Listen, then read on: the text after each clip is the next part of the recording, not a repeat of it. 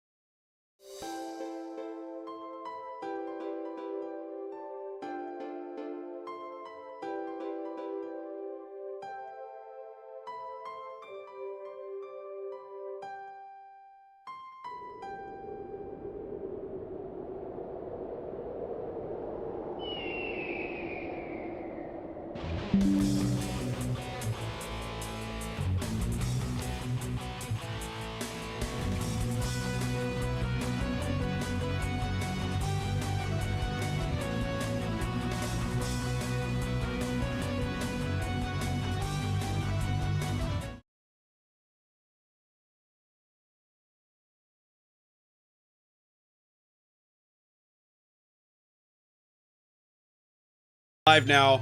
We're doing the thing again. We're back. You can hear me in both ears. We're here. We're ready. No audio. There you go. Yeah, you can hear me from the bedroom. That's right. Welcome, everybody. This is Sea of Stars 80% New Game Plus. We are going to have an absolute blast. There is a ton of references to the Messenger. If anyone knows Sabotage Studio, there is some phenomenal everything's in this game. I am super happy to be able to show this off today, and hopefully every one of you guys goes and picks this up because it's a wonderful game. We're basically gonna blow through the game, and just enjoy every second of it. And along the way, we're gonna be oh yeah, it is. Yeah. Call sausage. Yeah. Hey, tech check. Tech check, we have an issue. Oh, there we go. Hey, now we're doing it. Okay. Boom. So I am going to basically get this started. I think I'm gonna be running a live split in the background. Hopefully it works. Yeah, we're gonna be starting in 3, 2, 1. Let's go. Yay.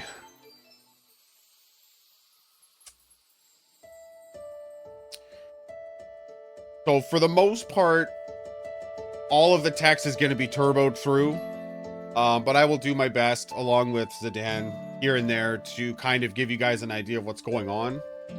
But for the most part, it's I don't know, it's I backed this game, I think it was 3 years ago or 4 years ago, I can't remember the exact date. And I was waiting for it ever since, and it finally came out, and man, the wait was worth it. Oh, it was so good. Oh, I told so many people about it. So many people picked up the game, and so many people enjoyed the game, and it was so good. But yeah, so for the most part, the beginning is pretty much just like a nice blast from the past and kind of showing the upbringing of Zale and Valir. And yeah, pretty much get started right off the hop.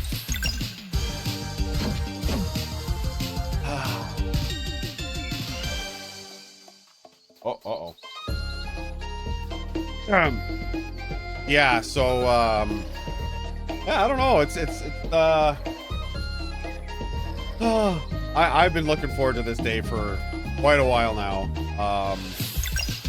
The fact that it got accepted, and I don't know, I'm just, yeah.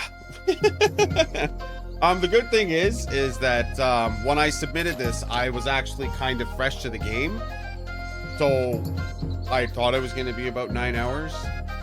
So we might actually be a little bit less than that. So depending on how fast I can get this done, I might actually end up PBing tonight.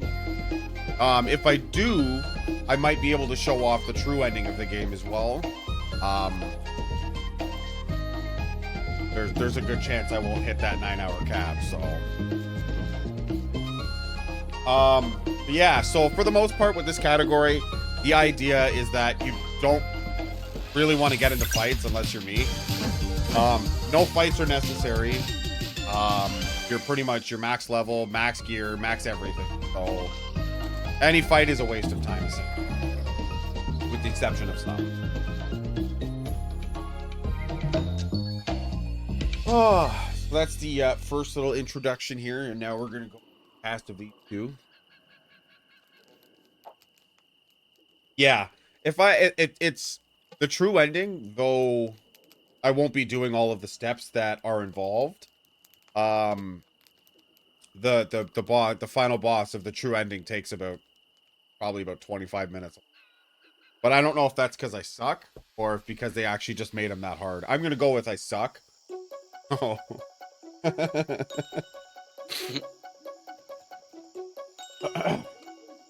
All right, thanks again, Flutter. Appreciate it.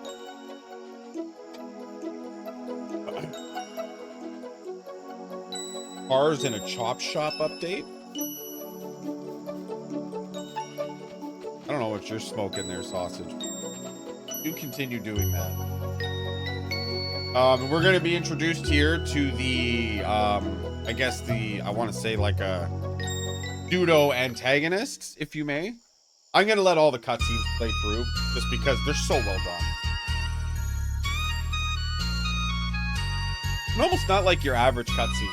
This is Brugaves and Erlina, who are the up-and-coming guardian gods that are basically, you know, Dale and Flea are looking up to. You know, blue matches blue, red matches red, etc. And then we have Garl. He's definitely here. I think he's just kind of in his own. I'm just taking it all in. What was your favorite part of the game, other than wheels? Because if you say wheels, oh man, wheels. That should be incorporated into a speedrun. Wheels should be. How good am I at wheels? Therefore, I played it twice, and I'm like, I didn't understand anything of it. It was just why. A lot of RNG. Oh. So, again, basically with Zale and Valir being children, they're slowly but surely learning that they're coming into their lunar and solar powers. No, solar power just sounds like a panel, but... And they slowly start taking notice that they can use their powers to go to places that they shouldn't. And, yeah, this whole part is technically the sabotage crew are slowly but surely going to be getting a speedrun relic out in this. Thank you very much, Hayden. Ah, yes, I did see that. Welcome in. Get ready for like the best game ever. My brain just went right down. Very frequently, I'm probably gonna stop mid-sentence because I'm rather.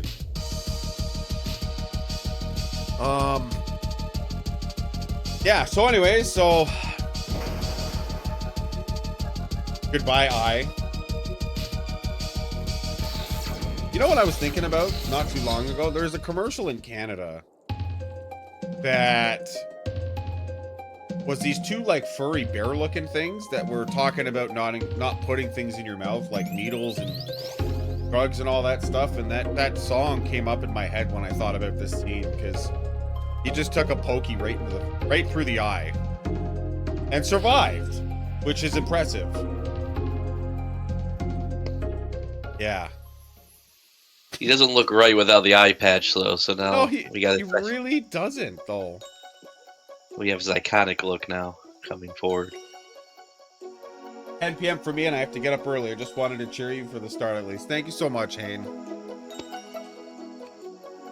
Yeah, I was actually supposed to originally run earlier, but Trident Tail and I switched because the scheduling just worked out a little bit better for the both of us. So,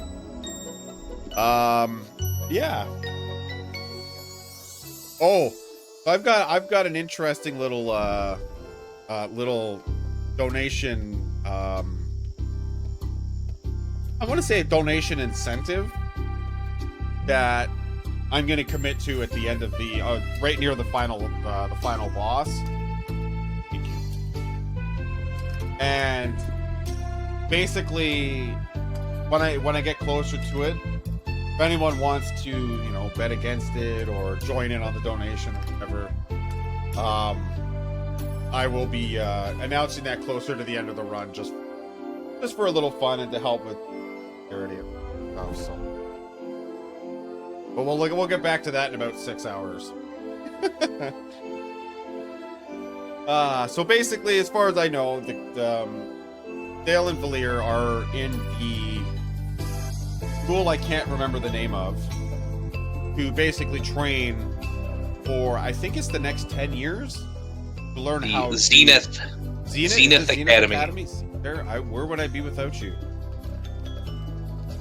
They are basically to spend pretty much the majority of their childhood training here until they become older, when they can harness their powers and start their adventures.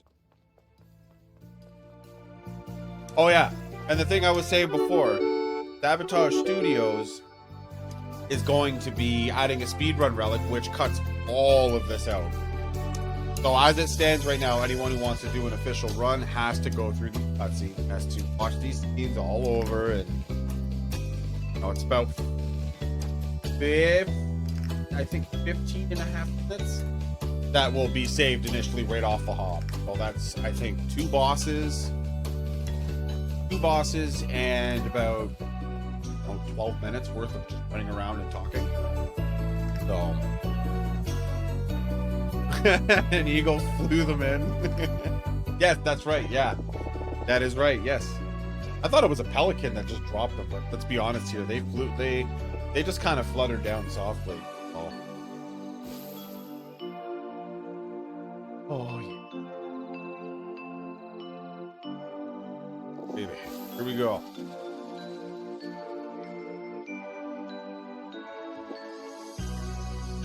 Sit down, I'm so tired. It's alright, this game will wake you up. Oh, it will. So here they're making they're tailoring their own special cloths. So with Brugaves and Erlina, they're the two that are next in line to become the guardian gods, but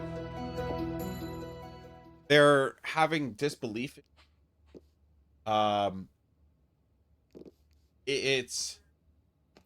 They're tired of the fact that they aren't seeing the results from the years of training that they've had, and their frustrations are starting to show through the entirety. So that initial cutscene, you see them come in. Oh, Devils, you are in for a hell of a ride with this soundtrack. I have been listening to it all day at work, all day in prep for, because it's just that good. Eric W. Brown is an unreal composer, and I didn't realize he's actually the drummer for Necrogoblicon. So that helped me to understand why the music is so solid, because this dude is a monster. But it gets better. So supposed to go. Oh, I have to go outside to the cookie. Good old Garl's cookie jar. Yeah, there's a cutscene that the cutscene where Erlina and Brugaves came in. That actually is a really important cutscene. Kind of help sort of understand what's going on, why everything's happening. But like I said, I'll do my best to explain, you know, what we're missing out on because I'm going so fast for all. Whew. I don't know how I'm filling 15 minutes talking. I apologize. Thanks so much. Actually, this is the first menu of the game. I need to open up my notes. Alright. Oh, did you know, Zidane, they when they upgraded, they fixed the graphical issue with I can't remember what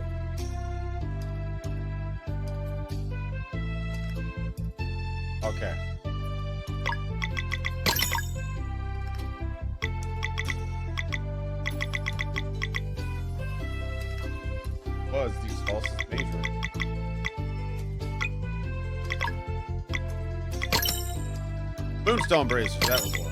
There we go. It's been a minute.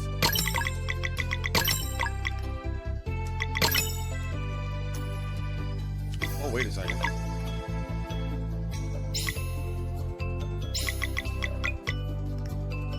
So with the New Game Plus category, you can pretty much just go to town. Celestial Ray. Oh.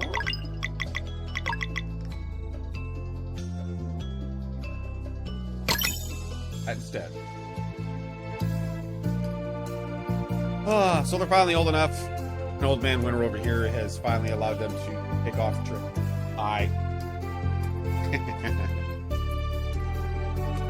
You say no? Gosh.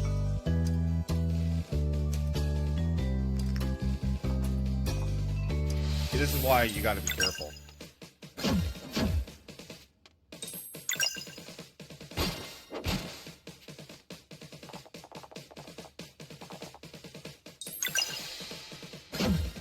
This is absolute.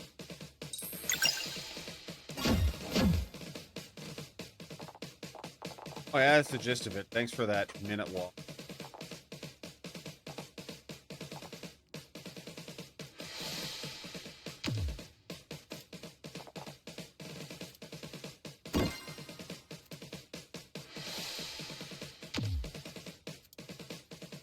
Just time saved for later, remember. Absolutely.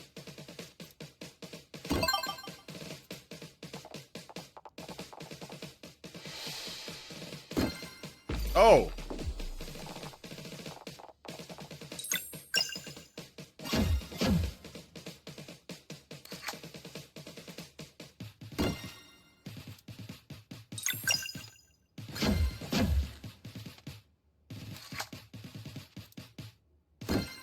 Just so you guys know, this is how combat goes. I've done this once, and that was the second time. You aren't going to make that mistake. There. Nailed it. Yeah, he did. He hit him pretty hard. That's okay. We're going through the first challenge, and it's pretty much the same. Nothing different here. Just kick some ass and get out of here quick. But again, the music, just like Jables, Dan, phenomenal sound. If there's anything notable about this game, it's... I don't think there's a bad piece of music in this game.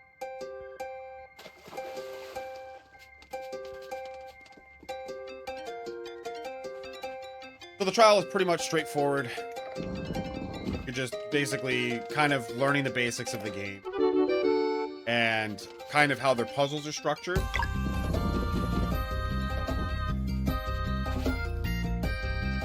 Yeah, that's right. But I hit like a freight train, so really there's nothing to stop me.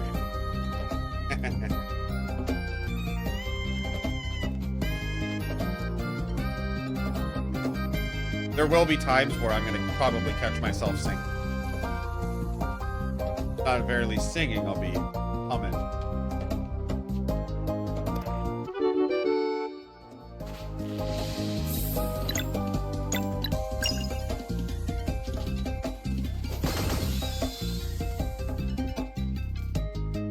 That easy.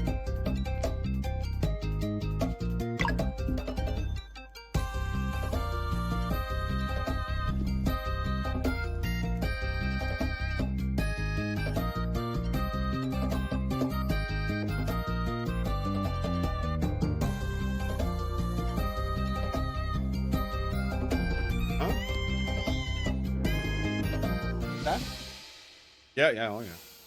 Get that. Or maybe I would. So here's the first boss. It might give you some trouble. There was the first boss. Oh, man. I almost missed that one. Yep. Got my ass kicked. Dang. Just one hit.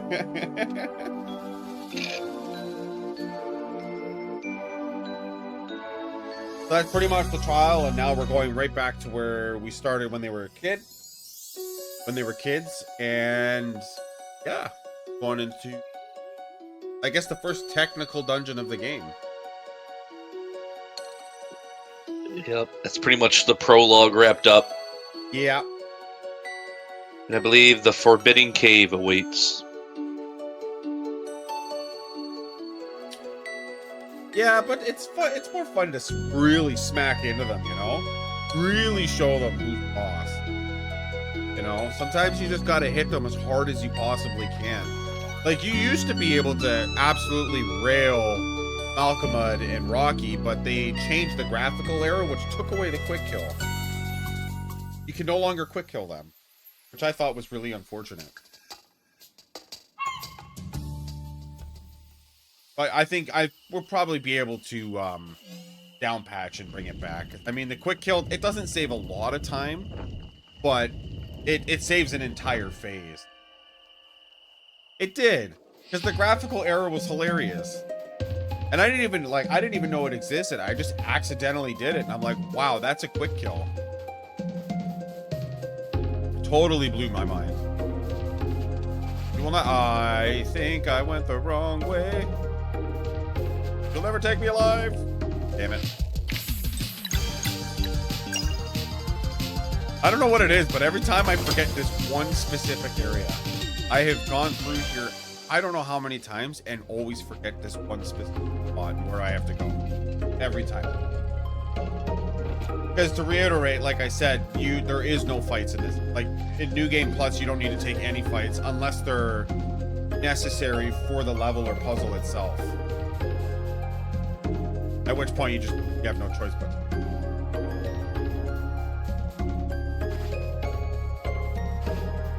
Oh wait, that doesn't do anything.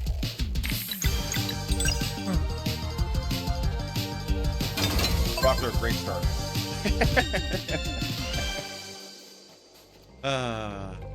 Just showing off how the combat system works. You know what? Let's just run with that. Oh, I'm happy to show it off. It is what it is. And plus, people are just getting the very little tidbits of the music, which is always the best part.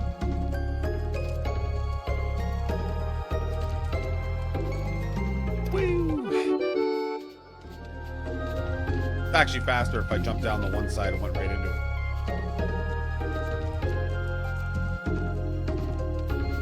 Oh, what am I doing? Real professional runner here, folks. Absolutely know everything that I'm doing. Oh, I need to touch that.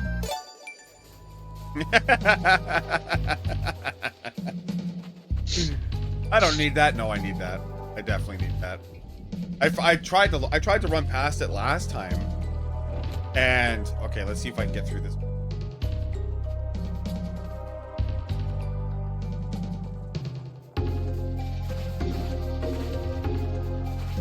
Yeah.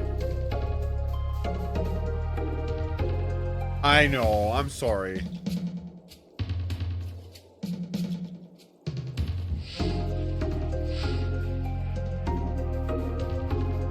And yeah, so there's a couple of things that I tried to skip, like resting and grabbing that scroll. If you don't, the game forces you back to it. So you're kind of forced to take those. But welcome to the first boss of the game. And probably the best boss music in a game to date.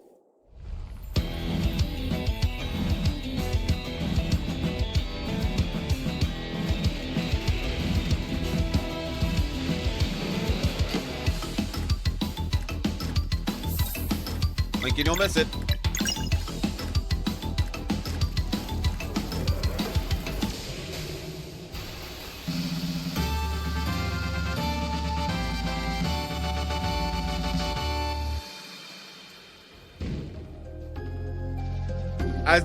As we progress through the game, the bosses are going to get a lot more difficult in terms of how much health they have.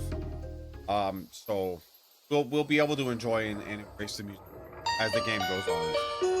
I promise you. It's amazing. I don't think there's anything about this game that I dislike. Wait, can I kill bosses slower? I could turn Artful Gambit on. Then they can just instantly kill me, really. If you know what? I will do the rest of this run, Artful Gambit. If we can... I should make a donation, guys. Turn on Artful Gambit. Artful Gambit makes you really, really weak. But it also makes you hit like a freight train and take hits like you're getting hit by it. Yep. But that's where the music matters. I don't know. Maybe if we hit the $2,500 goal within this, I'll turn on Artful Gambit. And we'll really be enjoying the music multiple times. Artful Gambit basically takes away I'm pretty sure it takes away 95% of your health. But you can damage an enemy at I think it's 1.5x the damage.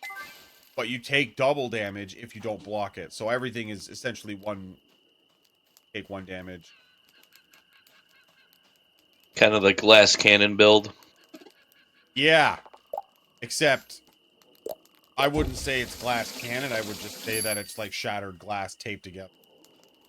Can't damage enemies with locks. That's what it is. Mm-hmm. Thank you.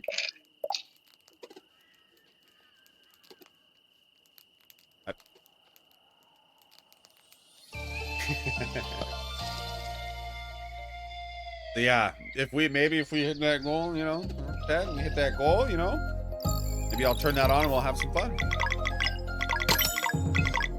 Oh, I forget what his. There it is.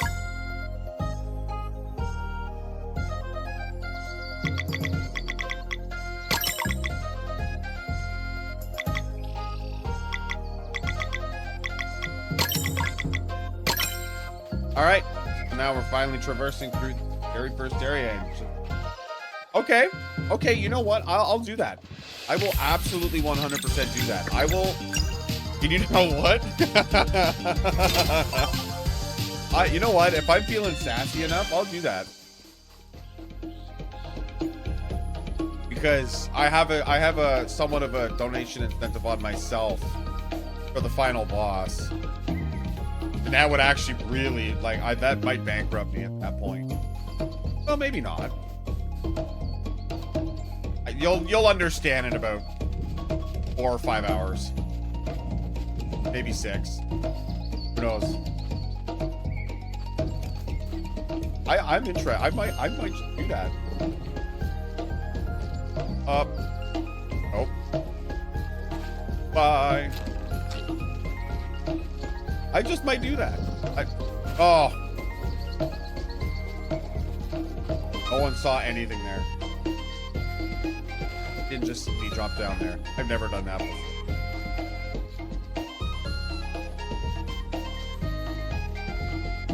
So in all that, we have recruited Garl, who decided that he doesn't care if he's not a guardian god, he is a guardian cook.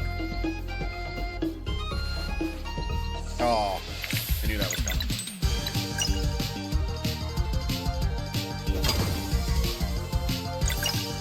So he's joined on the adventure, and now we're going on adventure +1. Oh, this is avoidable too. So look, in practice, I missed all of these fights, okay? I didn't get into a single one of these. I'm a professional.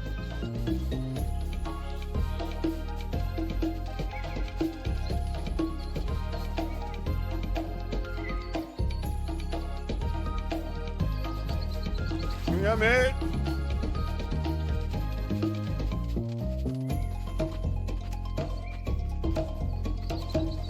One of the things I think I really liked about the overworld maps and the main maps that you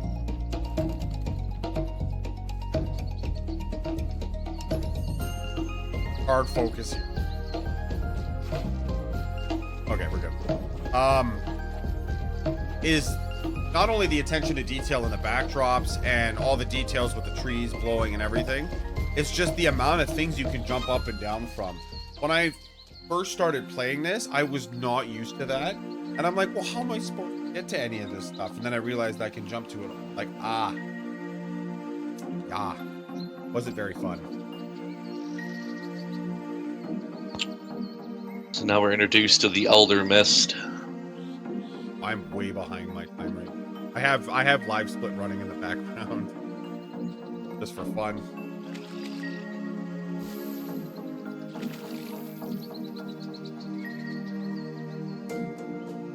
Yeah. The Elder Mist is basically going to teach us how to platform and how to attack without attacking. Is that how you'd put it, Dan? Like attacking without attacking? Using magic without basically using magic. Ah, yes.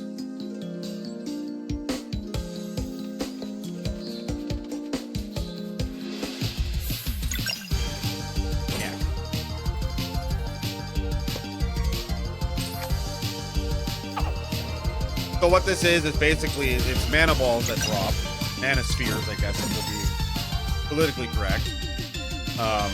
It's mana spheres that drop, and basically what it does is it boosts, and you can get upwards of 3 full boosts to just absolutely decimate enemies with I guess everyone's respective attributes. So in this case, you know, if Valir takes it on, she gains lunar damage to her weapon and to her attacks.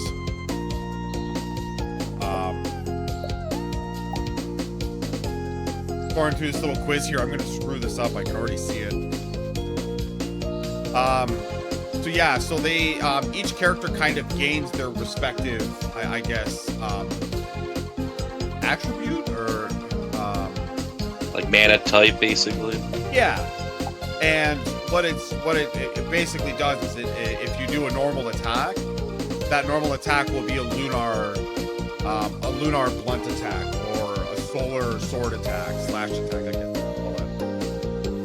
So and on top of that, also makes things hit really hard. So those are taken advantage of in certain parts of the game, certain fights.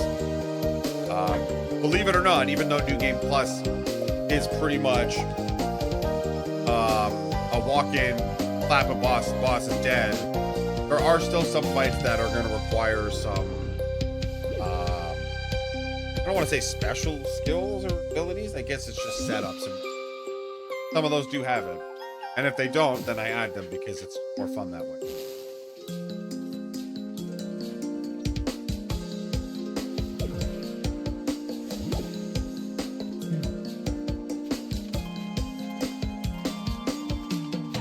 Yes, that's what it was. The little details that I forget. It's been such a long... It has been quite a bit since I've actually really given this game a run. But due to time constraints, unfortunately, I haven't been able. Down here I jump? Nope. Down here I jump.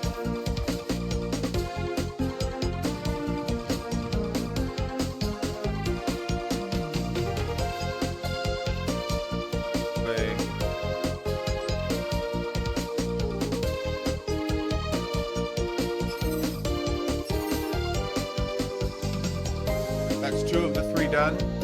Gonna be going into one last set. And yeah.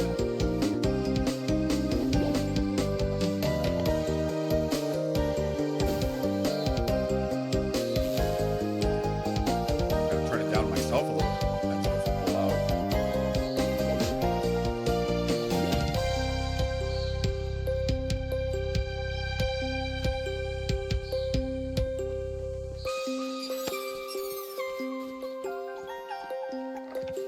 Love that when you can kind of trail the enemies, and when you hit the switch, they just completely reset like you don't exist. Greatest thing. Catching me. I was supposed to grab the ladder.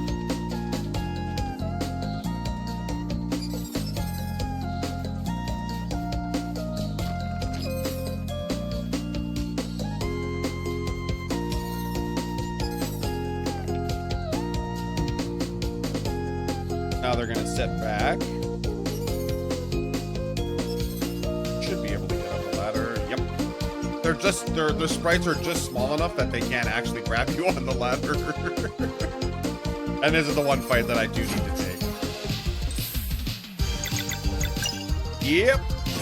I attacked the wrong enemy.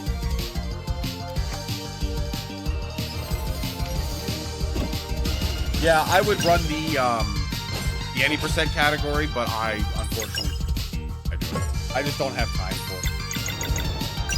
Anchor is an insane glitch runner. Everyone should watch anytime Anchor goes live with this. Nuts. Some of the stuff that they've discovered is beyond anything I can fathom. Actually, as far as I know, I think Anchor's gotten it down to what, 4 hours? A little over 4.5 hours or something?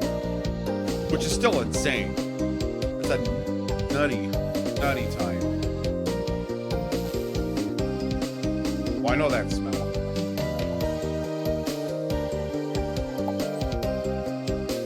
Yeah, pretty much. Anchor is there's a tool that you pick up later called the grab tool. And you can skip some bosses with that, and my word, the things I've seen do with it is, yeah, it's nuts. But it's got a lot to do with the fact that once you're in the once you start the grapple, all you have to do is pretty much just alter the character's positions in the menu, and you're pretty much, yeah, you just, it makes for some weird movements. You get characters. There's one spot that I remember Fallen doing, or I think Anchor did it. I think you've done it as well, Anchor. Where on the first Dweller fight, you can actually bring Soraya in, which is not supposed to happen at all. Absolutely, thanks, Anchor, and thank you for the good lucks. But there's some really nutty glitches that the game could have. You can skip bosses, you can skip the Elder Mist, man, you can skip basically everything. All with some well-timed party movement.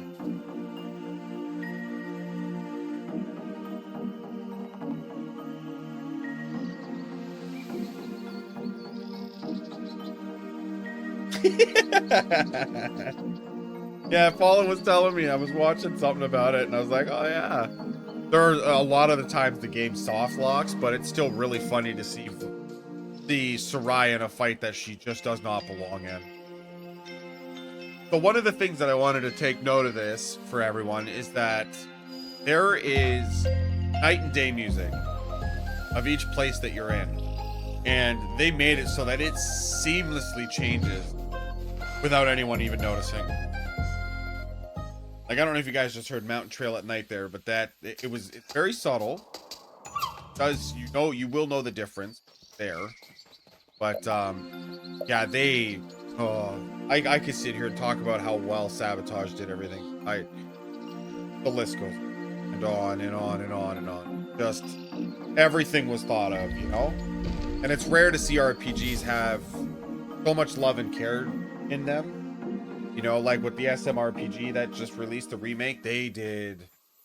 I think it was honestly one of the first remakes where they kept true to it, you know? Yes. The light and all of everything, the art, the lighting, everything about the game was just finesse beauty. And it makes me happy to know that when I backed it, I wasn't backing something that was floppy. It got Indie Game of the Year. I mean, it speaks for itself. It came out in August. I was just gonna say, yep. It's Indie Game of the Year. Like, I've seen indie games do that, but I don't know. Kind of hard to touch this, man. It's something else. And I don't know if anyone else has noticed this, or maybe if it's just me.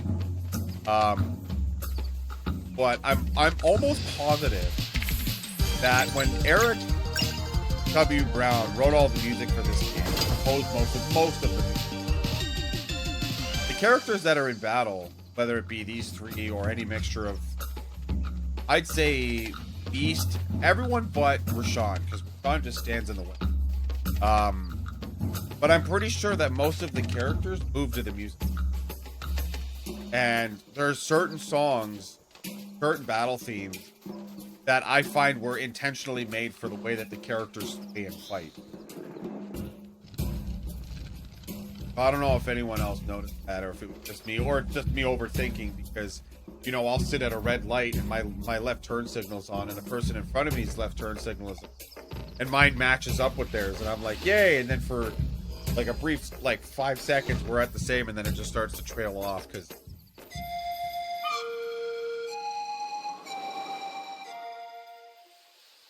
But that just might be me. So here we are at the Moorlands. Once again, no fights are necessary, but knowing me, I will get a few. These guys, more specifically.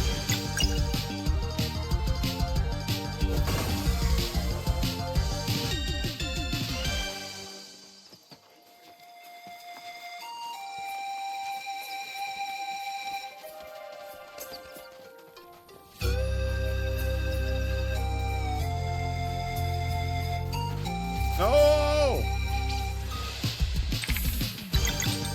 Okay, I did not see that happening. Okay, that's fine.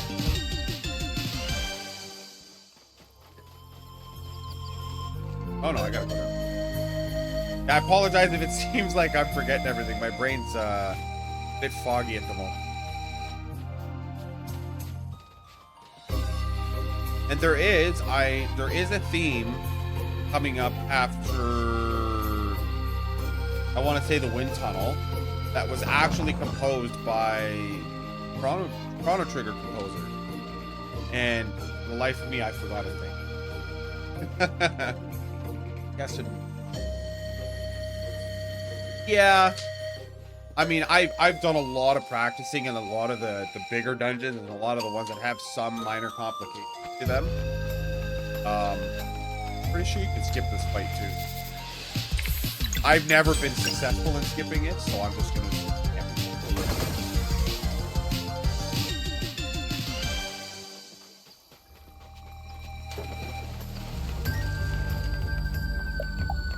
Shouldn't have.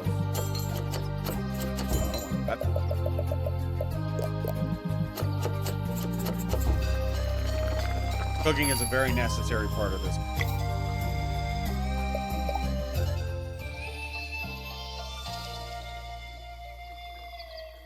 And I will be resting frequently, as it does for a lot of my MP.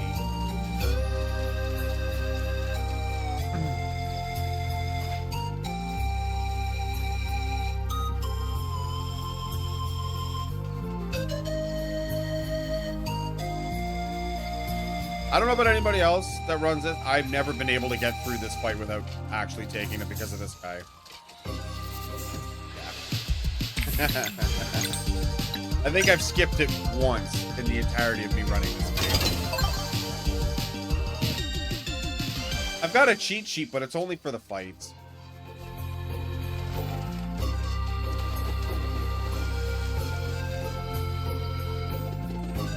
And now we get introduced to Teeks, who is a technological historian.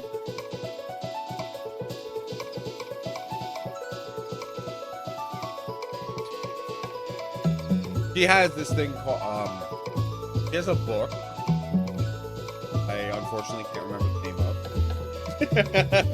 When you speedrun, you forget a lot of different things about it. She has a book where anytime something comes up that can be identified for historic purposes, the book will fill it in itself just by surrounding itself with the object that it's, I guess, scanning. I believe it's called the. I'm gonna slaughter this. The lore. Is it Gilmore or something? Grimoire? Something Oh, like right. that. Yeah. I'm horrible with RPGs and pronunciations of anything, so I try to stay away from it. I'm trying to find the part where she talks about it. Oh, I know. But yeah, so the grimoire that she has basically tells stories of virtually anything that it's around. Traveling his. Oh, here we go. 4 grimoires. Look at you. Okay, I said Gilmore's or something at first, but yeah. They're All right. enchanted books that write themselves Close. by touching artifacts with stories to tell. There we go. See, I told you. Touches stuff and knows what's going on. Yeah, I think when I got to this part when I did my first playthrough, I kind of skipped through some of that and wasn't paying attention close enough, and then I got towards the end of the game and I had never talked to her again about anything, and I just had like I gave her like all this information, and she's going like I listened to all the stories. It was like 30 minutes. I was just sitting there, like, oh yeah, what about this? What about this? You get your time finally, T. Yeah, I eventually around the end of the game is where I finally sat down and read all the stories, and it's very interesting, like just how they built some of the characters up. It was a lot to take in all at once, but it was good. It was one of the best RPGs I've ever played. One of the most thought out. You're not gonna go fishing? No. What the heck? Why would I go fishing? What the heck? I have the best part of the game. I have to fish twice in this game. Once at the beginning for a fit. Okay, I had a hilarious glitch happen. Yeah, you have to. You know what? I found it was a lot easier when you waited to have them all read. Because I feel like when you read them in order, it kind of plays a bit of a story in its own. But maybe that was me overthinking it. I didn't think about it that way. Yeah, maybe I did it the right way, honestly. All right, and now we're going off to the wind tunnels. There's one puzzle in here that is so simple, and I can't get it first try. I don't understand why I can never get it, but Gar. Don't jump. Jump. Don't jump down the hole. Why would you do that? Like Parasite Eve all over again with Aya jumping down a huge hole with heels on and not snapping her ankle. I don't know how that will always boggle my mind, but hey, RPG.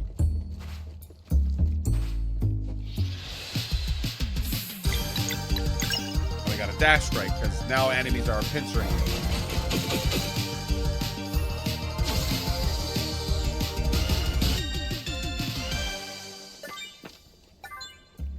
I didn't even need to go up there. I didn't even need that fight. You know, I took pride on this one. I did this yesterday in practice, and I'm like, I'm never gonna get this fight. I just took it perfect. Go me.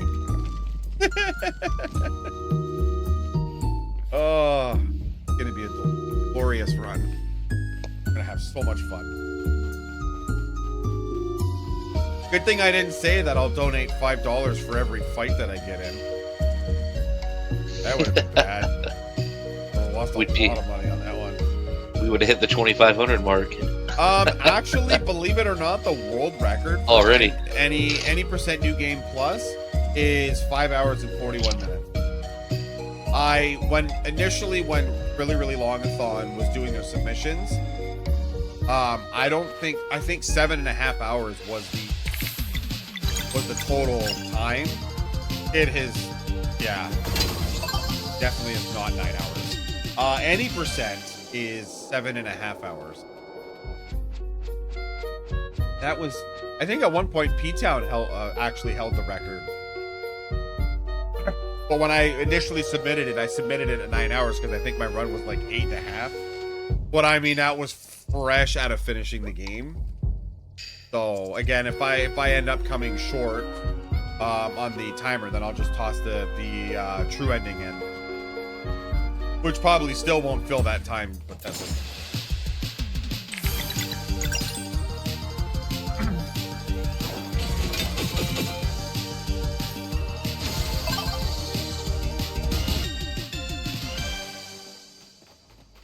So like I said, there's going to be certain dungeons where there is going to be necessary fights. Yeah, I mean, to see the true ending is I mean, I'm not gonna say I cried, but I definitely felt emotional watching it. Not cool. Like, this was not, you're not allowed to do that. This game made me tear up a few times, actually. I'll be honest. I ain't gonna hide that. Takes a lot for an RPG. Right, but man, this one had me going like, well, yeah, do that. Sabotage, they just did all that. They're like, we don't care. You were crying. We were making this so sad.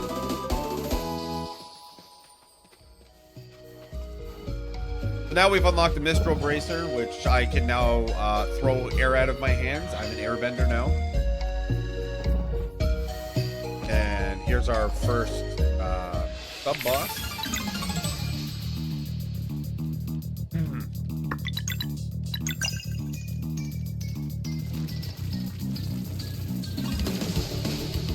And he's dead.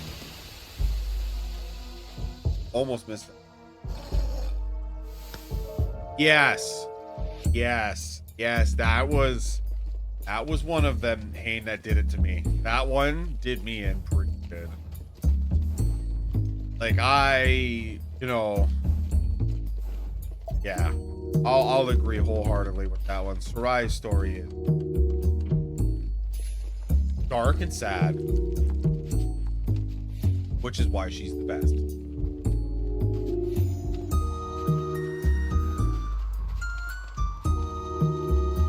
So essentially what we're doing in this dungeon is we are unblocking the holes for the wind tunnel to essentially stop it so that the serpent does not wake up. We're gonna moonerang for fun. I still don't know what the record is for this, but pretty sure P-Town holds a pretty hefty number on this one.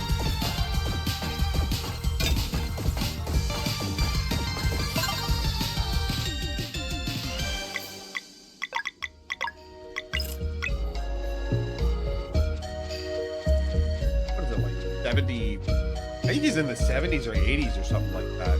He's done quite a bit. Yeah. I was a little bit thrown back by that. I kind of wish they put her mask back, like all of her gear back on, but there is one cutscene after the fact where she is in full outfit still. So, Sabotage, I'm watching you. Okay.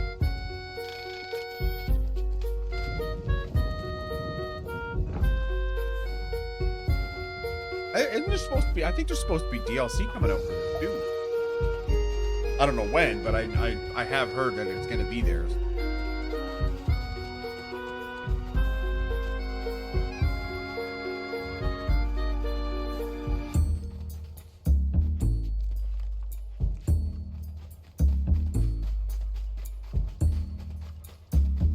I can't wait. I guarantee they're going to make that DLC.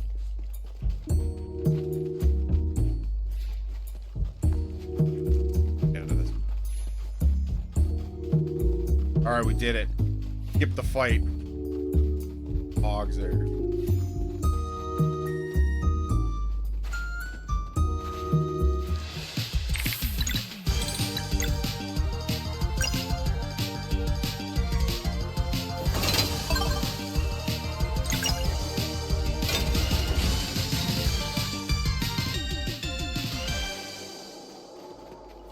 I think it was it last night?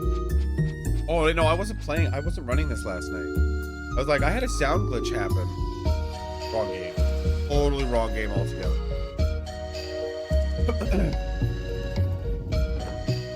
So we're just about at the finishing point of this time.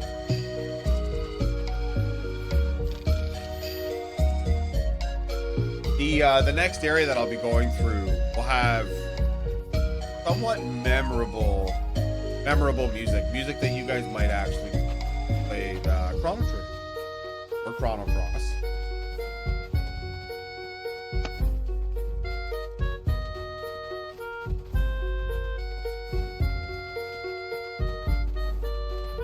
So Dan, how much Lethal Company did you guys play last night? Great. Way too much. You guys were on there. Yeah. Okay, so let's see if I can get this on my not first try, because it's the only puzzle that screws me up.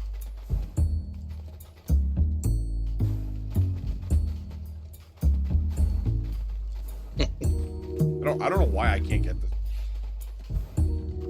50-ish? I thought P-Town was, oh, there we go. Man. Yeah.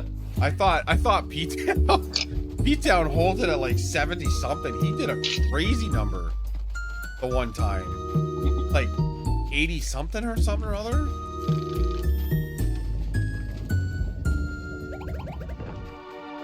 But again, I can't remember. That was when it first came out. I might literally jump into his chat and ask him what his record is.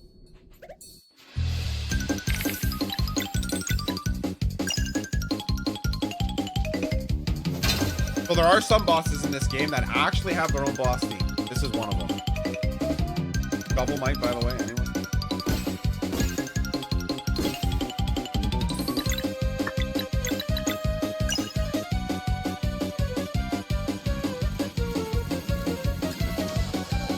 Phase 1, and now into phase 2.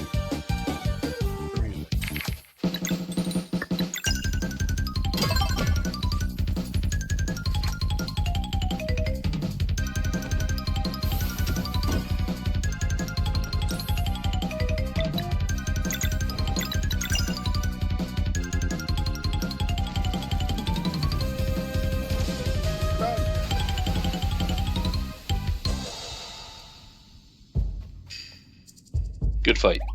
Yeah, I'm actually pretty consistent on the time loss right now. According to Live Split. Solid 2 minutes behind, so it's not bad. I mean, that could, you know, it's been a minute since we run against them.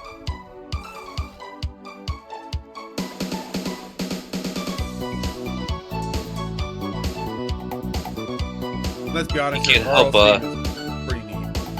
What's up? I was gonna say you can't help but headbang to that little. Really, you can't. There is He- so much music in this game that just makes me kind of just go, wow.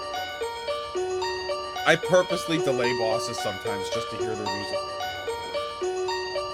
But that's just me.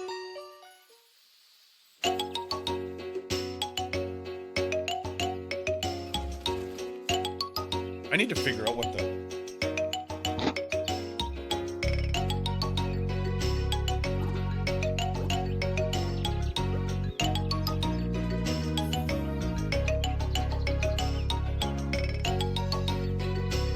I'm gonna try to type this while running.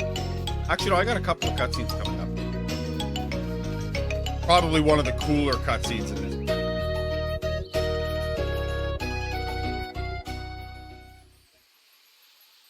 Ah, Yasunori Mitsuda. There we go. The composer for Chrono Trigger. He has done a few themes in this.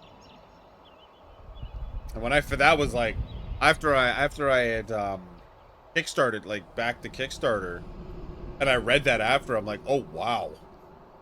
Like, to get him involved is like that's amazing. Not often those guys poke their heads out. So anyways, enjoy this theme. I'm gonna do everything I can to not get in a fight, but it is very Chrono Cross and Trigger.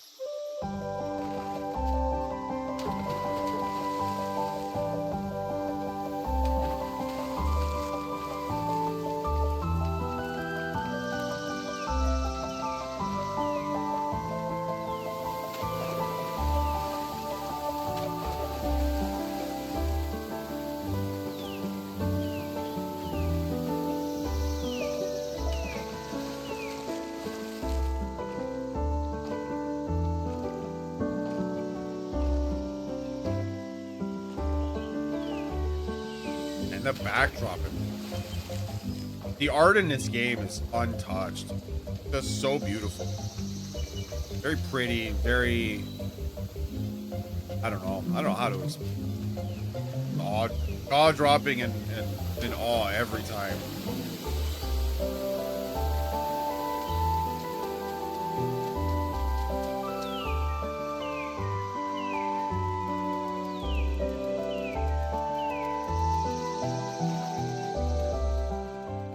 The theme's done.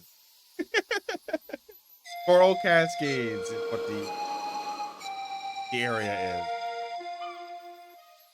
Now into the first port town. Again, really cool cutscene.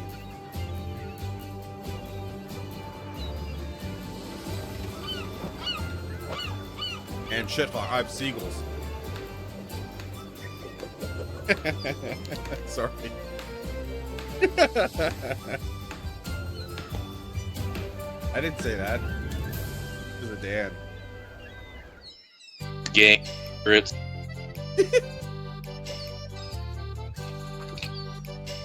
And an introduction to the 4 pirates of the game.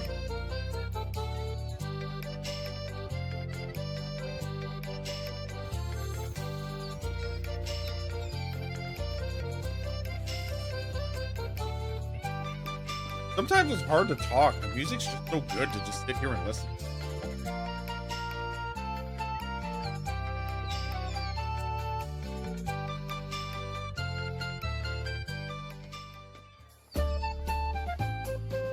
Who's the captain? It's Captain Cliche.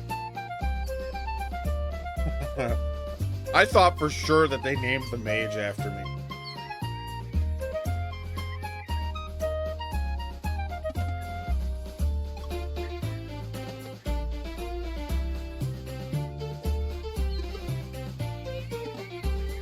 Keenathan. I am the captain. Look at me. I am the captain now.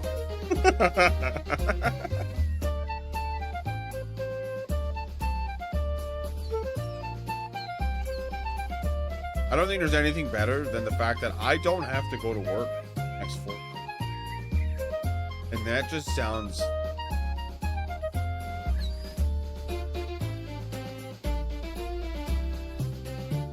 Oh, Captain, my Captain. Are we referencing Andre Brauger? Or is that an act?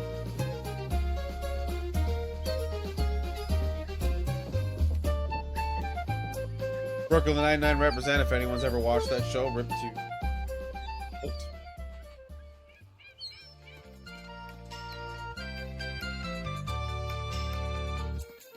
So one of the cool things that about this game when it comes to speedrunning it is it's got built-in turbo. All you got to do is press the enter and period button and you're good to go. Is it from a movie? See, we're learning together. We're learning together. By learning together, you're teaching. I am the student.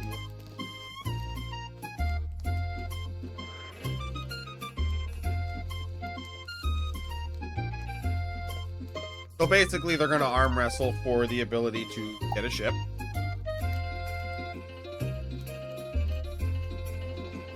Actually, I think I'm coming up on the first boss fight that takes more than 2 attacks to kill. Yeah. Oh, yeah. We might actually get to hear some music. Dead Poets Society with Robin Williams. Not much of a horror book buff for that. So I apologize.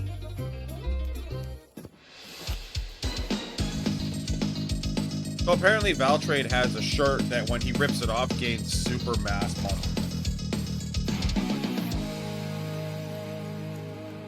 And then loses it and his shirt just comes. Another one for the list? Absolutely.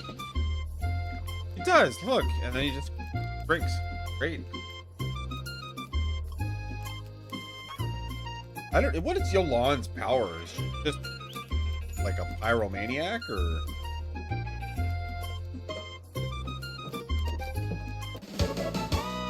So if anyone is interested, there is a small category for the demo that you can run, which is from basically the port town of Brisk to the first boss, the Chromatic Apparition. If you're interested in kind of getting a feel for the game, feel for combat, feel for how everything works, absolutely perfect category.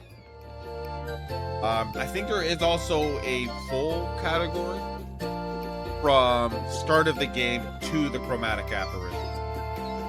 So once again, to get a feel for the game and all that stuff, there's a ton of that. The discords and the amount of runners are all amazingly helpful. Except for me. Yeah, Apparition percent. There it is. Yeah. So there's the demo version and then there's the Apparition full game, which is from start to Apparition. Great way to get introduced into the game. Great way to learn the combat, understand the stats, understand, you know, you can do it on New Game Plus, you can do it on any percent. I think New Game. I think there's still a lot of finessing. I think a lot of people are waiting for the speedrun relic to come out to kind of kill the tutorial, so that more people start. Yeah, so there you go, right there. Yeah. I mean, I'm here at 1 hour and 2 minutes. Clearly, I'm fucking.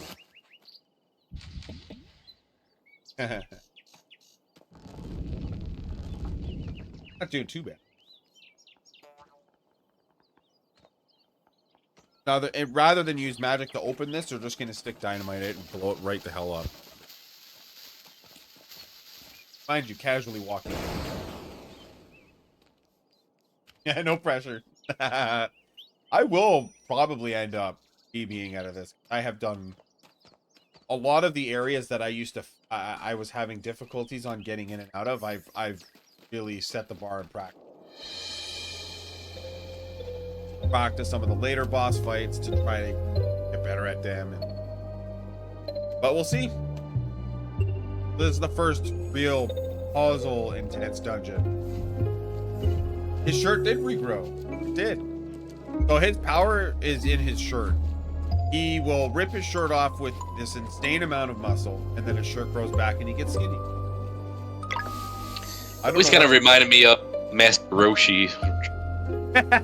Yeah, actually. Because that guy would get like super buff. He'd take his shirt off and just buff mode. That is true. I forgot about that. Hey, I can't remember if they're physical. Okay. Tweak the physical. I want a magical shirt that does that. I mean, that would be really... Through the jet. Yeah, go to the gym and just show off and then walk away. Like, sorry.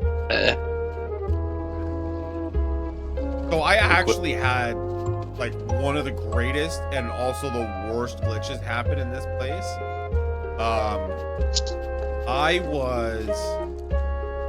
was actually doing pretty good. Like the beginning of the run was magical. Great start time. I was actually like what I would consider a decent pace for myself. And I got to the fishing part where you have to go fishing to get the guy out of the well or whatever to give you the key.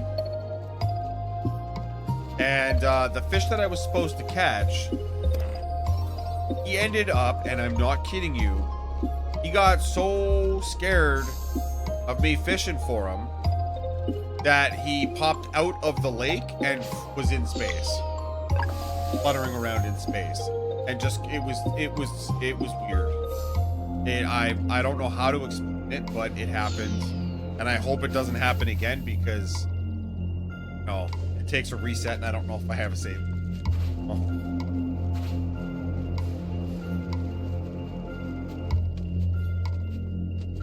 I went down the wrong side. There we go. That's better.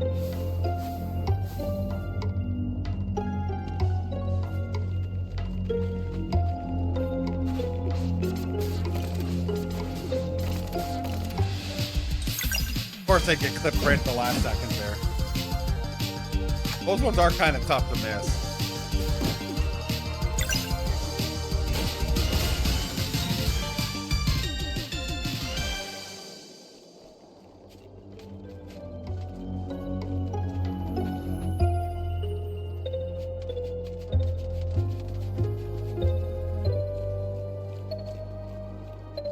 Stop.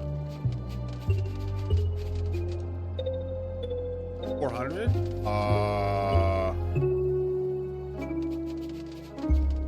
400. Sorry, my wife. Yeah, I think it's 400 for 20, isn't it? Absolutely, Hayne. If we end up doing the Artful Gambit, I'll make sure that I post that into the Discord so that you can catch it up later. I think Zell is trying to like instantly upload everything so people can watch it immediately. So if it's not available within like the hour after finishing my run, then it will be available tomorrow. But if I could make that incentive work, I will 100% put that out there for you guys.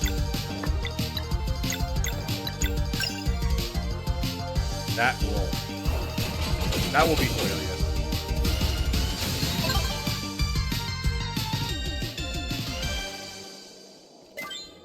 Okie doke. Slowly but surely finishing one.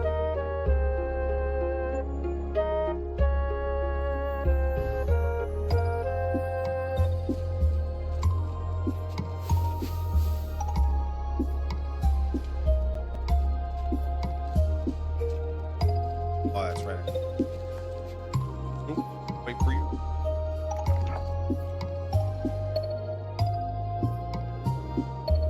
Perfect.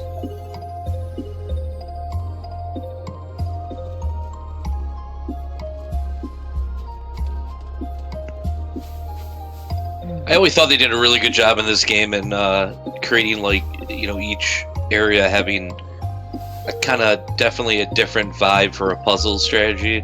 Oh, absolutely. Like nothing felt like repetitious whatsoever as far as going through, which is I know I've played games in the past that are kind of similar, and they they can feel repetitious. This never did. Yeah, I think that is one of the major reasons why I could play this casually or run it. It's because every single time you come into a new dungeon, you're going to have to deal with a puzzle, but it's not going to be a monotonous, redundant puzzle that they've done before. And if they do, they change it up in such a way that it doesn't feel like it's repetitive, Like I think there was a couple of Solstice dungeons that were a little like, okay, this is kind of the same, but yeah, no, definitely. That's well, there's a lot of them.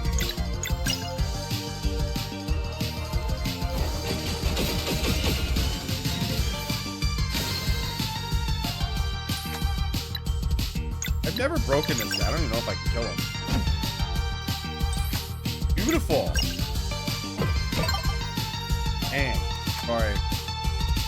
My wife's making cottage pie. Because if I call it shepherd's pie, everyone in Europe will yell at me. Oh, I'm looking for.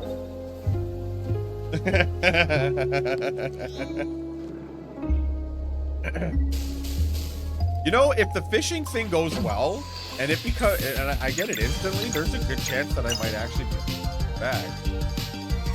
I love shepherd's pie too, but in Canada we called it shepherd's pie, not realizing it's cottage. That's on my bad.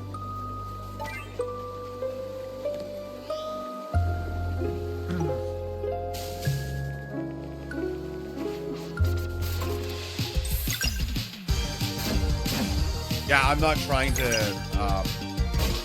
this is one of those dungeons where you have to do fights because it unlocks all the parts that you get behind. But if you're Anchor, and you know how to glitch this game, you can just grapple somehow to that and not even worry about the waterfall. You just get right in there. I don't even think you can get grapple at this point, but I'm pretty sure I've seen somebody with grapple here. Yeah, Zidane, if you've never seen the way that the glitches work in this game, oh man, you are in. Yeah, I was gonna say, I need to watch that because, yeah, when I was watching a lot of the speedruns, I don't think a lot of that tech was out yet. No, Anchor, is it purple? Yeah, it's purple. That's the one. Yeah, Anchor is nutty. I think he had they got a 4-hour run.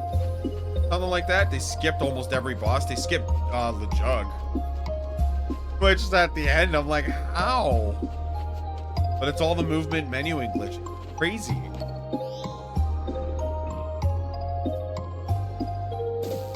All right, fish. Don't do me bad. Don't do me dirty. Like you did last time. Huh? Oh, okay. Let's see if I can. Don't run away. Okay, good. We got it instantly. Nice. You catch a fish, you get it. It had a watch in it. Give the guy down the well your watch, and he gives you a little pole to touch, or the thing to step on. I don't know what it's called. Floor switch. And you know, that jump that I just did there, I didn't know you could do that. I just learned that right now. Not even kidding you.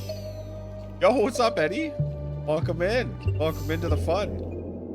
And now one of the cooler bosses in the game.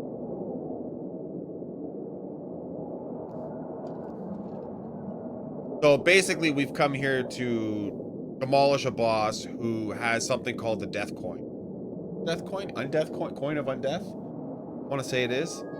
But you guys get to listen to music here, so that's always a bonus.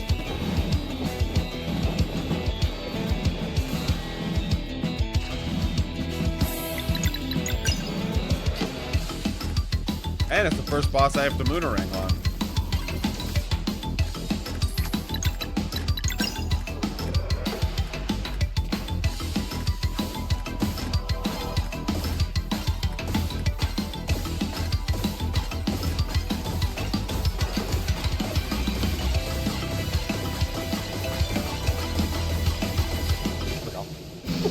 Nice.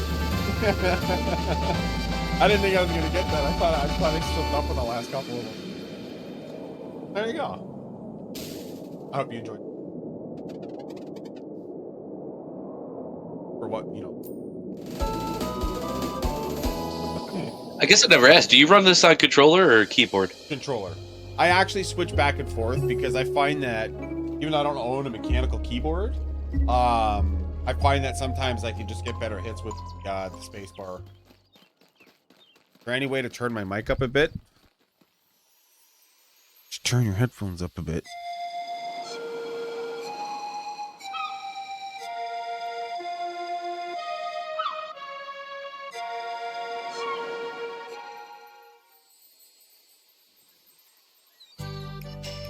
Ooh. All these cutscenes. Oh, Z is much louder? Okay, next cutscene I can go in and turn him down a bit on Discord if you'd like. I don't mind. I can turn myself down a little bit here. Can you? Any better? How's that? Is this the first time you're seeing Sea of Stars, Edward? Please tell me this isn't the first time you're seeing this.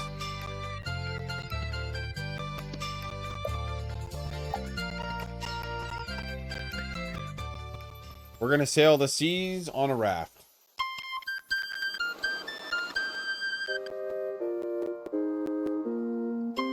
It's a mighty ship. And we'll know it is.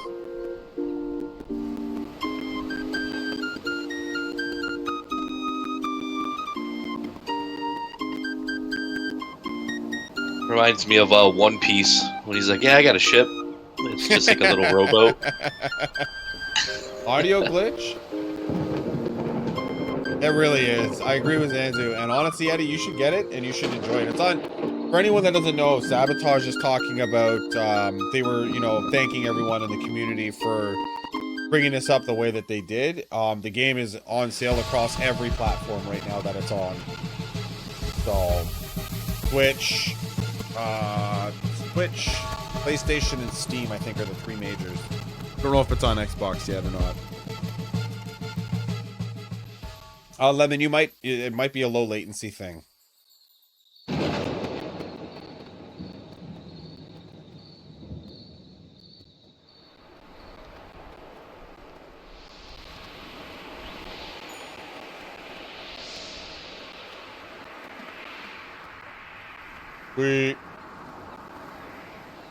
Quick fixes are the best fix.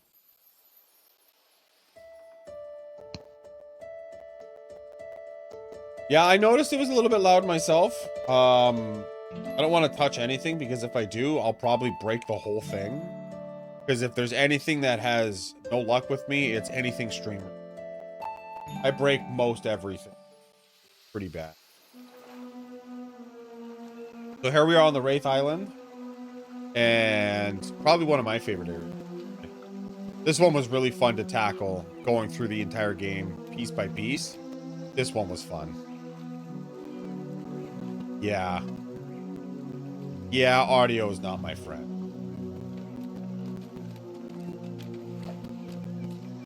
But if it is a bit loud, I'm sure we can probably tag someone in the chat.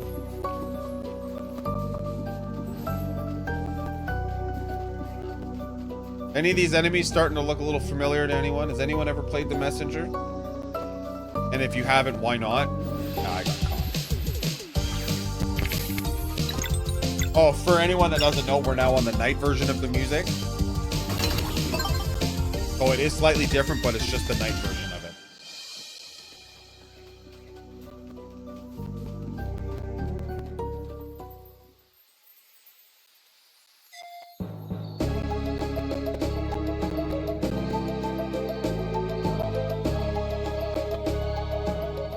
They're out of the town of Lucent.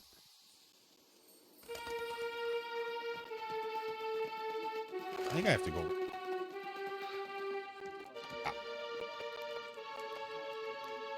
And one of the cool features about having the pirates with you, you get pirate versions of the music.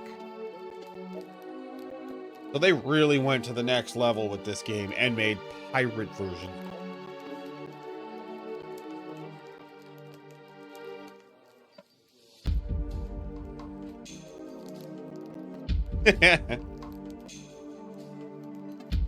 And you can unlock music sheets throughout the game and have them play virtually any theme. It is pirated music. I mean, the fact that his staff has an octopus on it that plays the flute, RPGs are gonna need to pick it up, man. It's gonna be so hard for anyone to come close to this, man. This game's so good.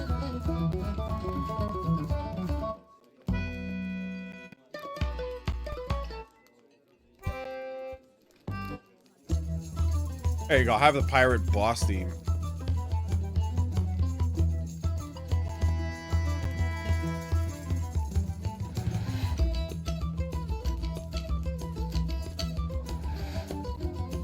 I know it's a speed run, but sometimes you just gotta sit down and appreciate the goodness of the music.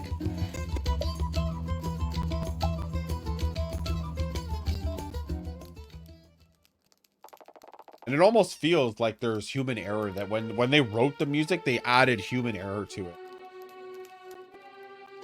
We're not trying to get through the game fast, we're trying to enjoy it, right? I almost feel like it's hard to speedrun this game sometimes because it's just so good to play through again and again.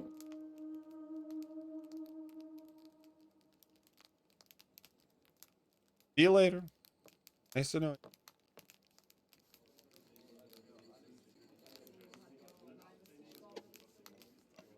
What'd you think of Loose Ends, Dan? It was actually one of my probably more like favorite parts of the game. There's a lot, like I know I did the 100%, so there's a lot to come back to loosen and do. Oh yeah. Oh Lord, there's a lot. I believe because the quizzes are here as well, aren't they? Yep. Yep. Oh, thanks. Shout out.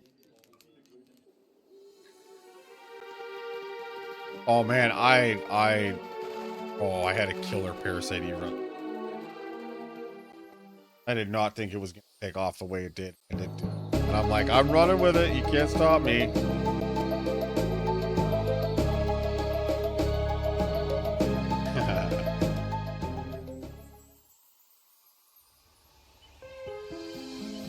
All right, we're off. We go chase down a floating body.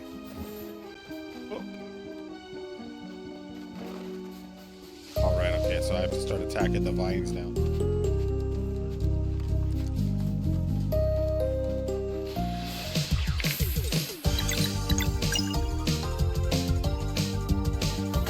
Oh yeah, absolute RuneScape fanatic. How did you know?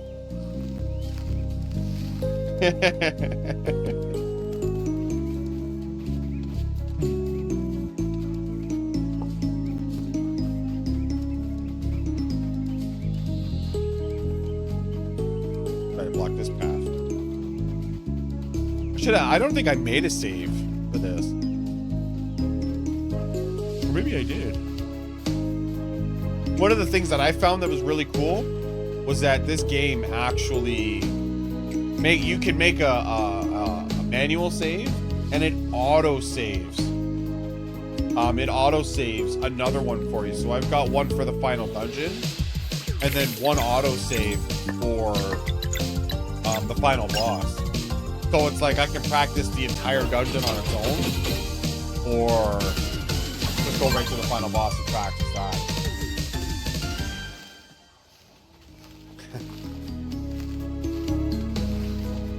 I mean, Obi is worth it. I'll be honest with you.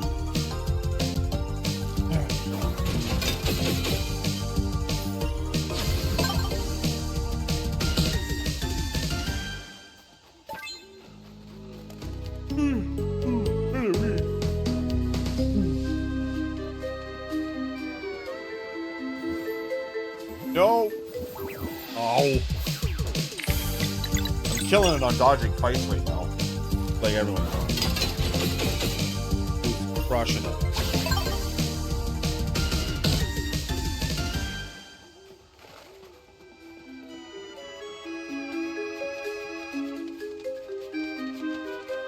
You know, I'm just gonna rest here. MP back without blowing too many items.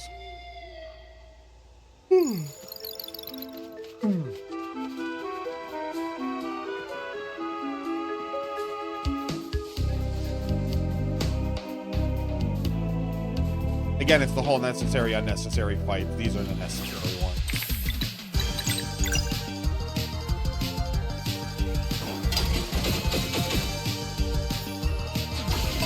Morning! How you doing, Fuddle? Ah, it goes great. It is absolutely going great right now.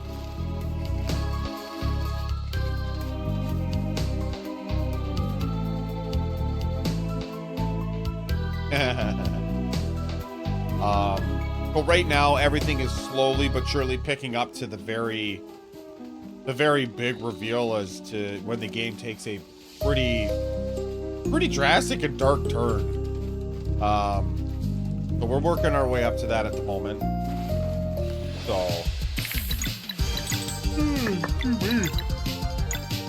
I'm not yawning.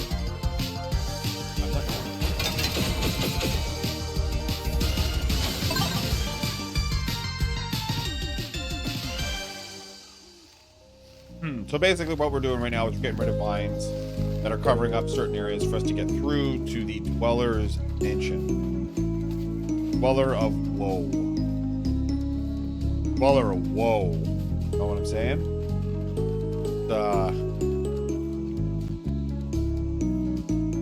That's alright. You know what? The fact that you're here now and hanging out, especially as a mod, still awesome. I'm actually trying to, once we get into the second half of the game, I'm going to be throwing up a potential incentive, donations incentive, to drastically change the difficulty of this game from really easy to ordinarily difficult. Charitable. The goal time, well, it's 9 hours right now, but the actual goal time for me right now is about 7 hours. 7 hours. So now we see Garl getting taken over, and all of a sudden this random person comes in and pokes him in the back. Who's that?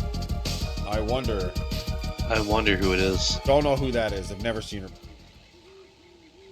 But let's just have Valir put Garl in his pocket real quick. And it's, you know, nothing to see here. Just taking a full huge human and stuffing him in the pocket. Good to go. Where's Garl, you ask? Poor Garl's always getting hit. Got it in the eye, got cursed. Like, that guy. Gets stabbed in the back with a poison.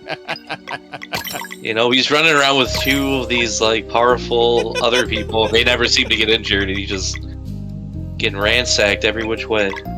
No, that's what you get for, you know, I don't know. But welcome to Sarai, one of the most broken characters in almost every category of this game. He's a tank. It's his job. He can suck it up. Missing an eye, no problem. You're a tank. You know what? You're not wrong, though. He is a pretty big fellow when you put him into comparison to the other two. But you know, what would kill Garl would only, you know, slightly hurt the Guardian Gods. Oops.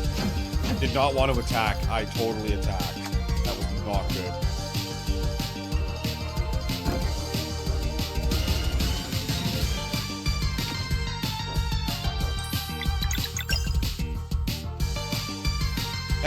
Yeah, let's go, Fuddle.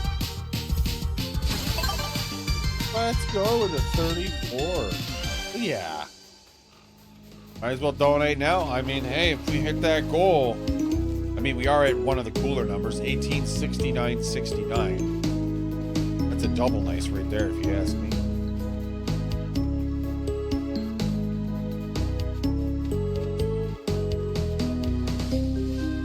We're rich. Party on the house? No. That is charitable money, and we won't spend that or not spend it. So now that we've lost Garl, temporarily, because the Dweller tried to take him. Last minute, absolutely. Bottle, enjoy yourself. Don't get stuck in last minute Christmas shopping, because we all know that bad things happen to good people.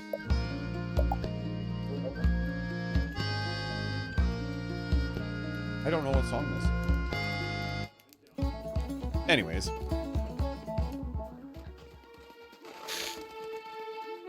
So Sarai brings probably one of the greatest hit moves that her skill set. Whoops, I went the wrong way. Her skill set is, I mean, for any category, for New Game Plus, New Game, New Game Artful Gambit. She brings a skill set that is almost a requirement. Even for, you know, the New Game Plus category, we're talking, she has something called Disorient. Now, if you've noticed throughout most of the fights, you'll notice that enemies have a turn counter. And those turn counters are how many turns you have to take before they make a turn, which is pretty obvious. But sometimes the enemies have what's called locks. And these locks are set up of a certain combination. So if you were ever to open up like a numbered combination lock, it's the same idea. What'll happen is it's like a slight gamble to what the enemy can be locked with.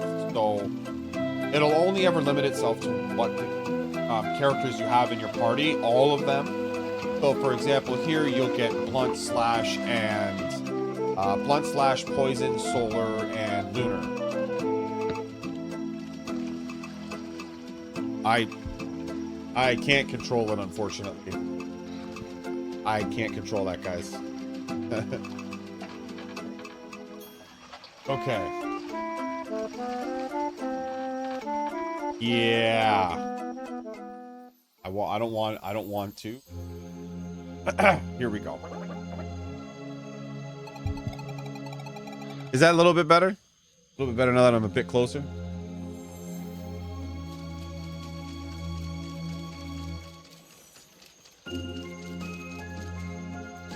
Yeah, you're coming through on the Discord side fine, so I'm not sure if it's something maybe on their end they gotta turn up a little bit.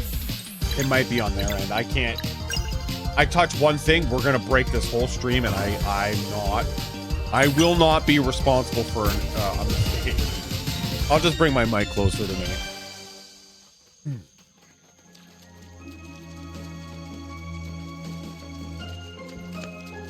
Yeah, definitely. Yeah, I'm trying. Again, it's not one of those things that I really have too much control over. If any of the mods want to,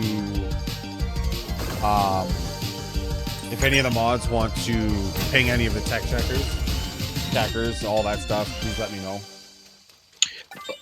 Oh, it could be in your OBS. Maybe you could turn up slightly in the OBS. It's maxed out. So there's, oh, is it okay? Yeah, there's settings that I don't want to touch. Like I said, if they were my settings, no problem. I would absolutely blast them until I got it right. But yeah. Oh, maybe can you turn the in-game volume down on OBS slightly? Yes. Oh, you know what? I may be able to. What's up, Prof? Sorry, we're running into slight technical issues. Let me see if I can do that.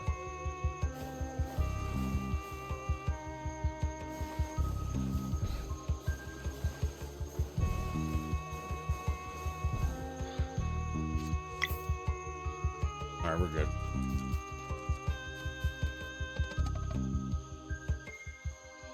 So I'm gonna use this fight as a means to do so, and I'll turn the music down for you guys. You tell me what works, and I will just assume.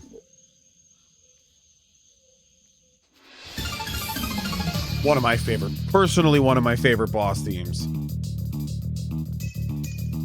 Okay. Y'all tell me what sounds good. I'm gonna turn the decibels down a bit. How are we going? How are we going now, folks? Do I go lower? Higher?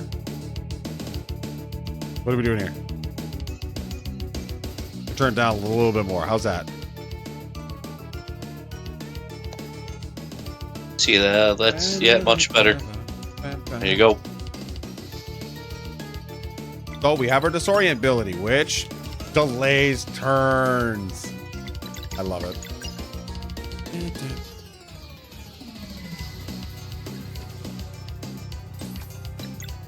Yeah, it's definitely beneficial for the speedrun, but even in casual play, it's a huge tech.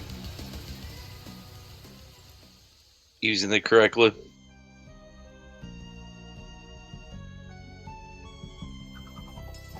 I love the commercials. On that note, Kenuck, I gotta go run and grab the kids like I told you. I will be back, chat and everybody, in just a little bit. I gotta run and grab my kids, and I will be back. So enjoy.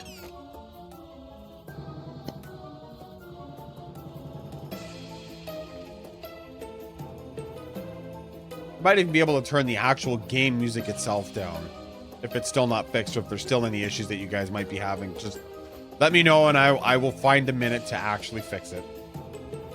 After these messages, we'll be right back. The ads are getting longer. They know what I'm doing, and they know you're watching. They know.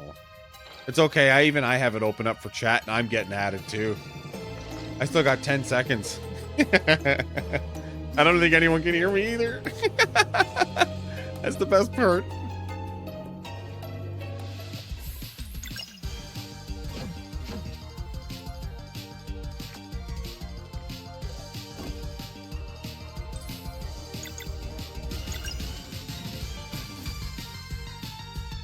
Uh-oh.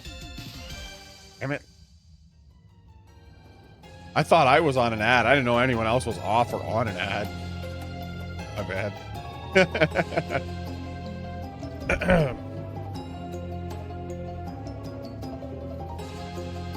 Satan's message? So there's a certain direction I gotta start in. I want to say it's the right side first.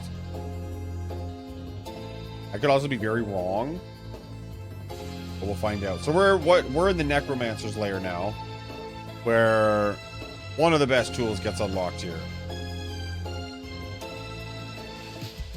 What? I didn't even touch anything.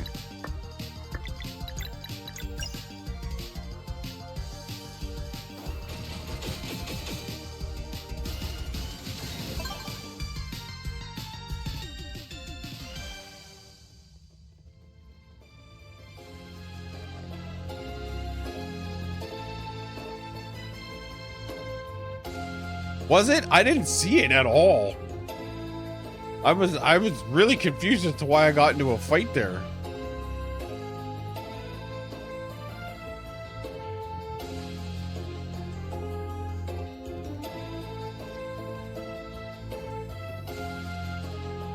Oh, whoops. Wrong way.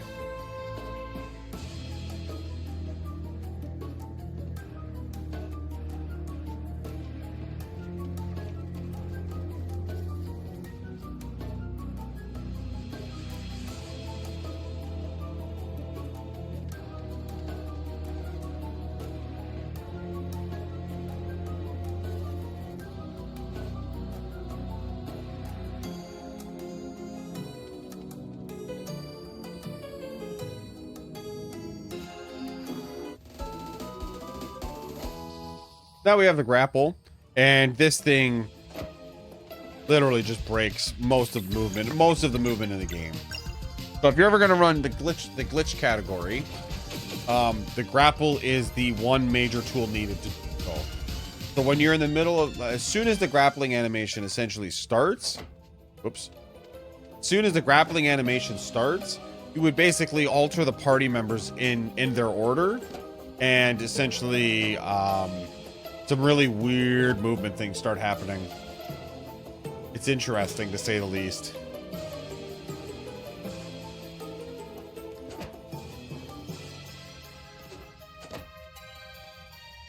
But it actually does help with a lot of the timings. It saves you quite a few seconds over the entire run. Wait a second, something's not right here. Just because you'd basically be grappling yourself up to a ladder. Right. That was going on. This is the only place in the entire game and the entire run that confuses the hell out of me. You gotta actually grapple an enemy.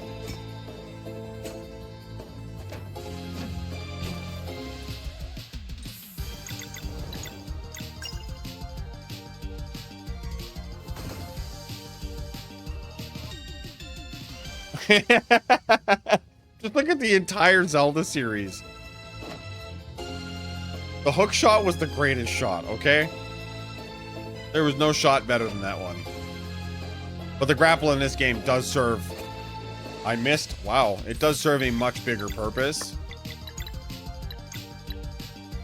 Because it actually helps with a lot of the combat too, because it starts you with mana spheres.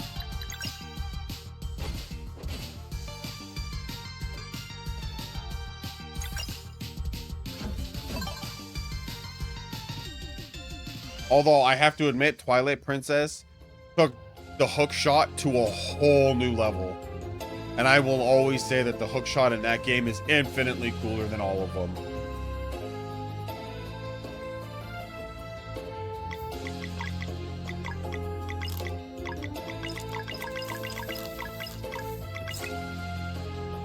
Twin hook shots, man, they're so cool. I definitely love me some Zelda. Sometimes a little too much.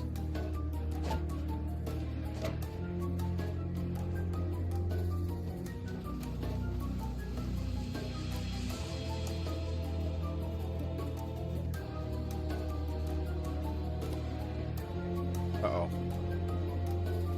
My window. I did it again. You'll never take me alive. Oop. Okay, they took me alive. That's okay, though. Yep.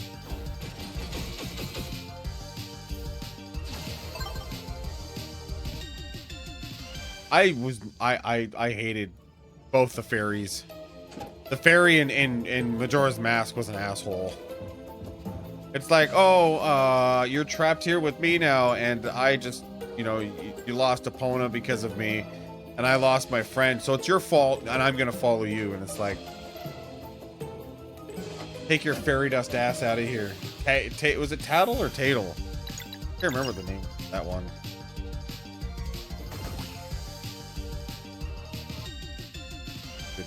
Stupid ass meat fairy. There we go.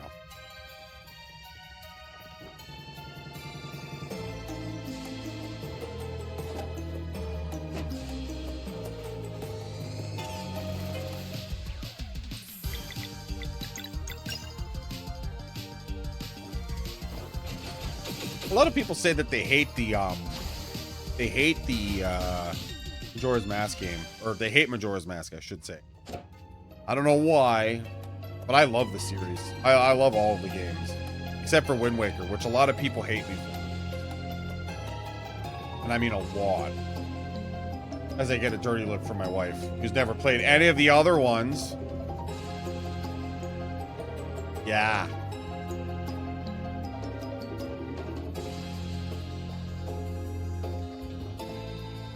Getting Heckins distracted here.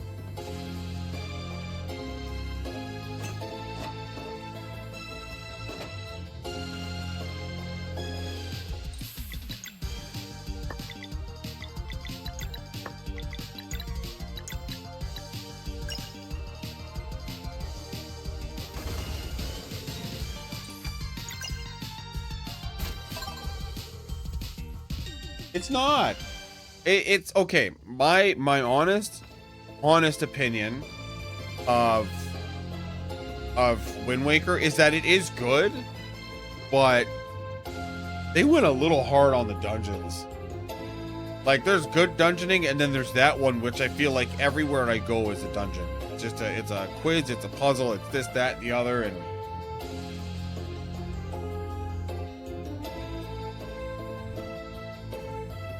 I've never played Skyward Sword. That's because I've never actually had the system to use it. Or to play it, sorry.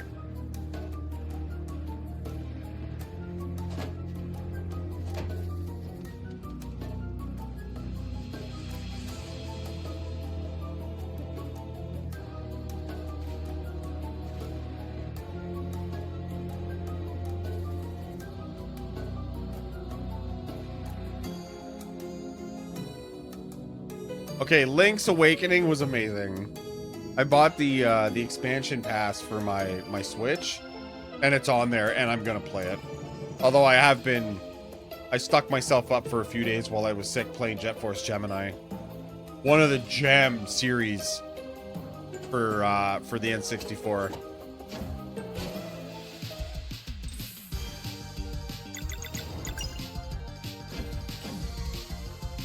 Uh-oh. Thank you. Really? I'll be the judge of that.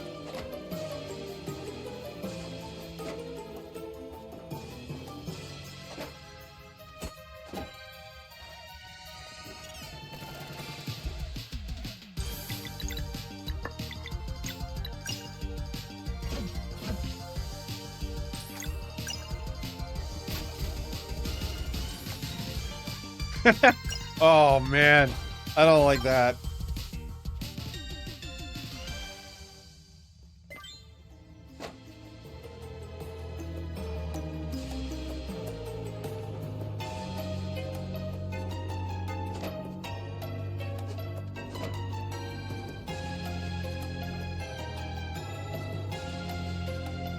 Camera's gonna be turned up just a little bit.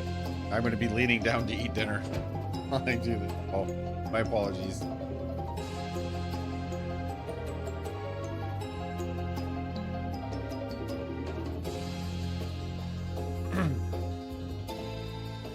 Connect Adventures is the smoothest game I have ever played. Oh, what am I doing? What's wrong? Sugar nuts. Short streamer cam. To be honest, the only important part of me is my eyes. And even those suck. Do with your mouth closed, you barbarian, did your mother? No, she didn't.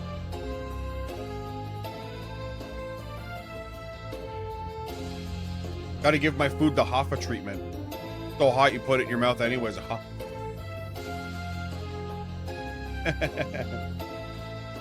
No. Are you kidding me?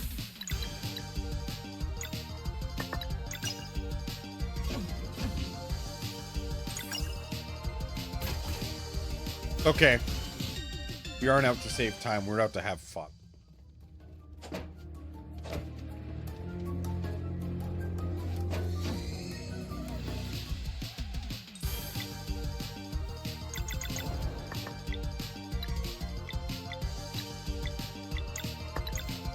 I have just enough.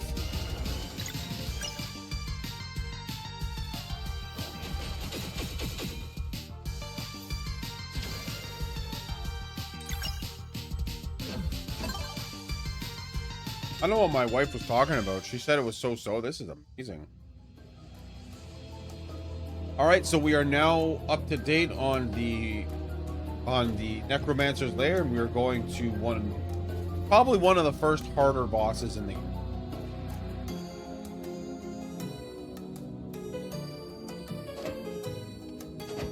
Obviously, you know, a lot of people are probably like Rafflecopter, it's not that hard as New Game Plus, but there are some bosses that prove to be challenging.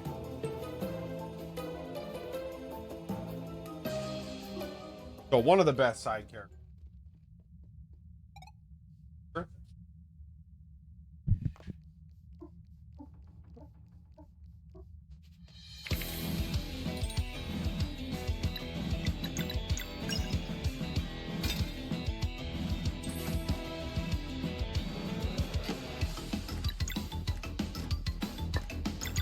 So at any given point that you guys ever play this game, she is 100% the best boss in the game. I have no MP. Are going to be enjoying the music for once, folks.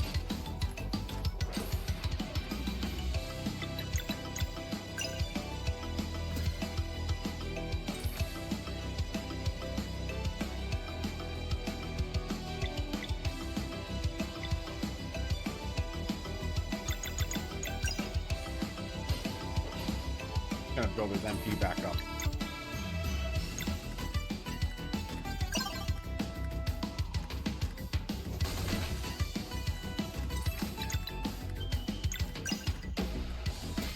she doesn't get a turn anyway.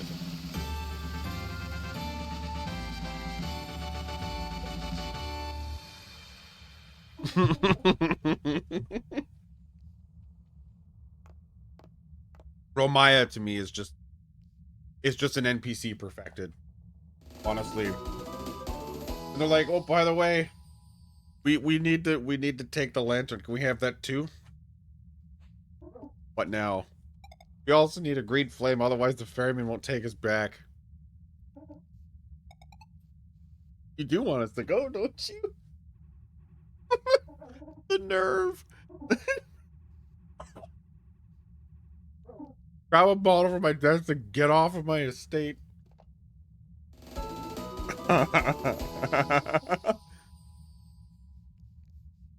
Oh, Romaya is awesome. Can I slow the beatings down? Sure.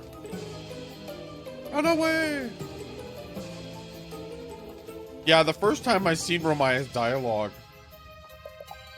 I was in a little bit of disbelief. So not only did we walk through her entire lair, absolutely destroy everything in the process, but we also disrespected her in her own room, got her soul, the soul that we needed for Carl, and then took her green flame, which if you look around, there's a lot of green flame. Oh man, she is a character. And honestly, if anyone hasn't played this game, she is hands down one of the funniest characters. Because she's just trying to be so fierce and so powerful, but she's just like melts at the hands of the guardian gods. And oh,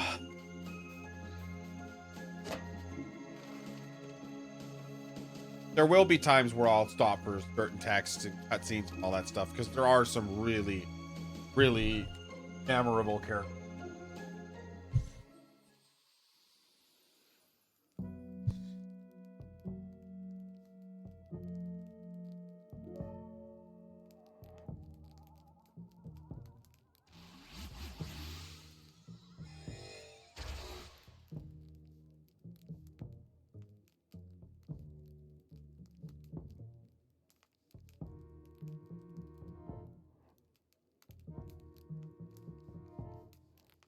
Sure.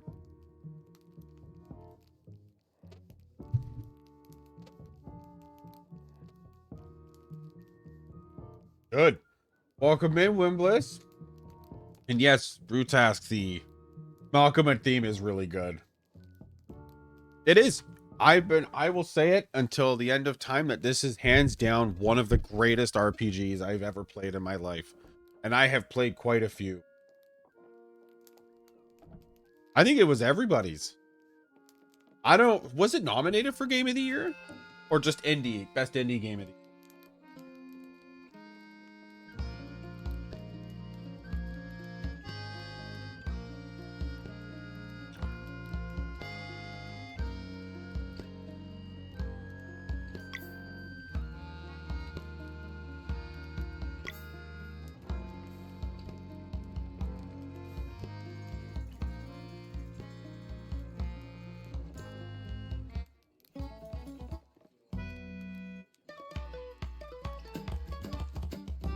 There you go. Oh, BG3 just swept. They got the broom. They got a broom so big that they swept the world.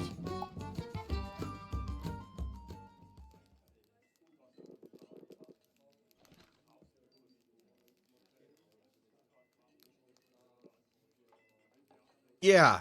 Like, I'm not going to sit here and say that BG3 was bad or didn't deserve it. It deserved everything. That game had every aspect of a game covered that you possibly. And I mean, it all depends, right? Like, Sea of Stars is the perfect turn-based RPG. I will die on that hill.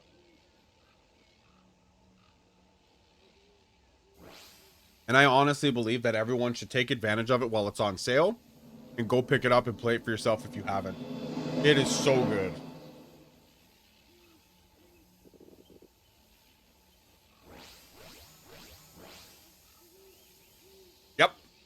Tell me something it didn't. Please. If someone can tell me what this game didn't hit, I would like to hear it.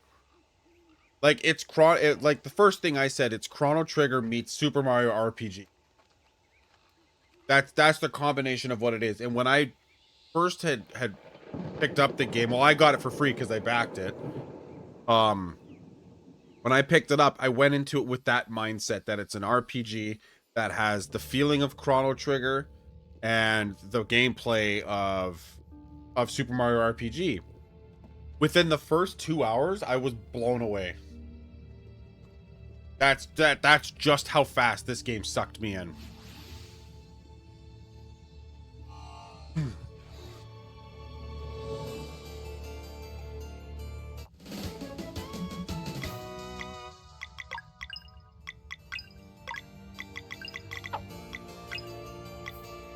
Alrighty.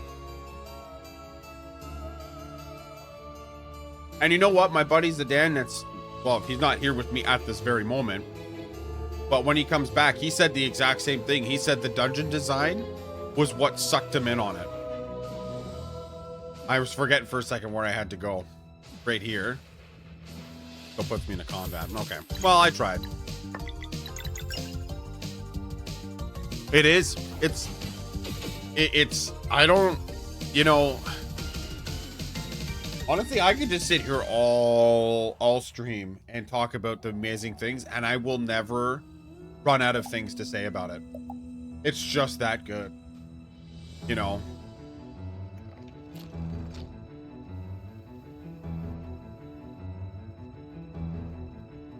Also, this music, everybody, yeah, amazing. I gotta do this fight.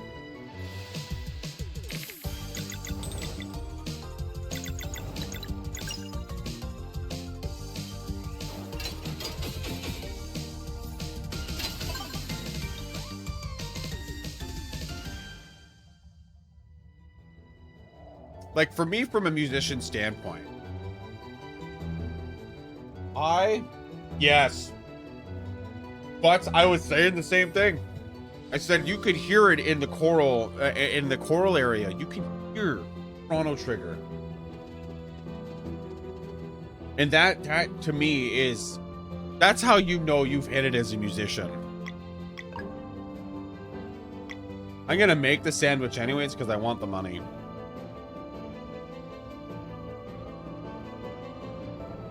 Rusty rod. I need 1 rust. Or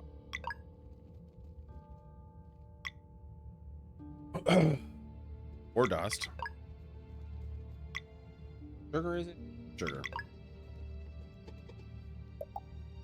Even if I don't make the sandwich, I don't care.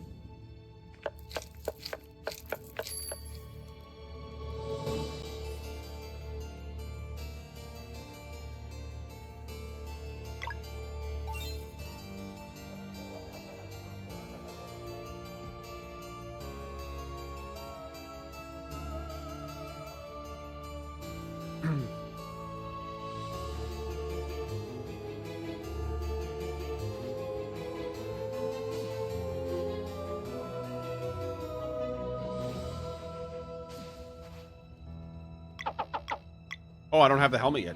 Whoops. I'm gonna try to do everything in my power to not take a fight here.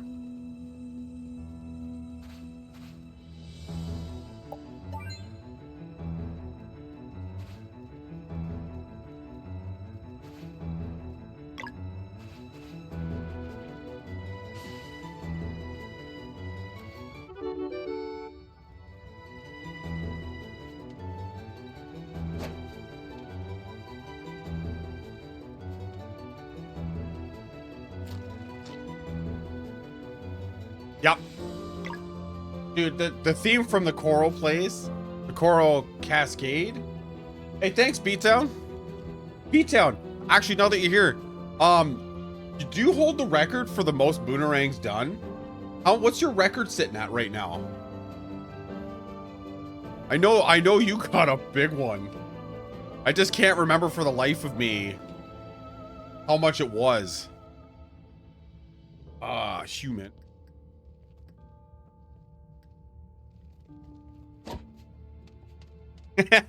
Go sub to P-Town. And Ox.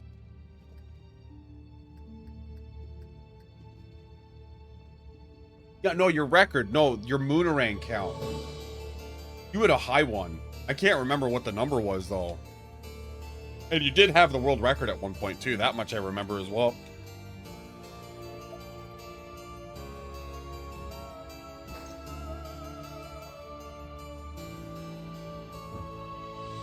Nearly 300.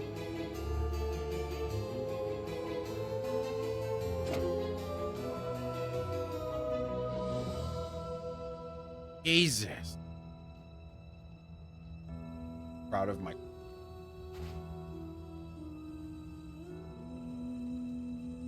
Absolutely proud of my...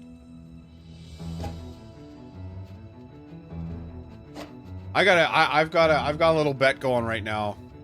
If we hit some donation goals up on really longathon, I'm gonna drop Artful Gambit on the end to just add that nice extra superb little challenge. Oh, this room has to be cleared out.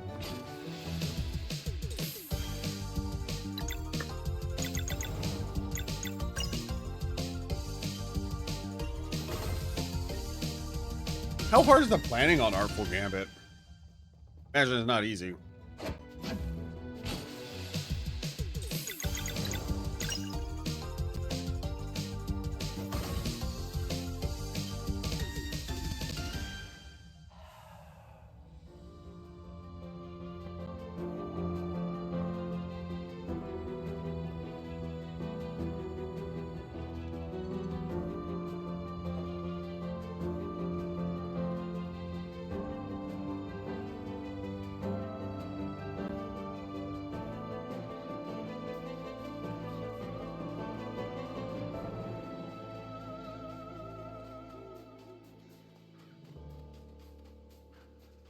So good, though.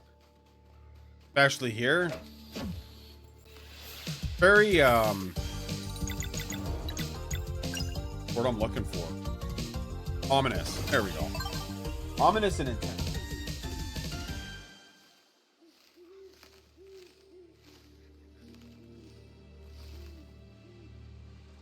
Thank you very much. Having an absolute blast.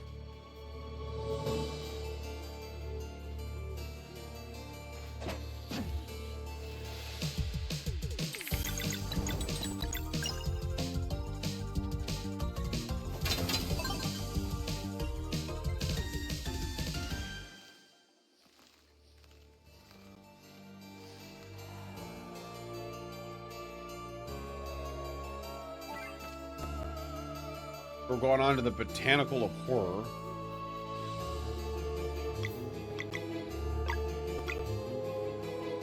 Which I'm actually gonna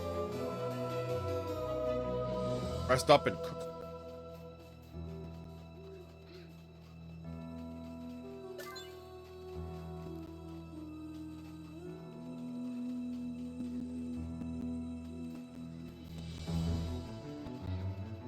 Oh, it's just a crescent art. You can get by without it. We're good.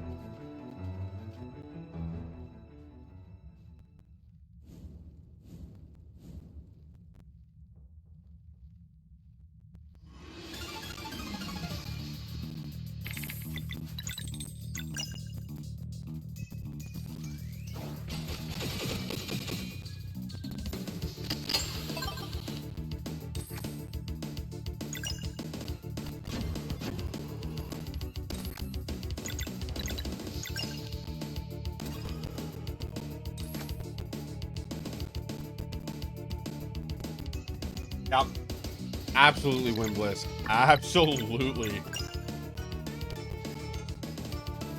This was one of those moments where it was like, ooh, that hit.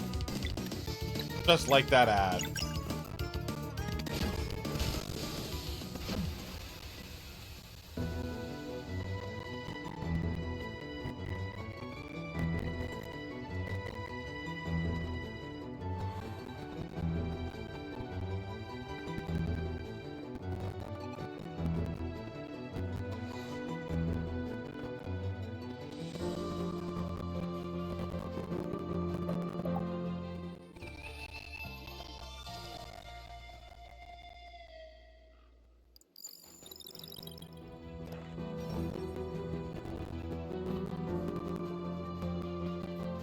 Of course, we'll grab the music sheet. We always need all the music.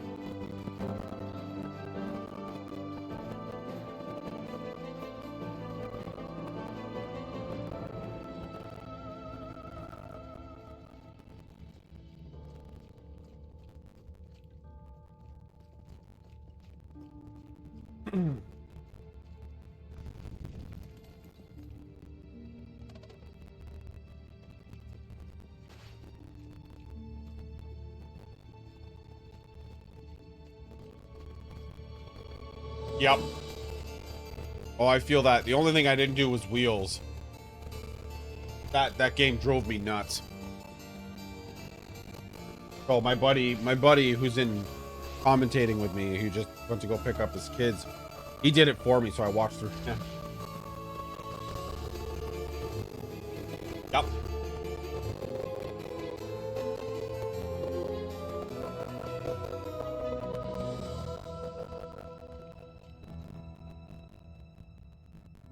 Yeah, I didn't know that.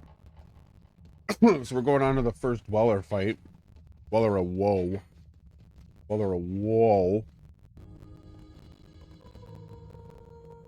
Pardon me for the camera. Currently eating.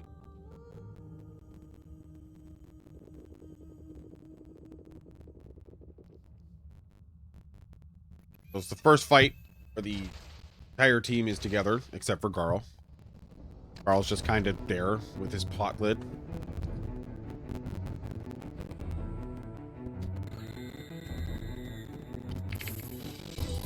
Go keep.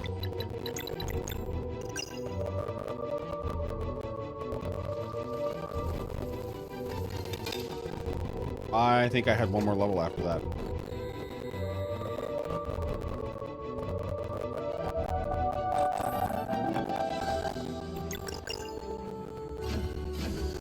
Okay, we're good. He doesn't have the blessing. No, but he has what I like to call the cooking. Oh. This is actually the turning point of the game. And one of the very few cutscenes that I'm going to let play out, because it's, for anyone that might not know the story, this is a very crucial part in the story. It's going to be confusing as all hell, but it'll make sense at some point.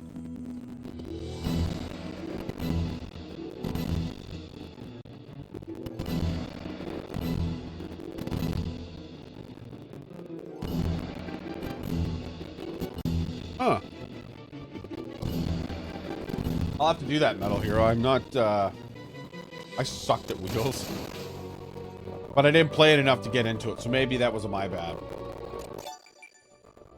So dwellers are affected and become weak when the moon and sun eclipse.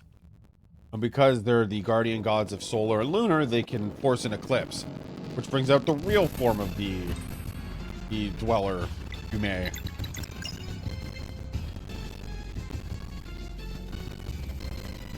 Oh, that was definitely not Mac. I held that for too long. Oh, we're mooneranging. All right. He does.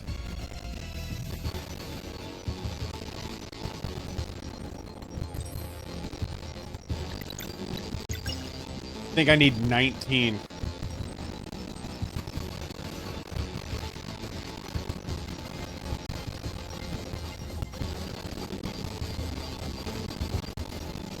Got it.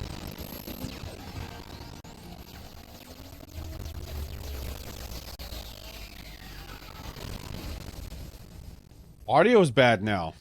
God damn.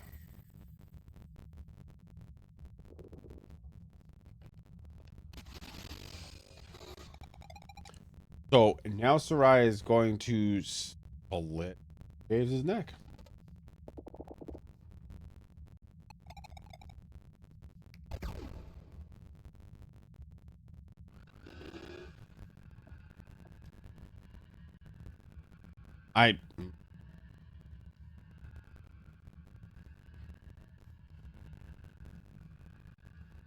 The audio has just been such a fun thing to deal with. All night so far.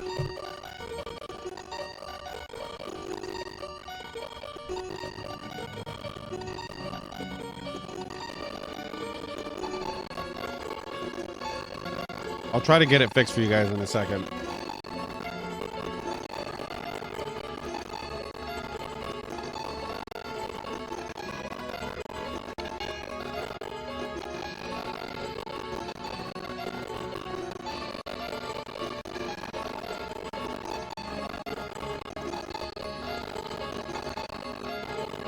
Huh.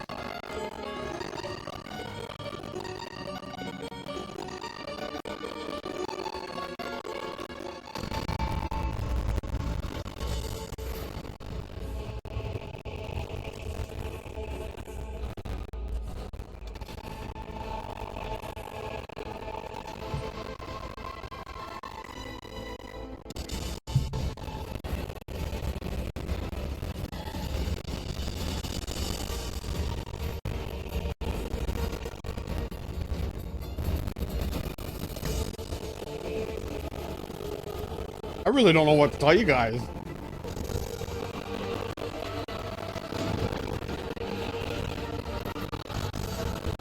Turn it down a little bit more, maybe.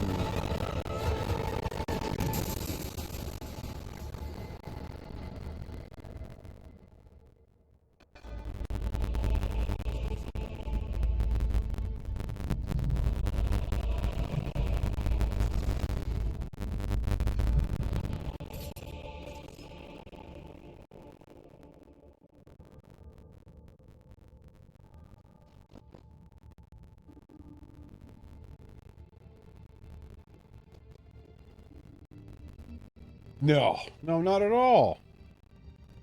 Let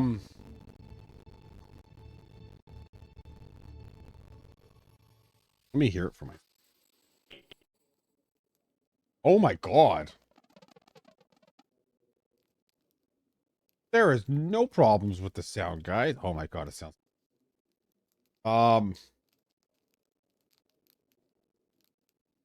What to tell you at the moment?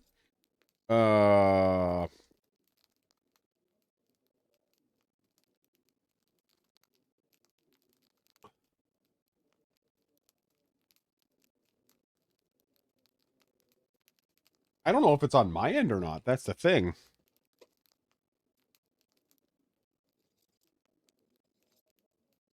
I just messaged one of the tech guys, see if maybe he can pop in and observe the issue.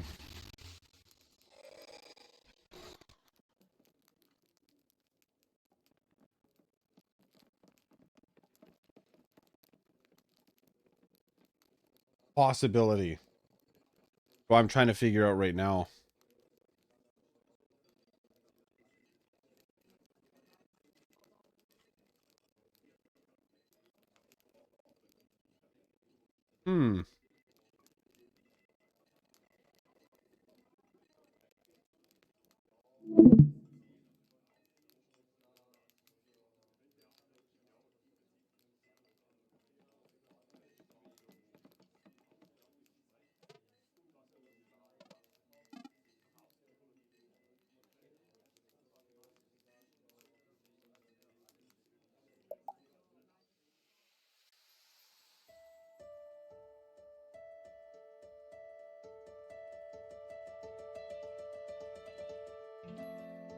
Sorry, guys. I apologize.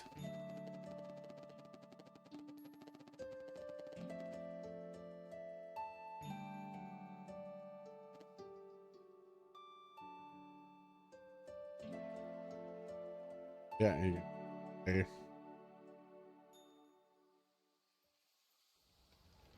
All right.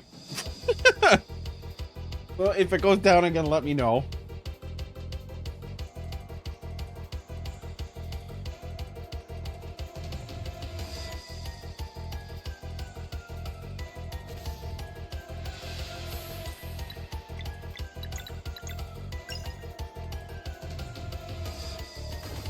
So basically, for anyone that doesn't know,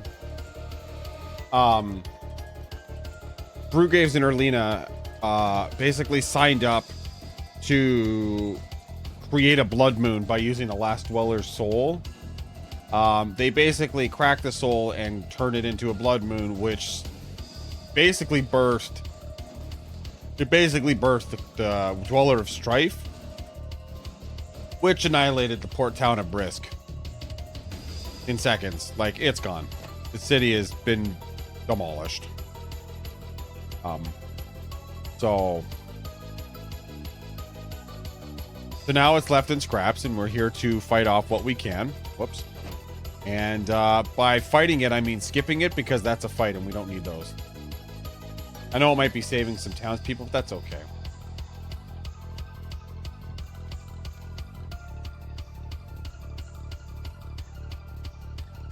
Ah.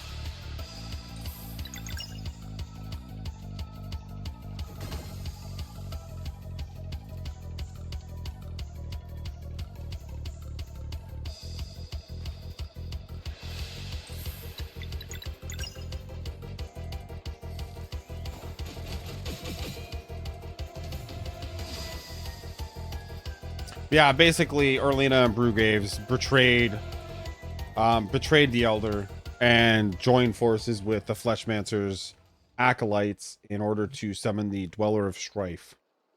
And I kid you not, when this part first came up, my jaw dropped. I was like, wow, didn't see that coming.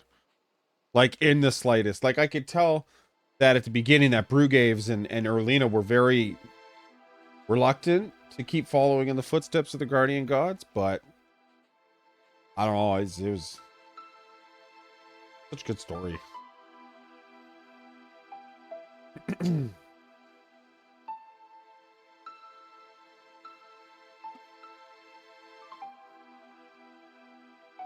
Yeah, it did. I kind of had, I stopped, I sat there and I said, what the f, I couldn't believe it. I'm like, wow. Oh, I wonder who that is down there.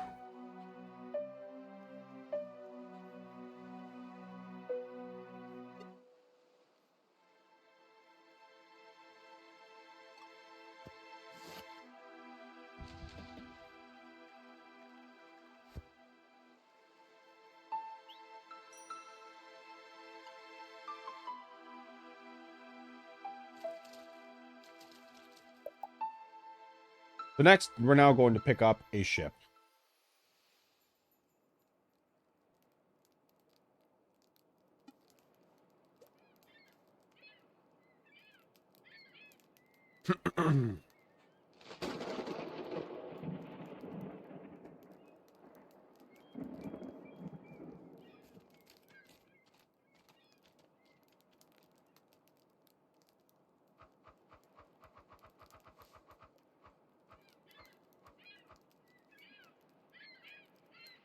Where'd the captain go?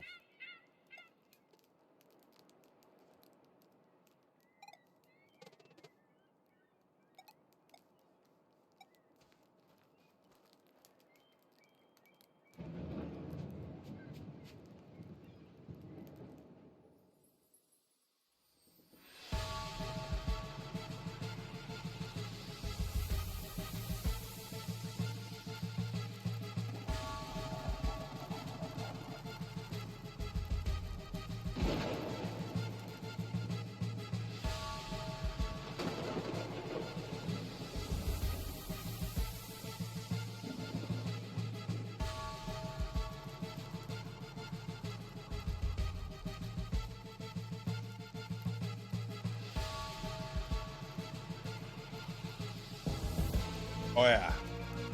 All right, some more puzzling action. Well, I guess there's no puzzles per se.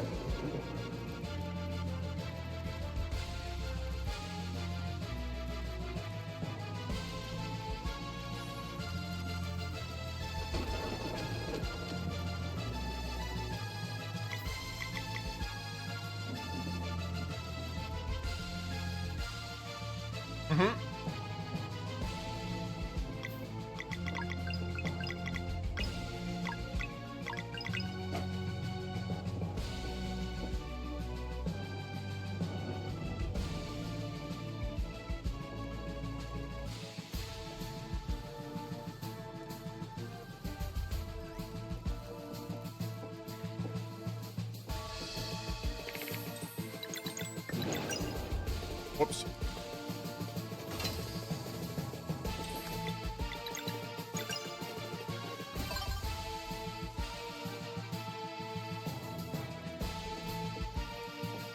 Yeah.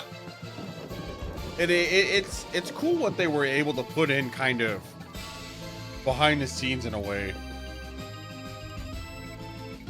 Or not behind the scenes, but like how much they were able to combine together without people really knowing.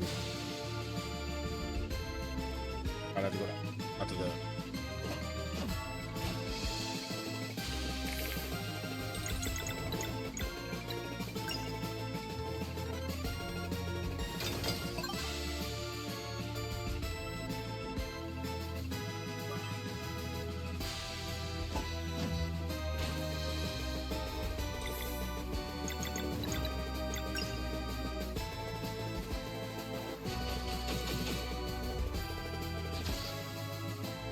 I'm gonna regret drinking this root beer later.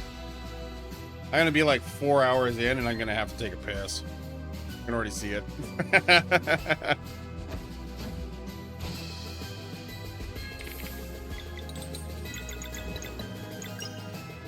Gonna happen.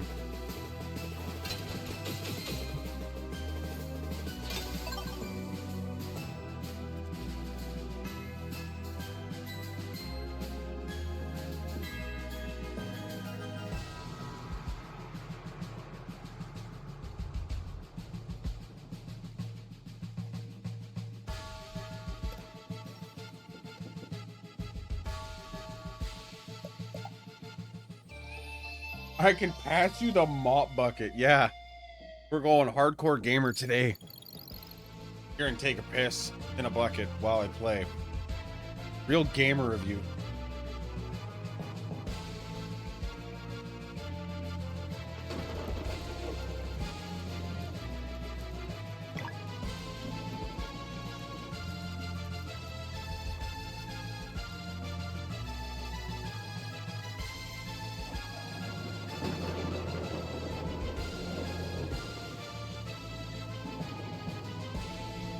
So tell me, chat, did any one of you guys ever just like swag into a spot? Or did you do it properly? I always try to swag into a spot because why would you not?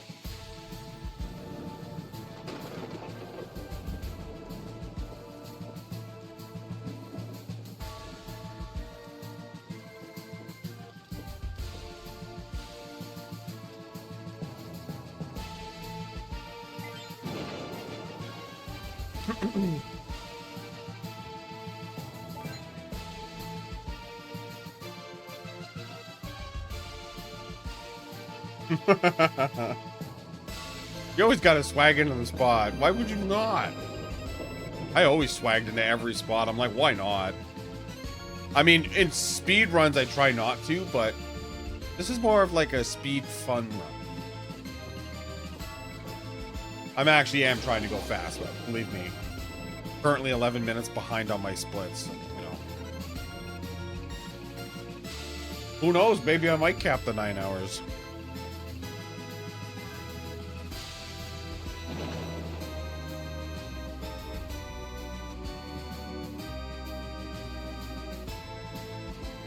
Oh, sorry, I'm collecting doubloons at the moment to unlock that, so I can shatter those. Fallen actually found a really funny glitch. One time when they were playing,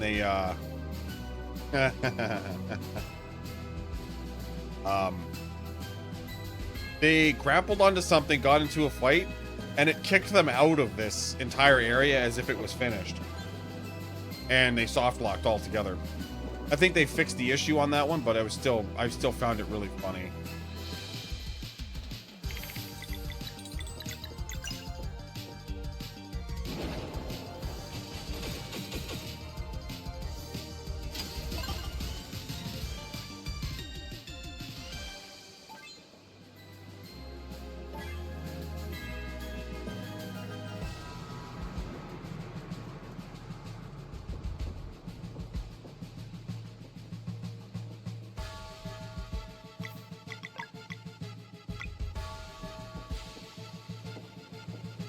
There's one damn cursed doubloon that I keep forgetting.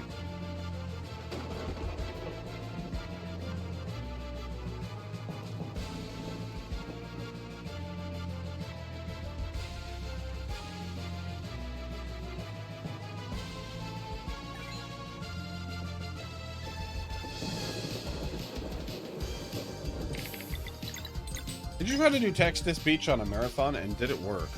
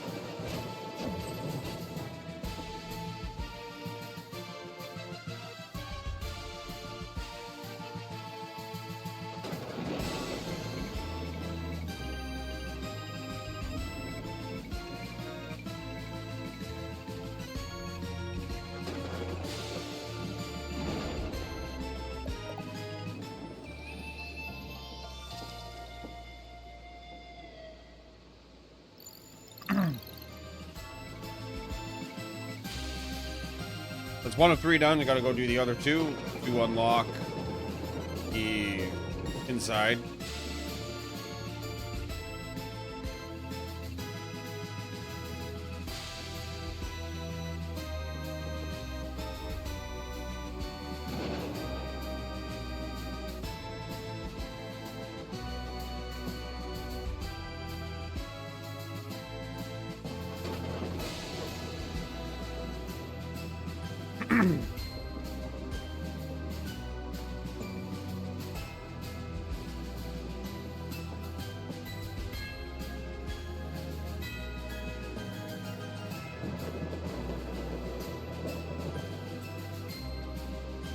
The amount of tired I am to not catch some of these things is pretty impressive.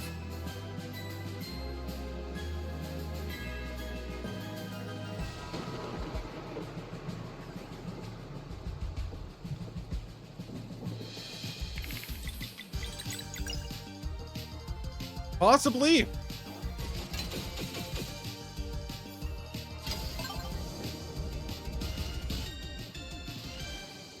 Speaking of coffee, where are the kids? How are they doing?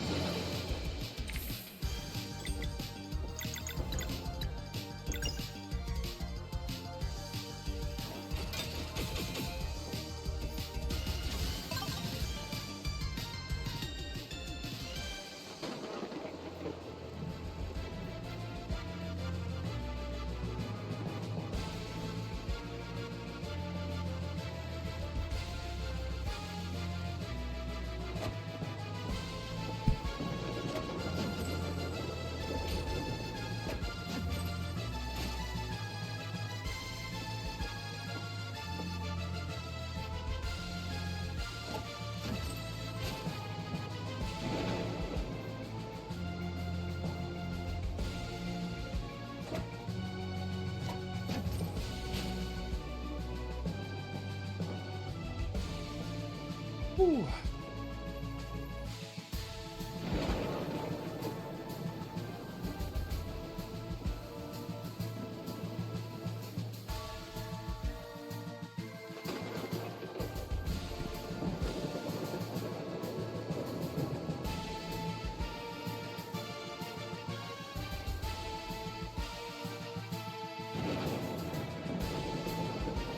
Just about done this to get the ship.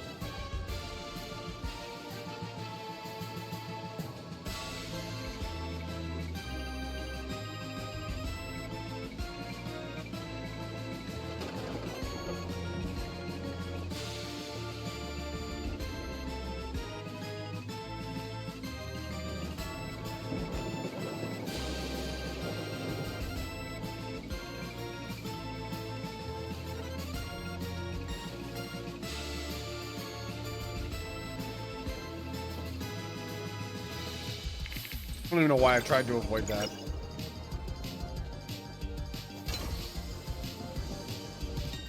Really am just giving it all.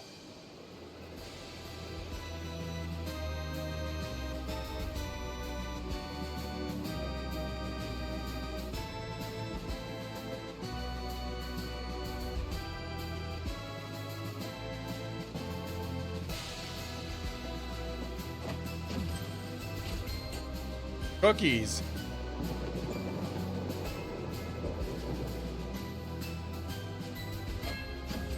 Cookies, Dad. I think I needed that.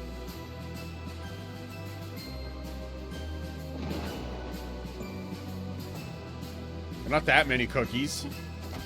Heavens. Yeah, you can. I mean, they are ginger cookies, so I guess you really can't go wrong. They're bread cookies. With that funky sugar on it, you know? What? Schmack. Well, I think there was a...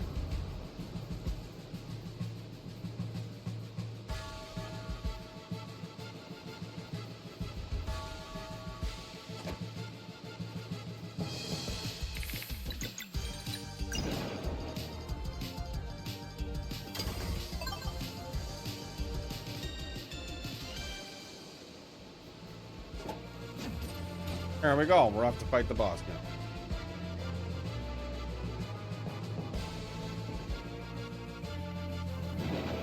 Thank you. Cookies.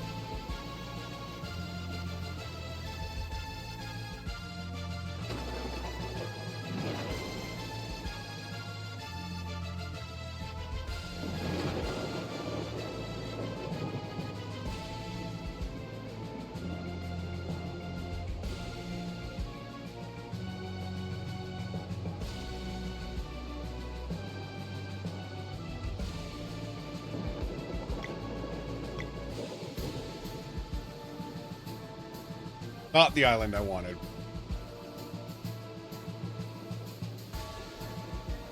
First try. Got it. Last son.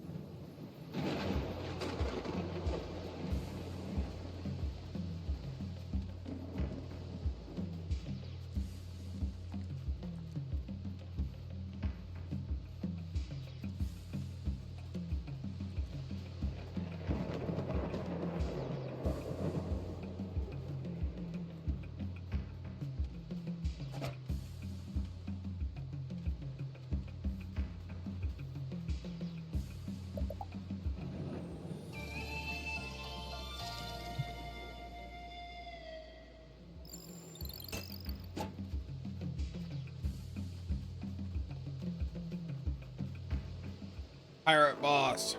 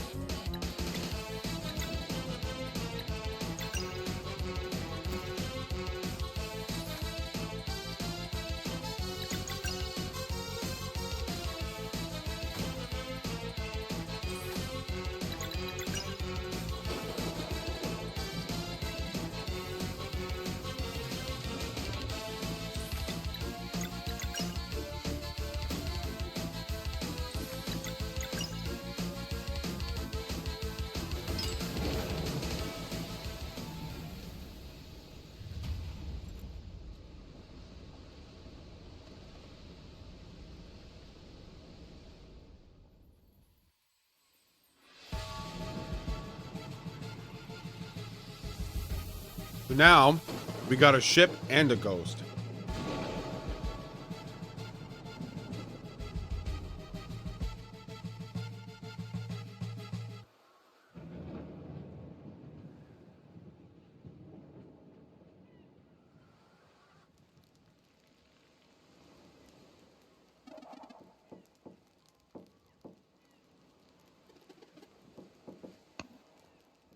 How's it going? Just finished Stormcaller. Nice. Going into the first Acolyte fight soon. Or just got the ship unlocked. There we go. And I was given not a able coffee to, and cookies. You're not able to share back out on Discord, are you? Oh yeah, sorry. Oh, there was Just some that way I'm not, there was some big audio issue. Okay. No, that way I'm not behind what you're saying. Yeah, I just finished all like the huge turning point of this portents with the freaking awesome guitar solo that's about to happen.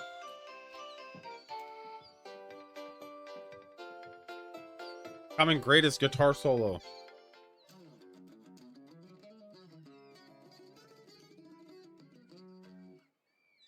Wow.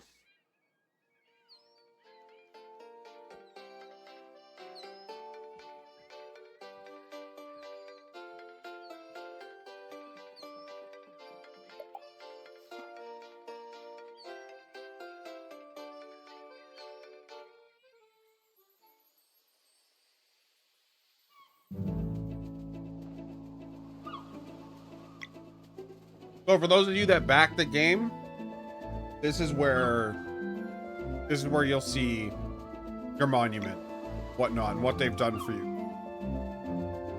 Anyone in here that's a backer, holler. I only got my name's in the credits. That's about all I got, and that's okay. But there's some really cool shit here.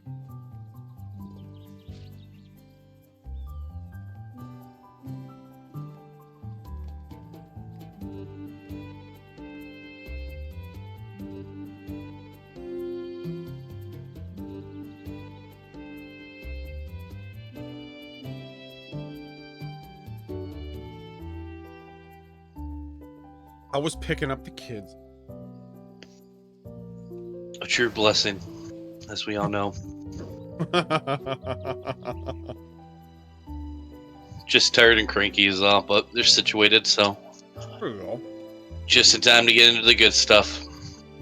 Mm-hmm. Trying to find some of the people in this game to, like, for the, what was it? You had to do the inn. I think a cook, a fisherman. Like, you had to find them on about. It took a hot second to find all those people. It did. Would also like to state that the person who does all the construction work for Mirth has officially been removed from the game and changed.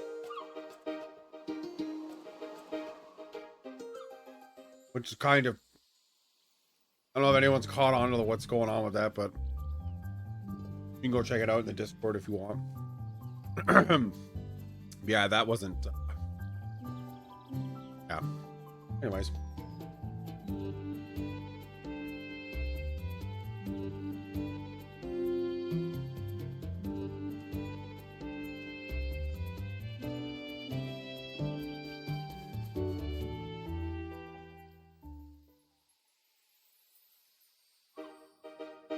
Yeah, my splits decided to blow up because it's an auto splitter.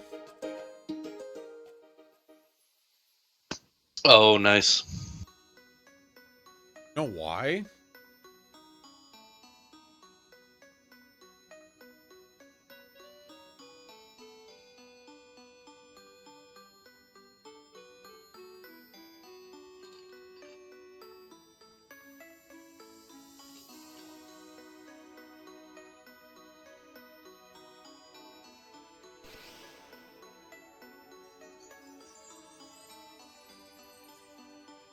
What I would like to know is how I lost 20 minutes from the chromatic aberration to Duke Aventry.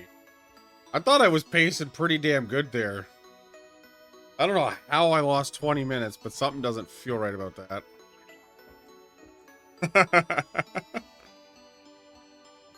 We'll see.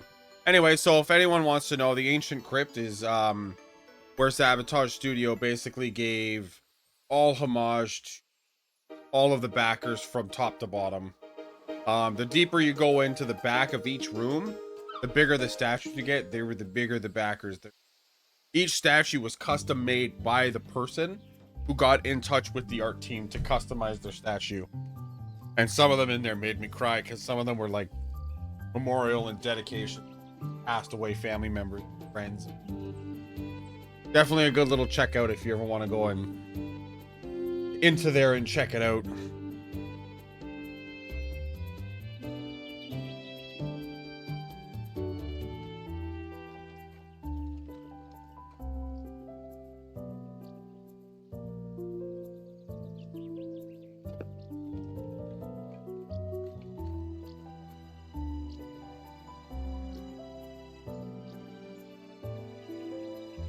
Yeah, there's also a bit of an Easter egg in that area. I won't say much more than that, but it's pretty cool as well. Is that the one with the flimsy hammers? Yes, yep. I don't want to give too much away for anyone that hasn't done it that still wants to, but definitely was worth finding, figuring out.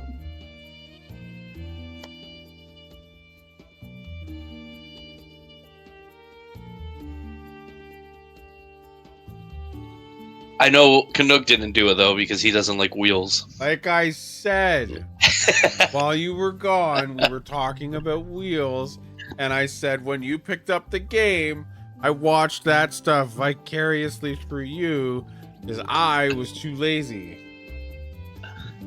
That's how that went. I admitted to my mistake and my fault. That's all right. The completionist in me had to do it.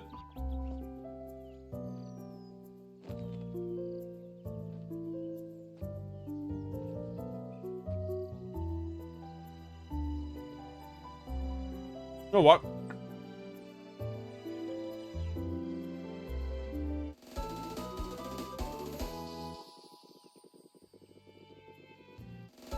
The hell with my splits.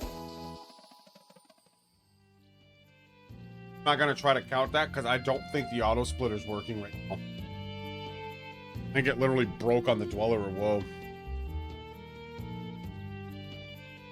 But in all reality, it saves a lot on the load screen. So there is actually a ton of time that I'll be saving, but if I get like a if I end up finishing with like a 7:15 or something, I'm actually a sub 6 on that.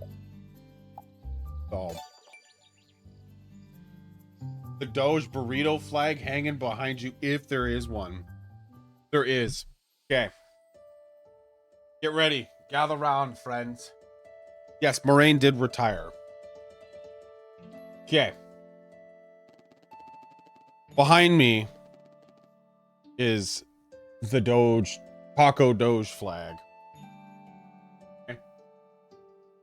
All of his glory. I was at work one day.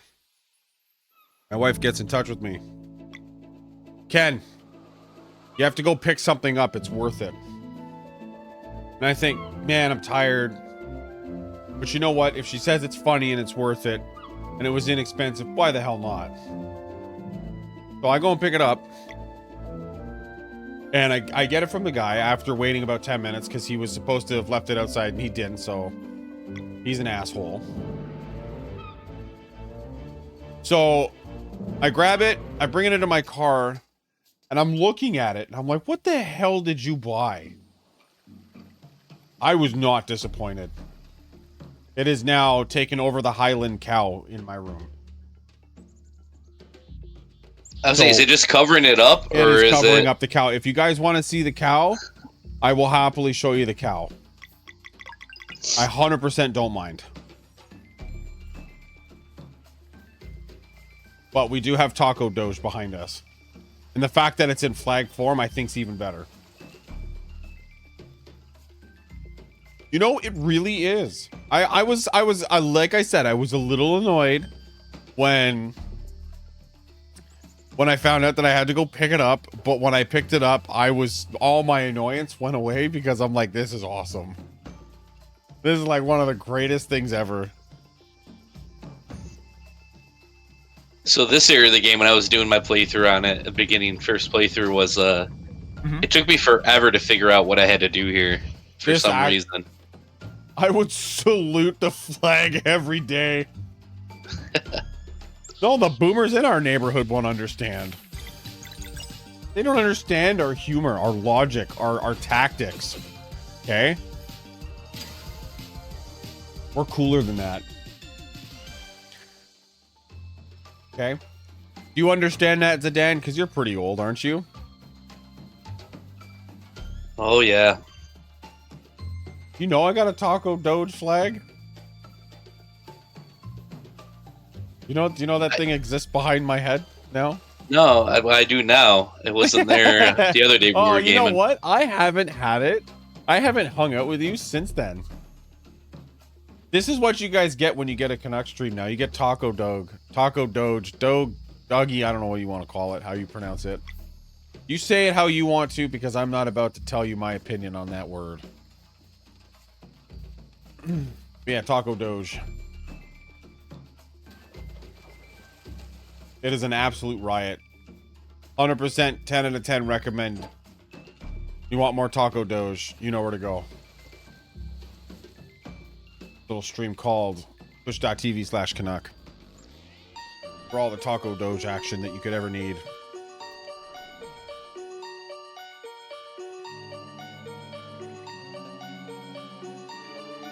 Can you guess which one of these two is one? Is it the one with 3 eyes or the one with 1 eyes?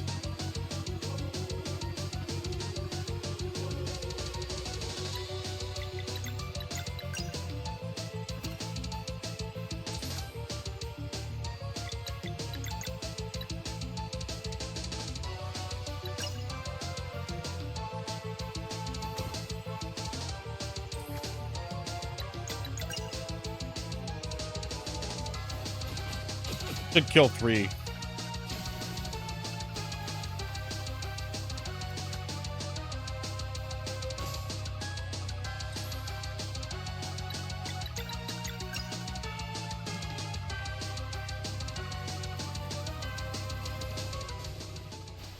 Huh? Sick. So once these next 2 areas are done, this is where the messenger references are really going to start to make themselves apparent. Very apparent. So anyone who's ever played the Sabotage Studios first game, The Messenger, y'all are going to know what's going on, but you'll know almost immediately by the music. And also, there may be other references that I'm missing, but there is one entire area dedicated to a messenger reference.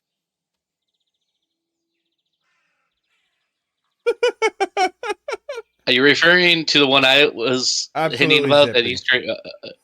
Which That one? Easter egg? The Easter egg is a huge one as well. Hasn't it got something Crossover. to do with the shopkeeper? Fourth wall. Ah. Super cool. Yeah, I was glad I played a lot of the Messenger before I actually finished this game, because you... Was it the Bat Plug or was it the DJ Stone Man? Sorry, you were saying, Zidane? No, I was just saying, I was glad I kind of played a bit of the Messenger before I finished this game. Dude. I think... I don't know if you'd get as much of it on the... If you played Messenger like after you played this. I see, but I didn't get any of it, honestly. I got absolutely none of it. And that was okay with me. I was fine with not understanding the references, but when I played the Messenger, everything made sense.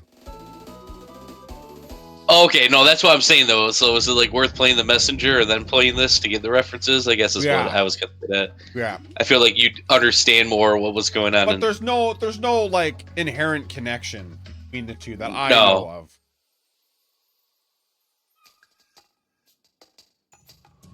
Oh, I have to go fishing, don't I?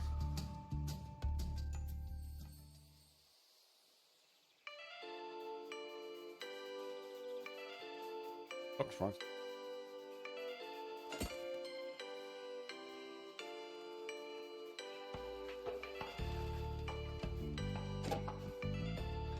Carl. pretty much what I say to myself every time Carl does something that involves him getting injured. Carl, that kills people. No! Why did I jump so damn soon?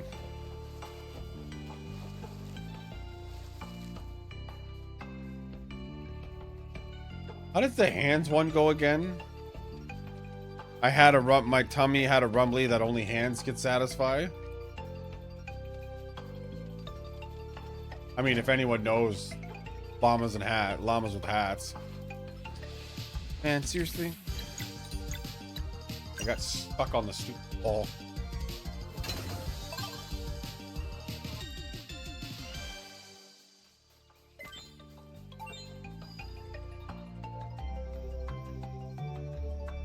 Okay, nighttime. Wait, that's an item one. That kills people, Carl. What?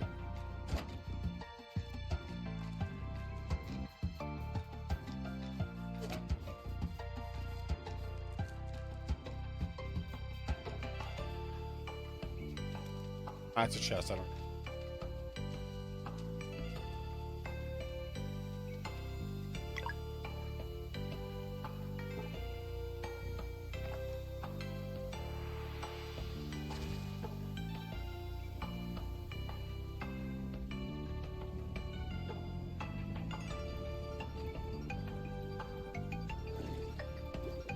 Why is the Dweller of Torment there? Huh. Now, thank God to this magical seashell that's been, you know, dressed in water. I can breathe underwater now. What happened to his hands? I don't know what you're talking about.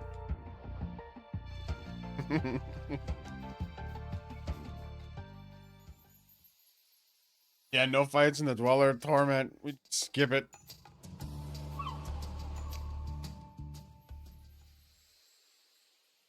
I gotta do Aunt Sudlow. Aunt Sudlow? Aunt Sudlow? I don't know how you...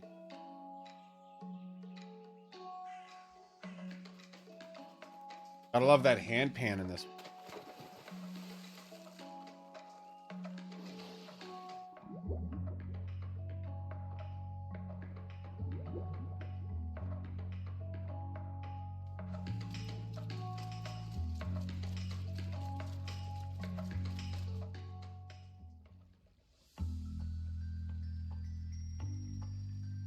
One of the good things also, by the way, for anyone that wants to run this game, there is... Now, a lot of people are saying it's slightly controversial. They're not sure how they feel about it. It's not right and blah, blah, blah. But Sea of Stars community, especially the Sea of Stars speedrunning community, has allowed for a 30-minute break. So if this is a game that you are really interested in picking up, because of its length, they give you a 30-minute break that you can turn your timer off, do your thing, or go tend to whatever you have to tend to. Not a lot of games allow for that kind of stuff, but the community with Sea of Stars was absolute, like, yeah, 100% we're doing it. So, what am I doing? I am spamming text. I believe it can be broken up as well, can it? Into yeah, you can does break it up into 115? 3 10s, you know, Yeah. 6 5s, do whatever you want. Stretch the legs, get something to drink, use the bathroom. I might take advantage of that because I don't know if I can hold this. I don't know if I can hold in my pee for another 4 hours. I'm gonna try though. I'm gonna try.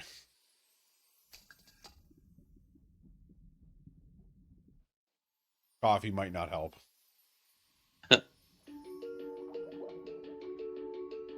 Okay, so I'm gonna try everything in my ability to remember the skip that happens in the main tower heading up to Rashawn. You know, you remember the pipe? The pipe puzzle you had to do? Like by grabbing the valves and all that. Sedan, do you remember doing that puzzle? Yeah, yep.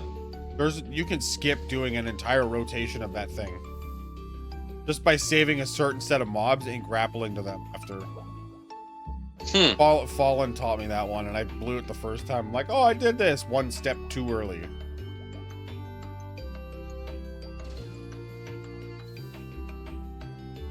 Yeah, you basically grab the first valve without getting into the fight, and then go back, turn it around, do all that stuff, and then you come back later. I think when you get to the second or third phase of the piping, grab the orb, grapple to the enemies, and walk out the door. And it just saves yourselves having to go back and forth and all that stuff. So, also a very dangerous enemy right there. You can make bubble copies of you. It's like watching a SpongeBob episode.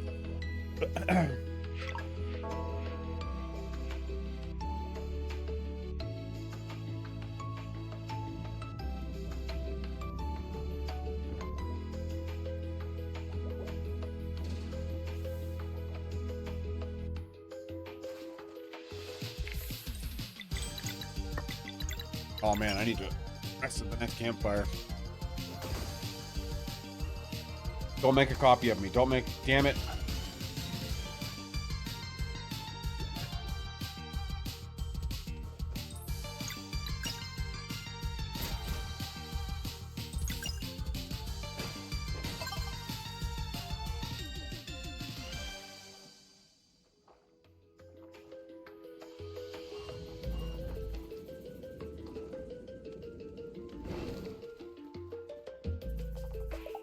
Every time I hear this song, I just think that whoever was playing the handpan for this, man, their hands must hurt. Also, a very good opportune moment to pick up as many shrimp as you can. Make the yakitori shrimp, which is a fantastic meal to store your MP. If you don't have the legendary feast. The pipe puzzle's all right. One of the runners taught me a really cool technique. I'll try to show off to you guys.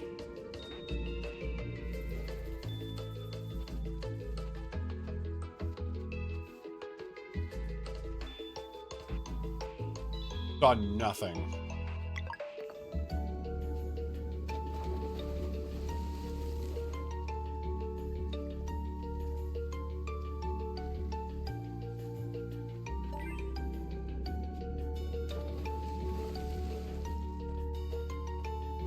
No, it's not still 9 hours. No, it's 5 hours and 41 minutes. When I submitted this prior to all the changes and things that had happened, people have brought it down. I am not one of those people that brought it down. I just submitted it.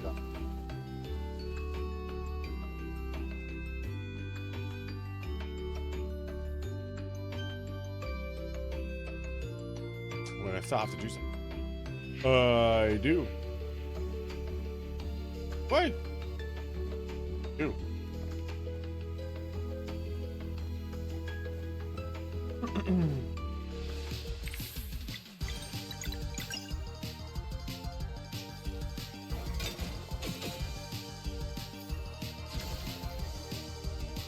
Nailed it.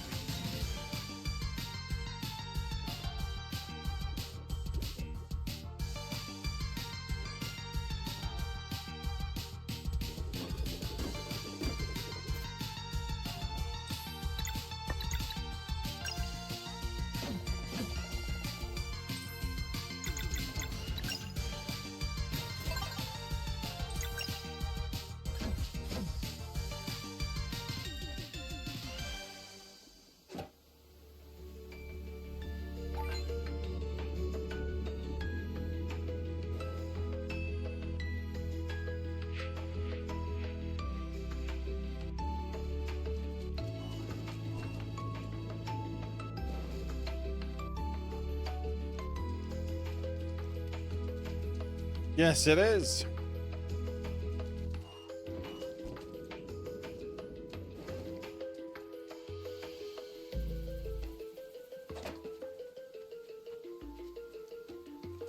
I mean, for one of the game, for an indie game of such to win indie game of the year, I think it kind of speaks for itself in a way. Yeah, and there was some like real good competition for indie game of the year this year. Okay. Wait, what's that?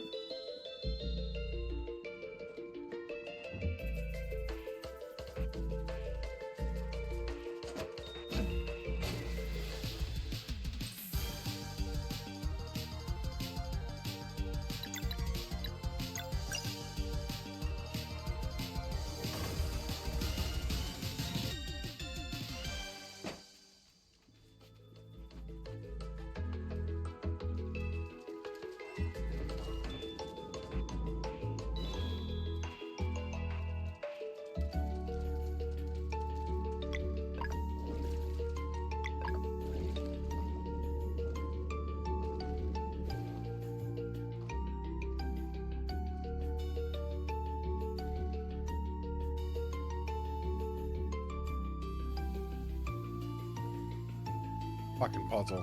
Oh.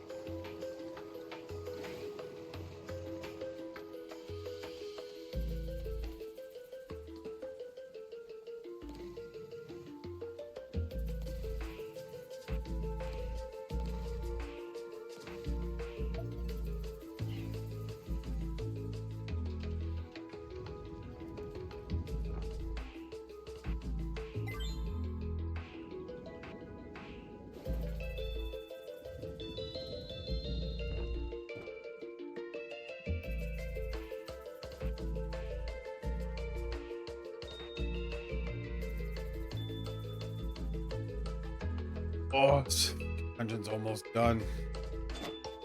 Almost.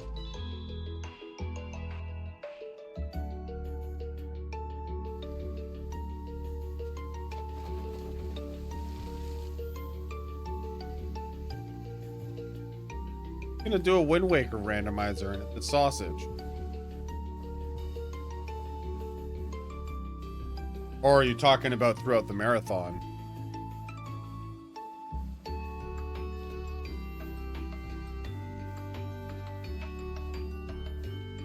I feel like I have an unpopular opinion on that, but Wind Waker to me is probably my favorite Zelda game. Oh, seriously? You too? Yeah.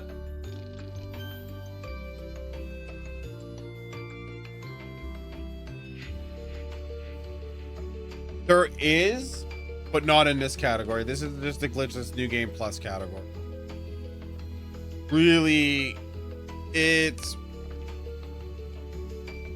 Oh, for tomorrow. Okay, sweet. Something to watch tomorrow. Hell yeah.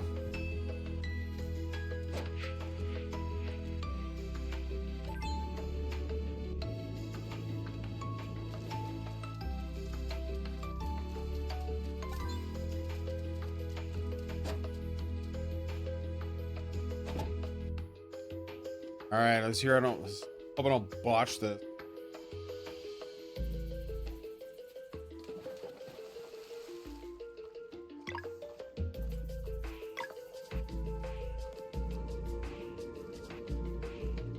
Probably gonna, but I will try to remember.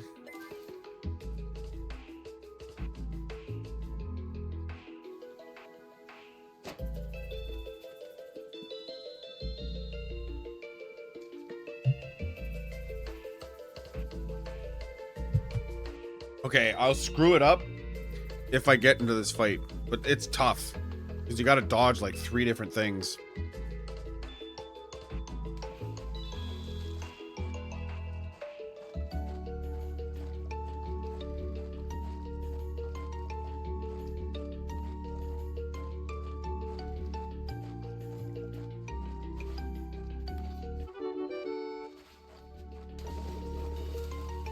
I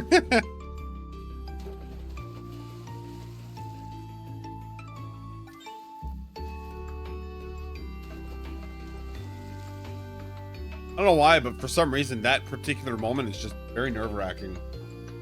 Even though you grab the item and it resets their animation, it's still, there's that one brief second where I think you're gonna get hit.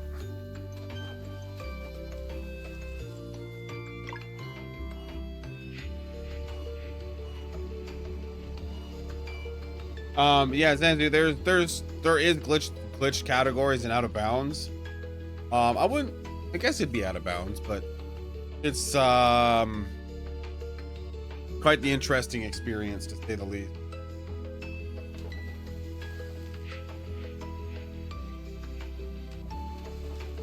So basically, instead of having to go back and do all this other stuff, you basically grab the valve, go back up. I think it's go back up.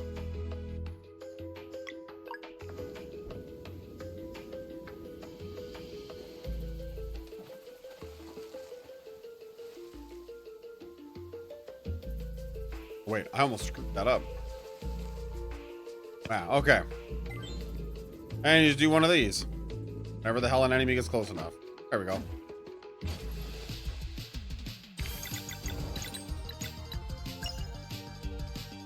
I think I did that right. Think. I believe you're good. Yep. That should be it. So in theory, you would get that fight. But because I did not get to fight the first valve, I can use it after grabbing the second valve, and now I don't really have to go back there. I don't think. Wait.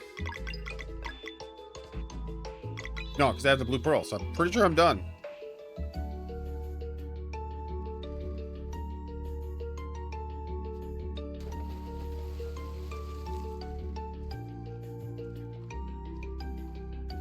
Oh no, I definitely have to go back there and actually use that to get up to the top. See? No, I'm not second guessing myself.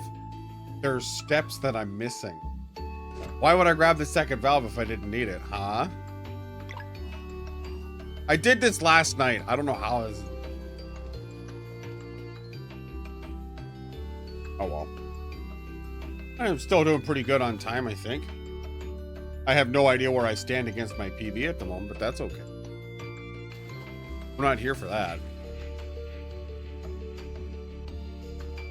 Yeah, then you just drop straight down.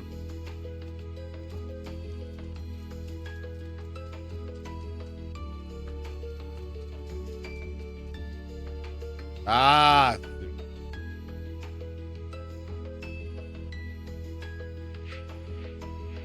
Did it again.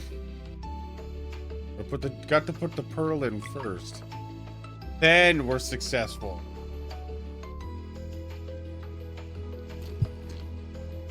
I did this. I did Aunt Sudlow like maybe 4 or 5 times in practice.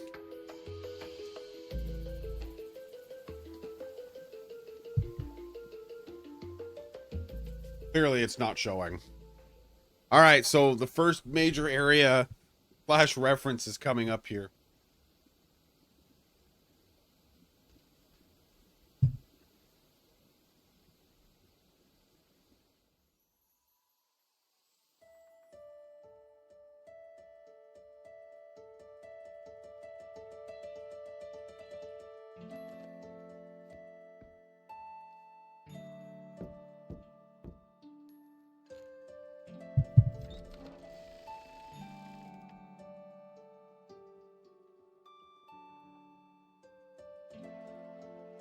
This blew me away. I was laughing so hard at this part.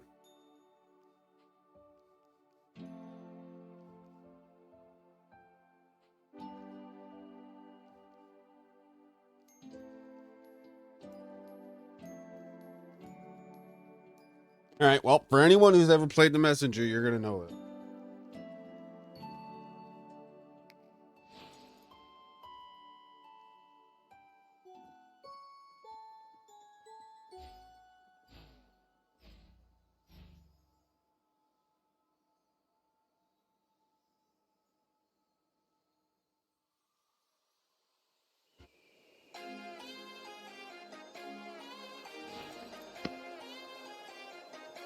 Love the soundtrack for this area. Oh, yeah.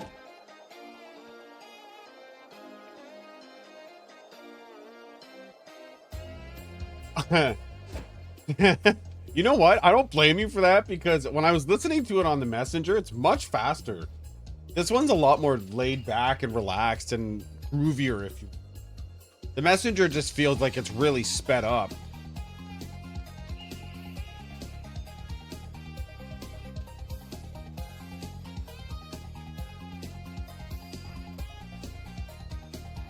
stand on it.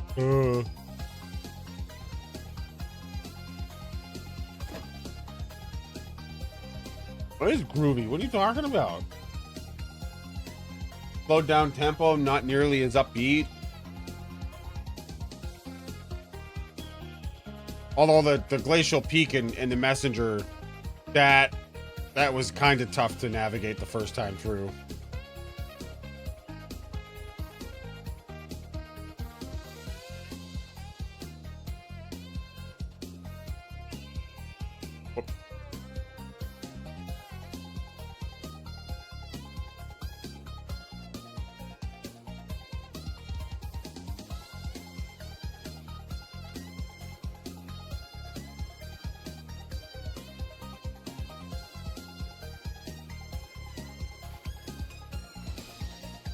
That's right.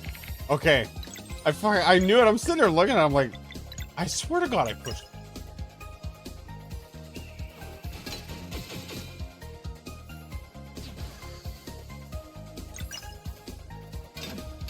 Like, something's not adding up in my head right now.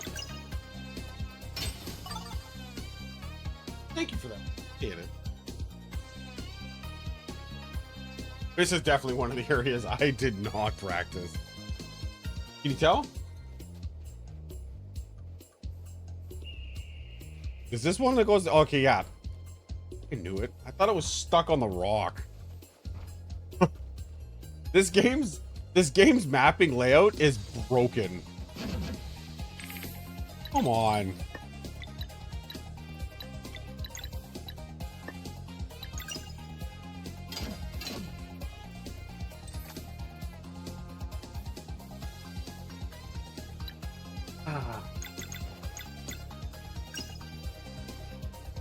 Oh, I did not use as I was doing an ability.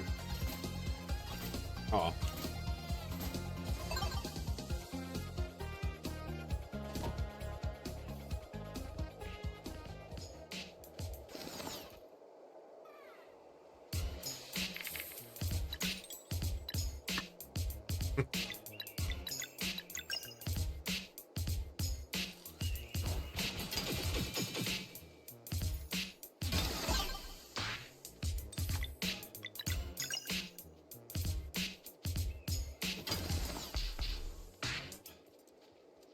I wish the music died down like the going down. Never heard this song before. Which one? Glacial Peak? Or the rap, the little groove beat there?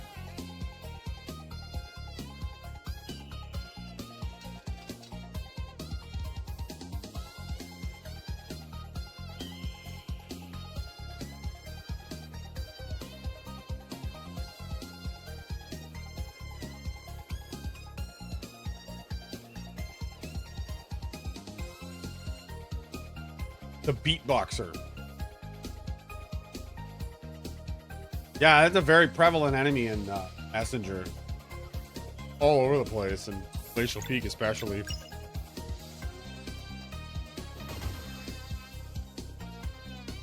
I'm sorry, but the shopkeep is the best thing about the Messenger. The sass on that man. The sass. Alright. Now on 2 and 4.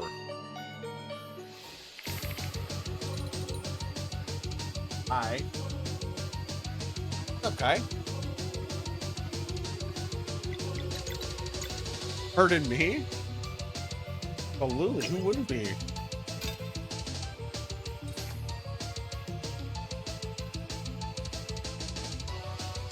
Two and a half. Sorry for the action.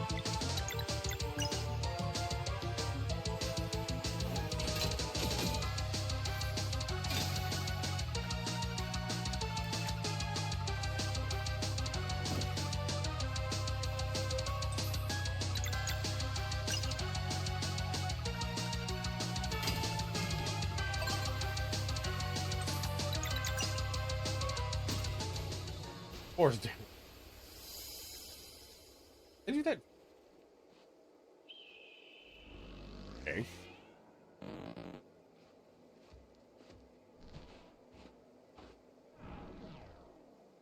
Reason why they were made into a D. someone who ran the mess. Enemies looked like they were jamming out. That's actually awesome. I didn't know that. I thought that's how they were in the messenger. That's awesome. Great. It's crazy to see that. I'm learning new things about this game every day. Like, I still haven't finished the messenger because that game confuses the ever living hell out of me. But I have played quite a bit of it. Get it? They made it canon. Okay, now that makes a lot more sense. Because I knew they were in the game, but I didn't know that they were they were made into DJs in this one. Oh, they would do something like that.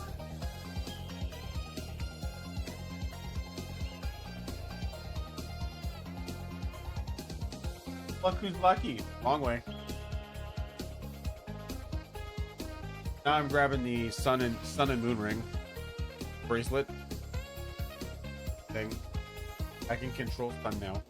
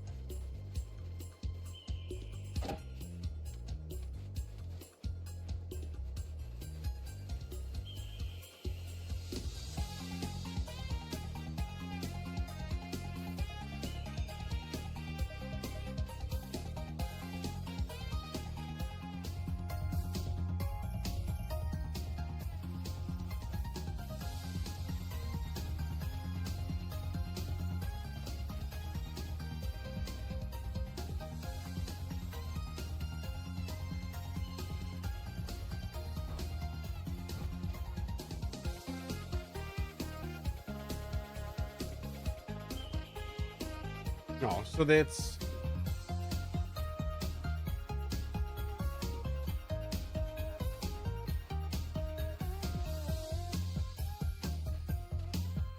one of these. Yeah, I have to do. Oh. Man.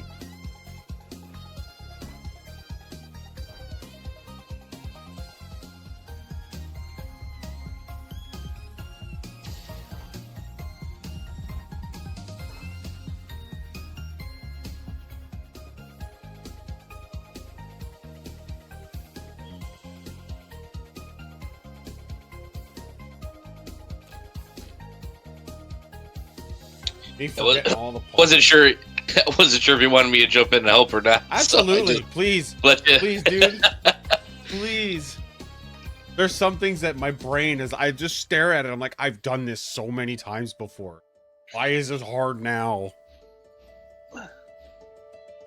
Bullshit. That is.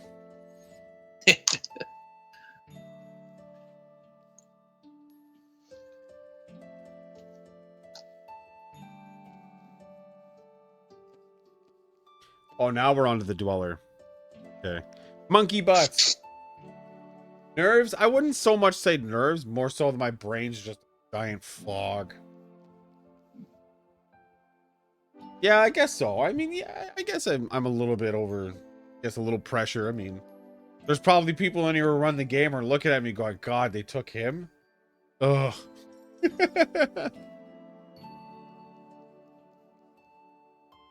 No fight dweller. But I must. You don't need Beth. You can skip the dweller fight? I would love to skip the dweller fight. You can teach me how. I will. I'm going to lose all the experience from the boss, though. Fine, I got to go up. What am I doing? No fight dweller, all the dungeon battles. Oh.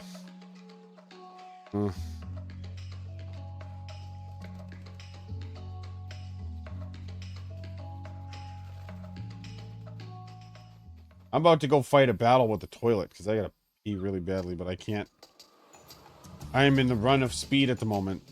No one stops in the middle.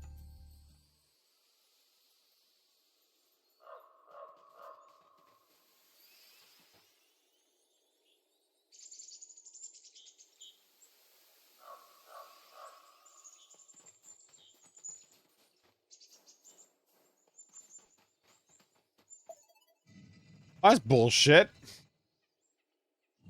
Imagine you want to save a second in this game. Sabotage thought of everything. No seconds for you.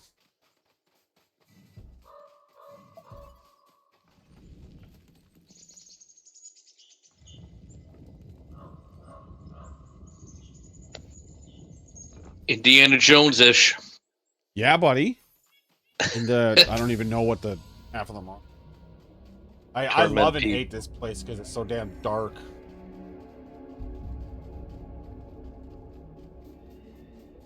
But it's cool that you get to fight the Necro or the Fleshmancer layer style enemy.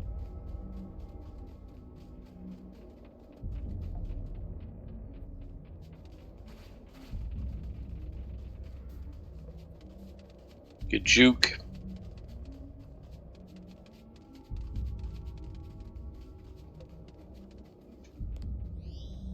I don't think you need to do it. Don't be mean.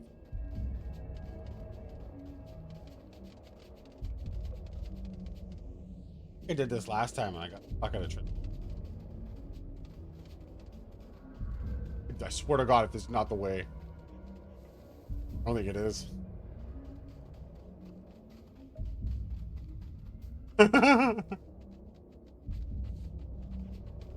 I didn't do that. You guys didn't. Darn move.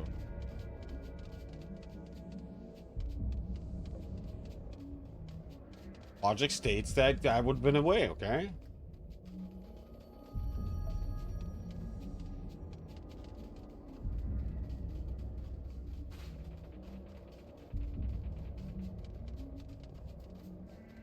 Oh, with you. Hey, if I'm not too tired after the 10, should be around the 10:30, 11 range if you want company on beverages. See where the night brings us. Celebrations of a Absolutely. completed charity run. I love that. I was gonna jump in with you guys yesterday, but man, I had too good of a pair run yesterday. I actually want to stop. Yeah, I mean, in theory, it just took all of my time.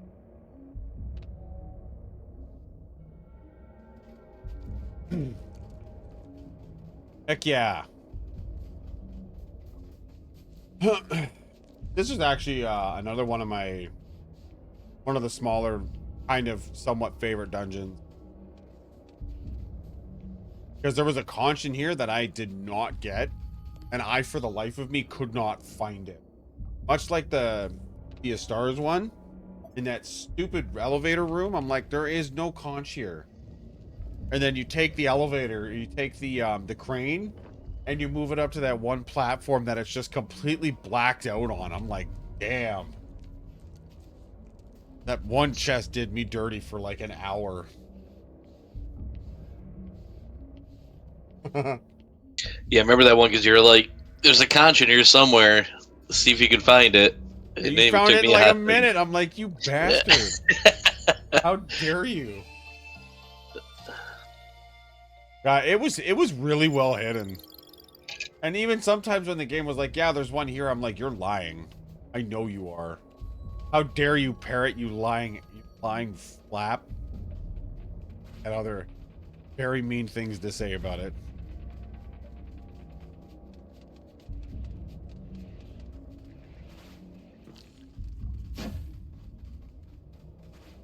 Uh-oh. There is a... Here it is. What do you mean that's not very nice? An asshole. The parrot sucked, man. He didn't even know where things were half the time. Because, like, the thing with the parrot is he'll tell you that there's, say, like, a treasure chest left there. And you're like, okay, that's cool. Then you go look, and you get the treasure chest, and you come out, and you're like, okay, there's got to be nothing left. There's a conch in there. Seriously, dude? Couldn't have told me before I went in? I don't know if anyone else had that problem with the parrot, but that parrot, oh, God. Well, if you hold it on like the map, it rotates through what's left. So it will tell you everything that's left as long as you like wait long enough and read Are you it. fucking kidding me? Yeah, it doesn't just tell you the one item. It tells you like treasure chest, and it'll switch conch. So then it, like you kind of got to watch it for a hot second if there's enough stuff, and then see like when it repeats cycle. But yeah, it will tell you everything that's there. So a friend and fellow streamer of mine brought up a little time save skip from not necessarily a skip, but more of like a platform skip, if you may. And yeah, his name's Ice Archangel. Jake Gyllenhaal's body double, if you may. And yeah, he told me about it, and I seen that, and I was like, wow. It's like this little smidge of space that you get. I don't know if anyone found it before him, but as far as I'm concerned, it's I just call it the ice skip, because he found it in my eyes first. It's this little itty bitty space right here, and for some reason, there we go. It just skips you going all the platforms and everything. You just go right into the fight. Great. Saves you probably, I don't know, 10, 15 seconds. I know I've seen other runners using that as well, but that was after Ice had told me about it. So credits to Ice. He's the one who discovered it, as far as I'm. Because I don't think you're technically supposed to be able to jump down that because of how close it is to the entrance, but you know, who's gonna say no to free time save, right?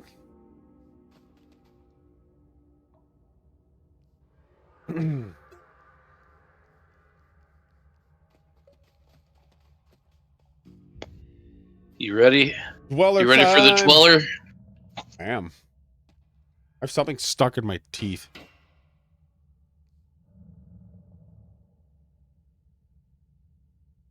Out, you bastards.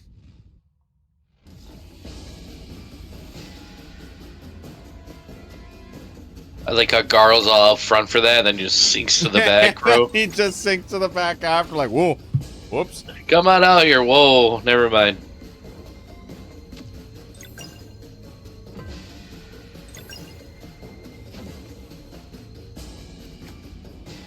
This is a cool cutscene. Like one of Sarai's, like one of the best cutscenes for Sarai. It's useless. We need more light. Make way. This cutscene's cool.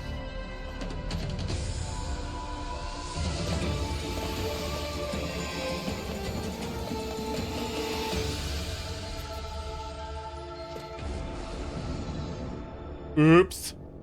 And the fight begins.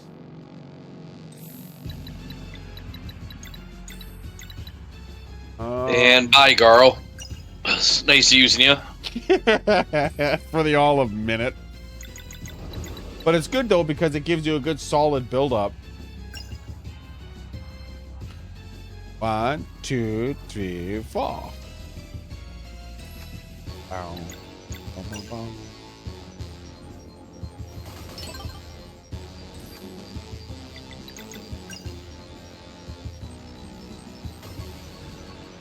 So it's Crescent Arc, Phase Shiv.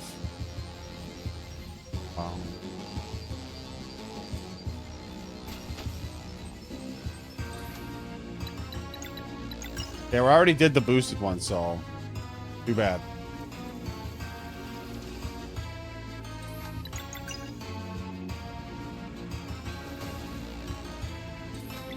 Too bad, Ken. It was too much.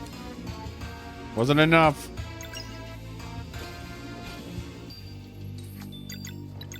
YOLO. I screwed up the pattern, but that's okay.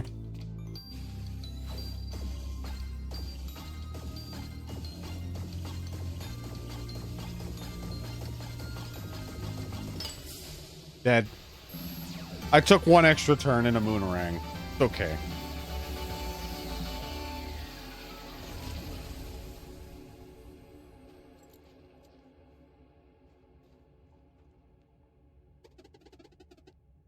Oh, yeah. Oh, I'm definitely behind, right? Well, no, I guess I'm not behind. That's not really fair for me to say against myself, because this does have auto splitter, it does have load save, so I technically might just be on pace right now.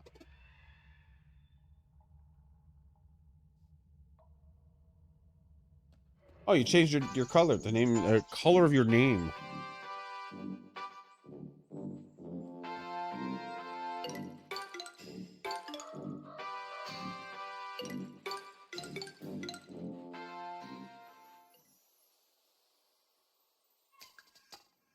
Another huge reference coming in.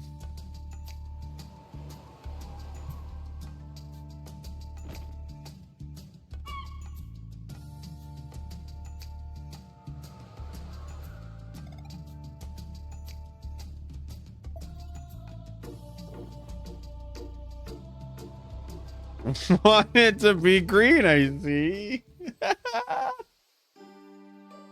Custom colors are blocked by a paywall? Damn. Twitch really be out for our monies. That's okay, though. Someone's got to take our money, right? At least it'd be Twitch. Dude. Now this puzzle was a little bit, this one was a bit easy. Well, you know what it is, right? It's Rashawn kissing the ground, basically. The Great What's up, Eagle. Dragon Sage? Twitch Turbo. Some real horse dung. I don't know, what's Twitch Turbo? I've never even heard of that. And as someone who's been around since the Justin TV days. Lordy.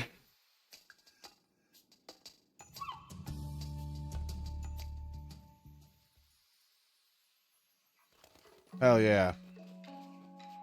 Boom. I never looked into the turbo thing? No. Do I even Twitch? No. I take ads on Twitch is what I do. Every time something important comes up, I just get added. I don't know if anyone can hear me. Oh, wait, no, you guys can probably all still hear me because you probably are subscribed like smart people.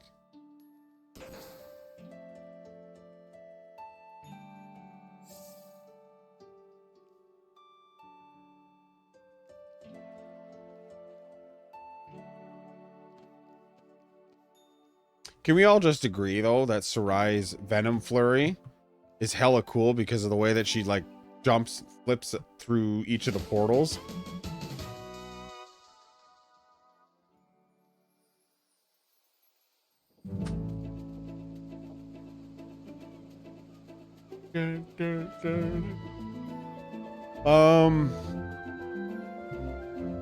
So this next area that we're going to is the heaviest of influences. I wouldn't say influences. It's one of the... It's directly from the messenger, the whole thing. There isn't even a smidge of difference. It's all entirely the messenger. But obviously recreated in 3D. Side-scrolling, lovable action. So, anyone who's played the messenger, you're gonna know this one. You're gonna know everything about it.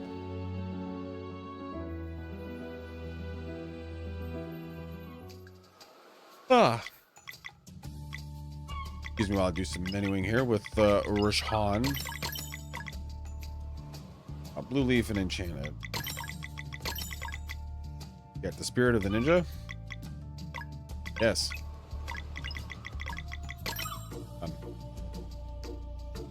Okay.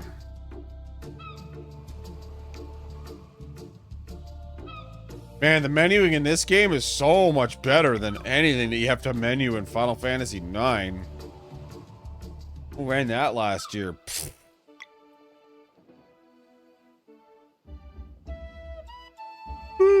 Come here.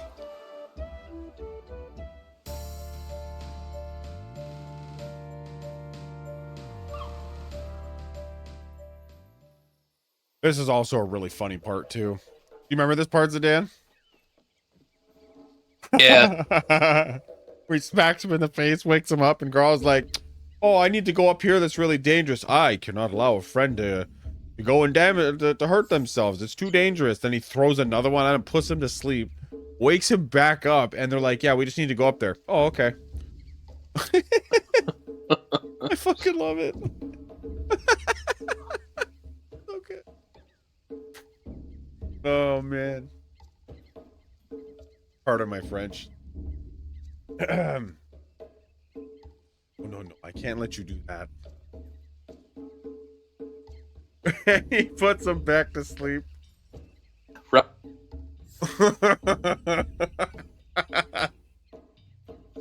All right, let's try that again.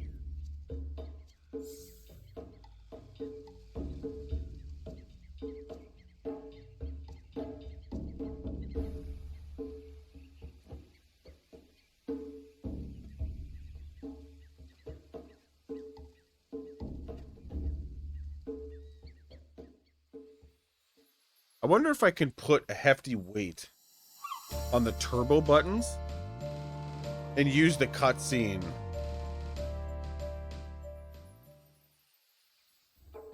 Might be able to take advantage of the cut. Kukar X Toland. Eat. I don't know how to actually say those names other than ya eat. I don't know. If I pronounce them wrong, you let me know. Because I'll continue to pronounce them wrong. Is there any specific reference to them? Also, this is, like I was saying, this area is entirely the first level of the messenger. Okay, it's just...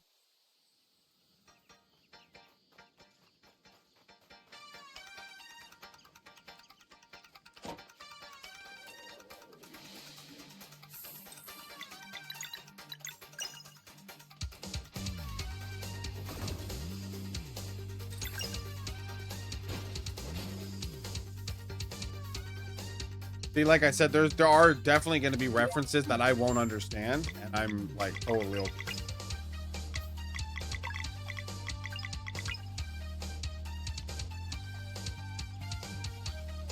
Yeah, if anyone's ever played the first stage of the Messenger, then you're going to know everything about this. This entire stage is built in the 3D aspect of Autumn Hills. Yo, what's up, Guap?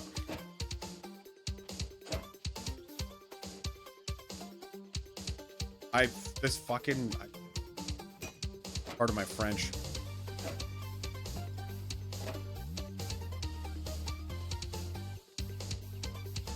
You can just sometimes just lose time based on the sole fact that the game just wants you to.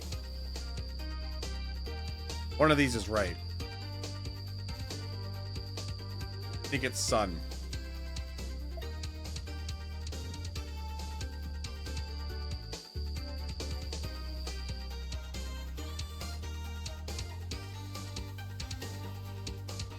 Totally don't want.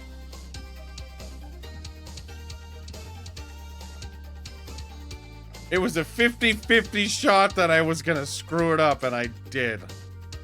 I liked my I liked my chances.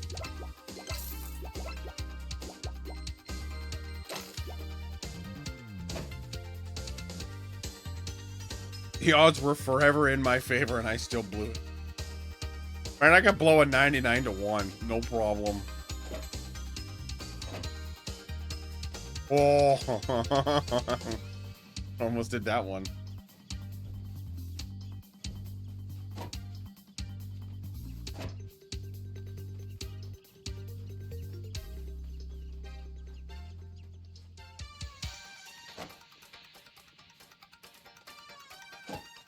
But can we just talk about how awesome the boss is in this stage? Yeah, thanks. Thanks, Valir. That's, yep.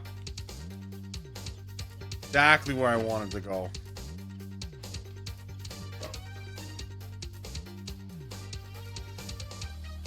Oh my word. Listen. There's a... Okay, that was my... There's a rope. Climb across it. Thanks. Thank you. Lord.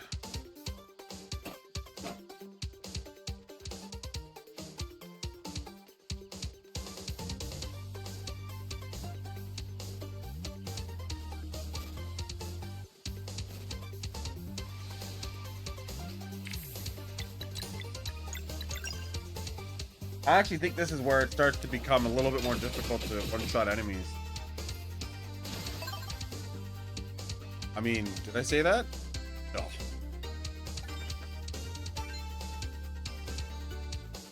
So the underwater part from the messenger, if anyone remembers.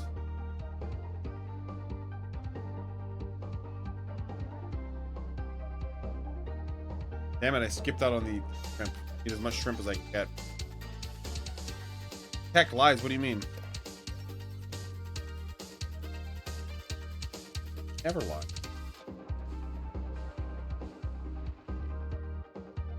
Like, even down to the music being muffled because you're in the water.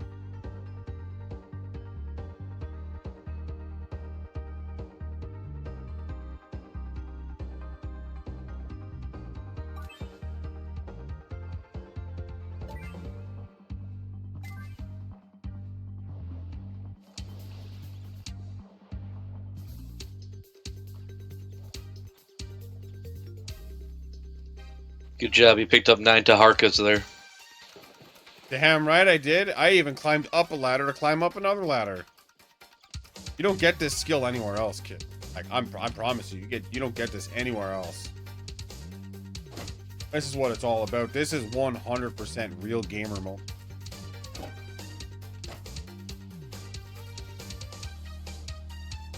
Which time someone calls you a gamer, remember these moments.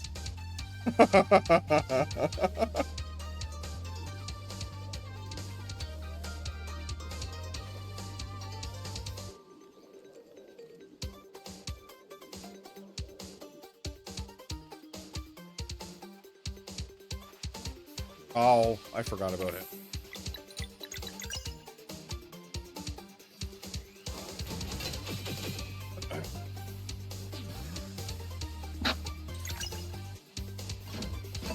I wasn't wrong after all.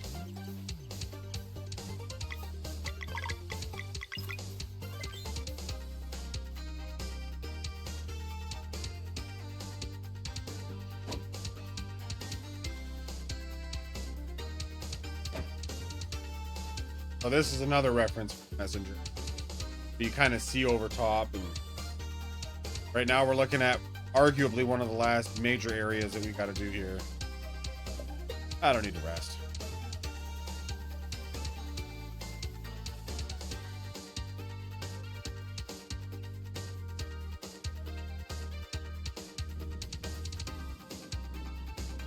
Symbol's lit up, don't touch it, run away from it.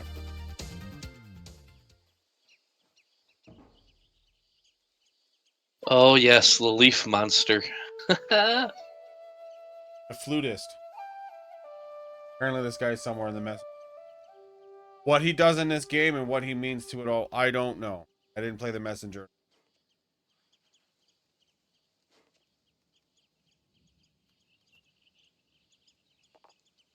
When the moon shines bright on autumn sheet. Bye. Oh, if you do a glitched run, you can actually skip this boss. And the entirety of the Brugave's cutscene, too. But did you know, Dan, that the music used in this is just a remake of the first boss, too? I didn't know that. Detritus Reborn.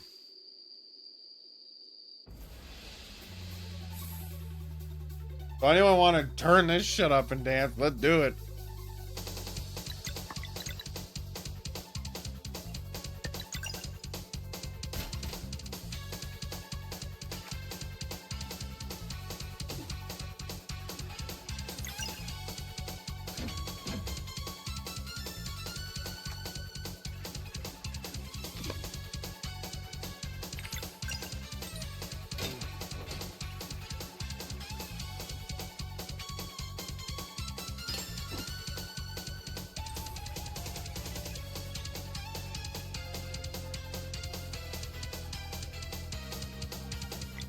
All right, here we go. I'm gonna try the risky strat.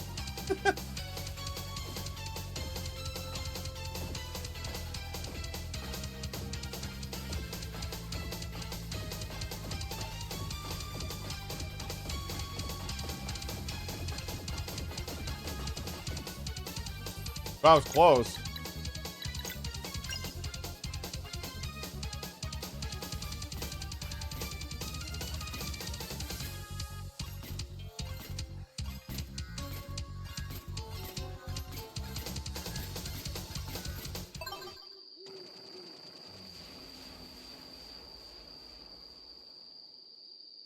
It's close.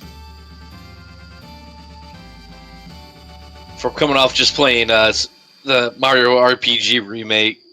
I have not Get- ever been able to get 100 jumps, and I am not ashamed of that.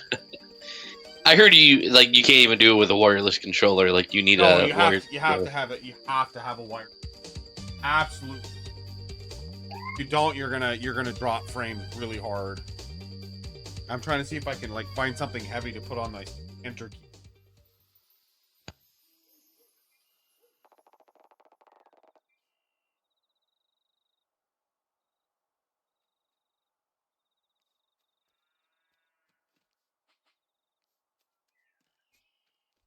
Need to get that like program where I pop the key.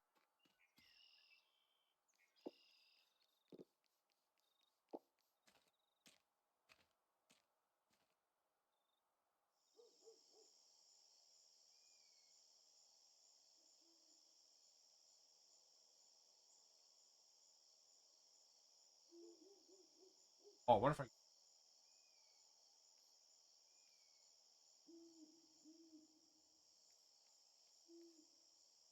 mean, like the only button that's what would do.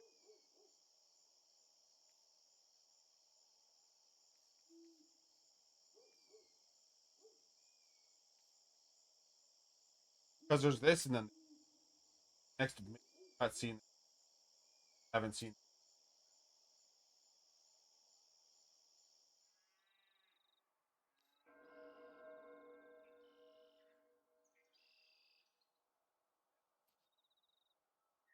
Basically, Erlina and Brugaves were originally supposed to be trained under the Elder, and well, he got his ass kicked. Whoever else he died. I'm trying to tape down my enter button and that I can go to the washroom. Turbo. Work?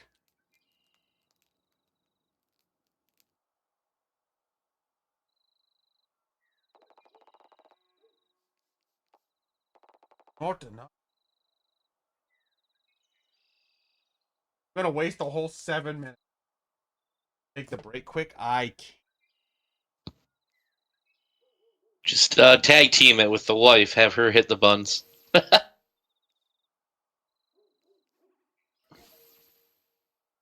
I have this Renault doll. World of Warcraft on. And press the buttons. Well, I have a 5-year-old who can't. Trying to That one.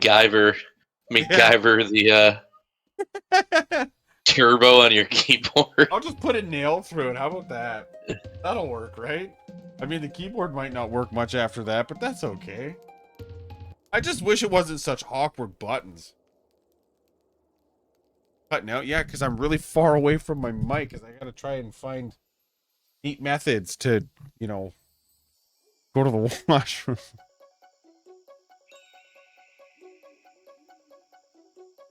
It's out with it. I'm going to the washroom. I'll be right back.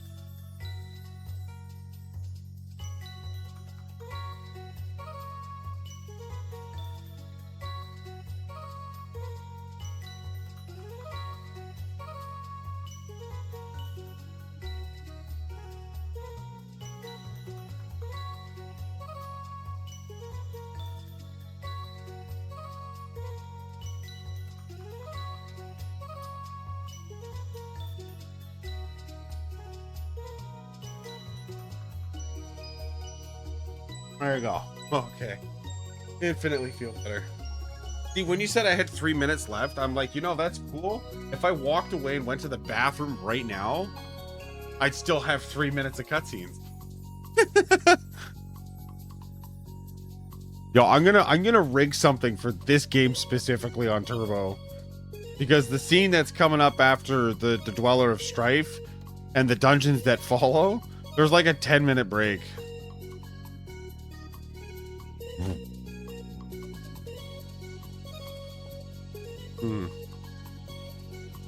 You know what I need? I need one of those birds that just like goes down and clicks. So this is the part where you find that Erlina and Brugaves are making deals with the Acolytes to cause a blood moon. But you'll note that just after this scene, is amazingly that cuts takes place. You remember this?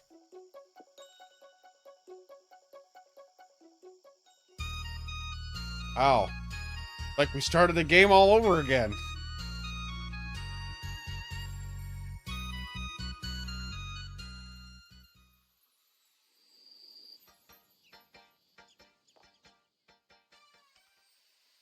Okay, on Clock Tower. Oh, I lied. Song Shroom Marsh for. Also, wise. I think it's to the messenger. I'm not too sure though.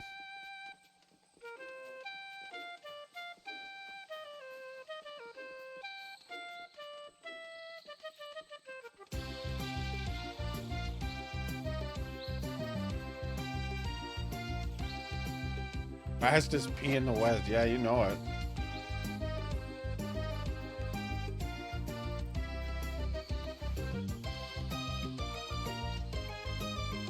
He'd run, yeah. Really had to go. I couldn't hold it anymore. It was a record, like almost 4 hours.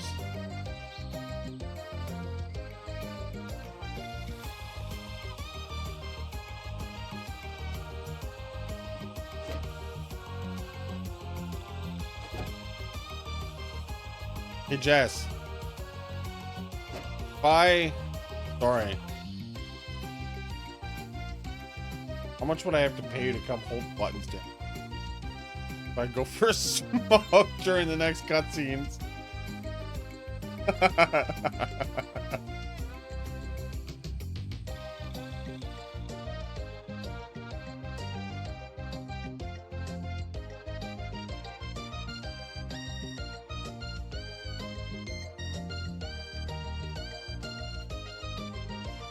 I don't mind.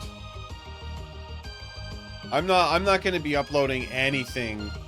I'm not going to be uploading anything TV related until the speedrun RRlat comes.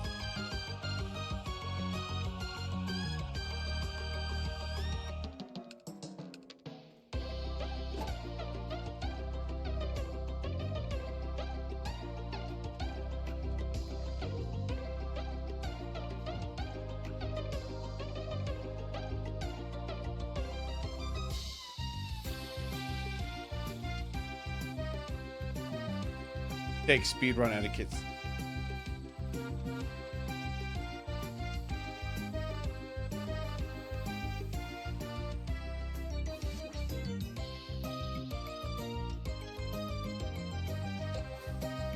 Wait, no, I gotta do this.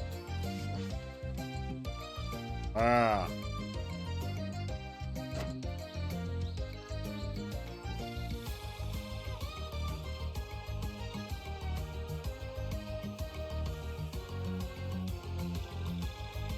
Oh, sweet. Okay, cool. So then that means that during the next major cutscene, I can go out and have a smoke. That is greatness defined. Love it. I think I have to go.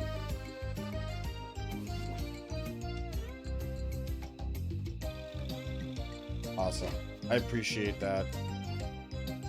Give me an opportunity to kind of stretch my legs a little. Yeah, it's not coming up for probably another 45 minutes. Like, at the least. Maybe an hour almost. It blows my mind that the world record is a 5:41. Granted, oh my god. He threw his balls at me. That's bullshit. Look, he's swinging.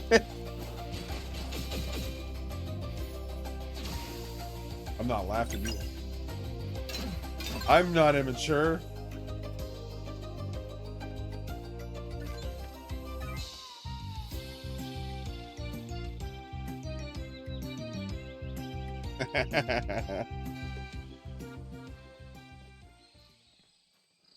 And then we get to meet Romaya's sister.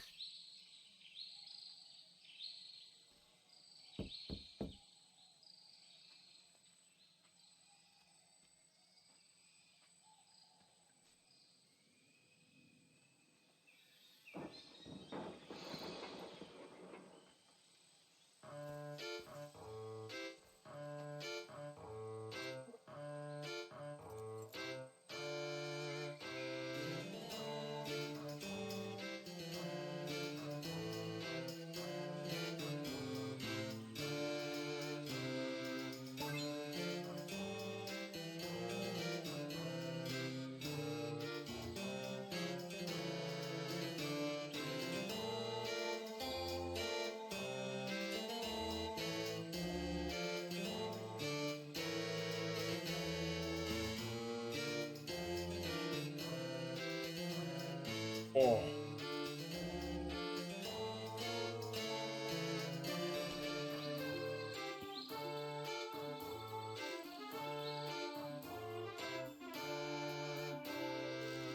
I totally forgot. I've said this twice now. I have 4 days off. Oh.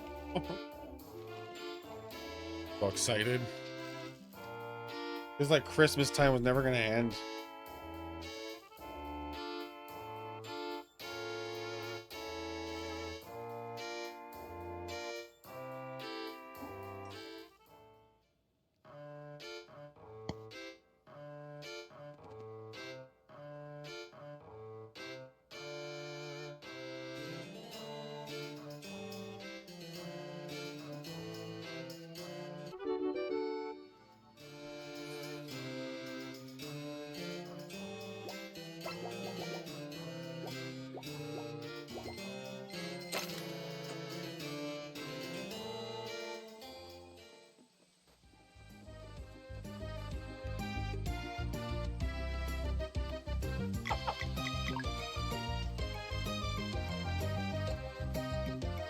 You know, I just realized something. The three sisters share names in a way. Yomara, Romaya. I don't know how I didn't realize that.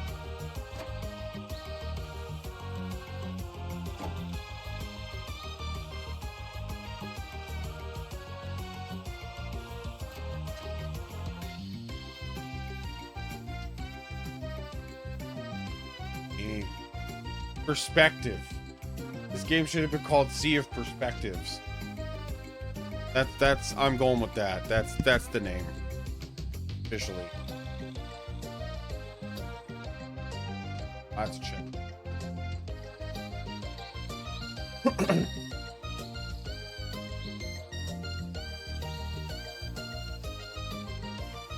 The perspectives are throwing me off.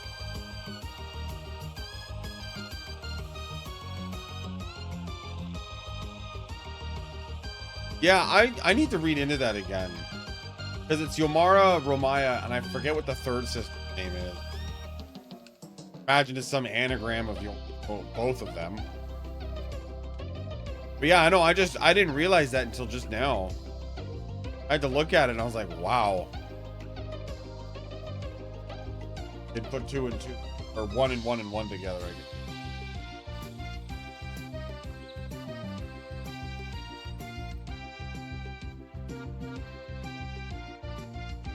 Getting close. I hate this stuff.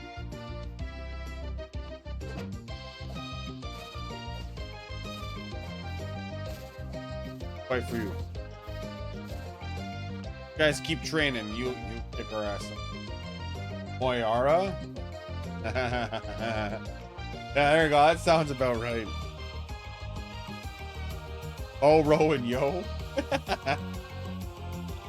Sounds about right. Oh, we're home free. Yep. Oh, God. Now, Clockwork Castle. I remember one time coming through here and nearly crapping my pants because there's a shortcut that you can take through the mountainside. You can open up now. I didn't know that it automatically opens up later in the game. I was actually legitimately going to forget because it's like a 15-minute loss. But I was very gracious.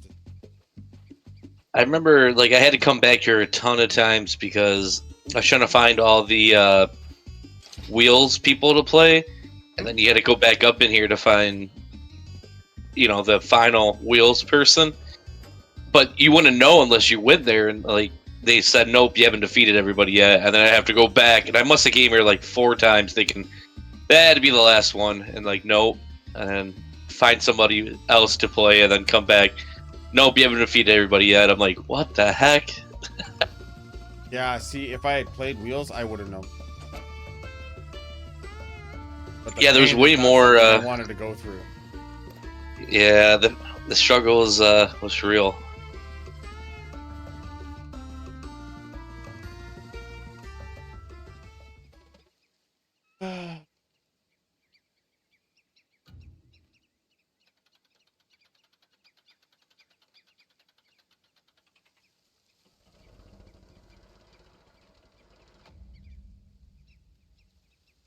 At least you get the shortcut back.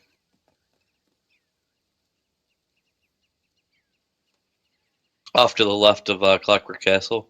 Takes Oh, you to the ship. yeah, Before no, you have the... that opens up automatically. You don't need to open it up. Yeah, but I feel like you do it could... for you later. I think it tells you that there's a shortcut. Probably. But like, if you didn't realize it, you might not even know that it was there.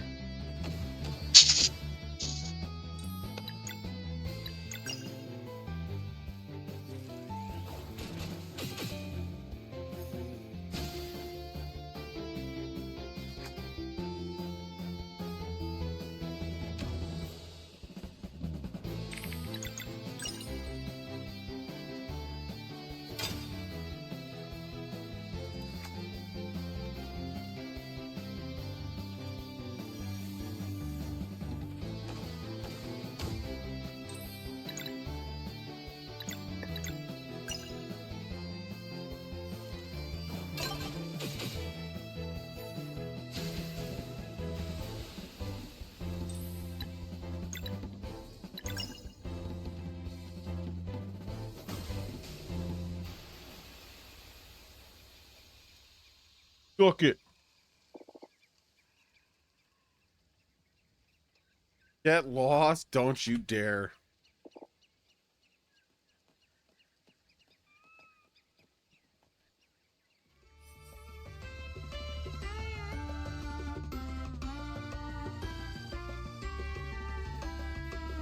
Oh man, this is dodge fest. I hate dodging the fights in this area. It's absolute ass. Oh come on, I got the grapple out of here.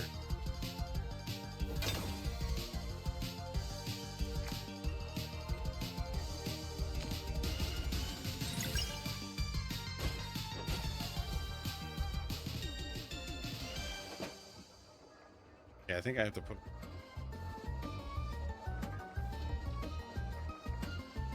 Right one? No.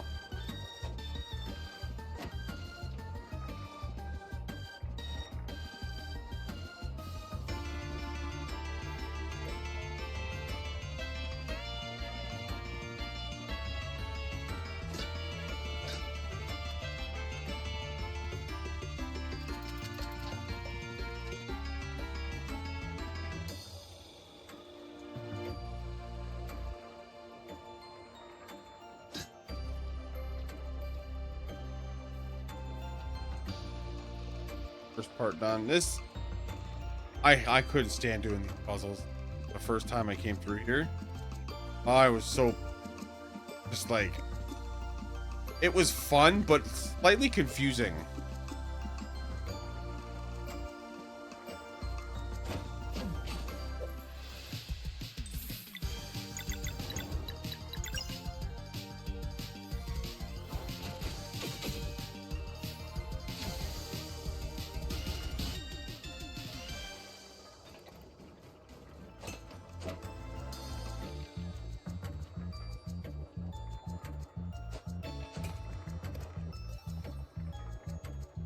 I think I just need to garden keep.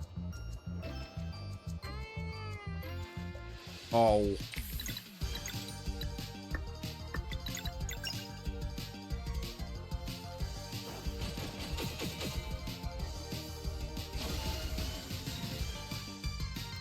I hate when puzzles are confusing. Man. Yeah.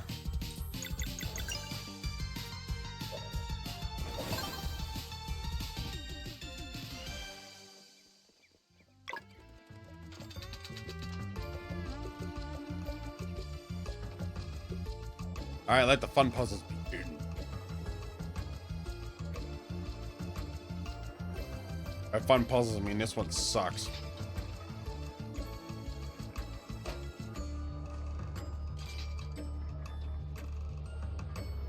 I think it's right side first.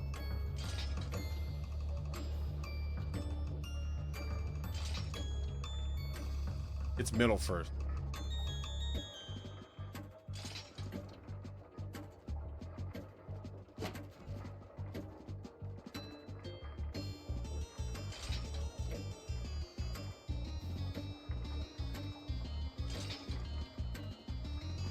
Been a little too preemptive on.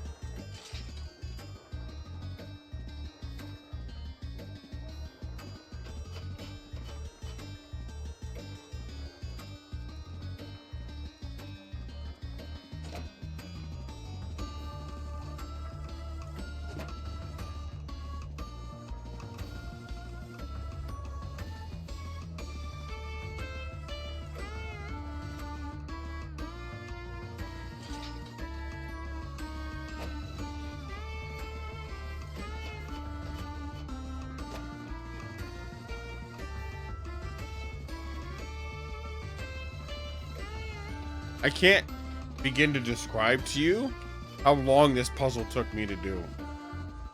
And I'm slightly ashamed of how long that number.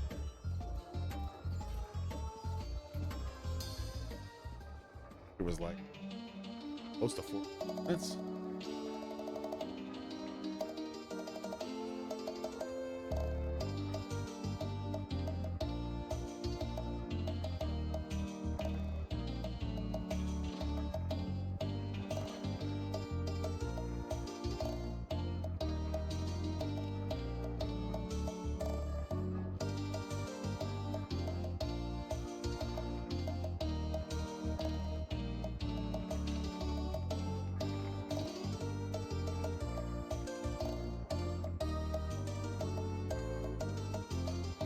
Ooh, can't wait.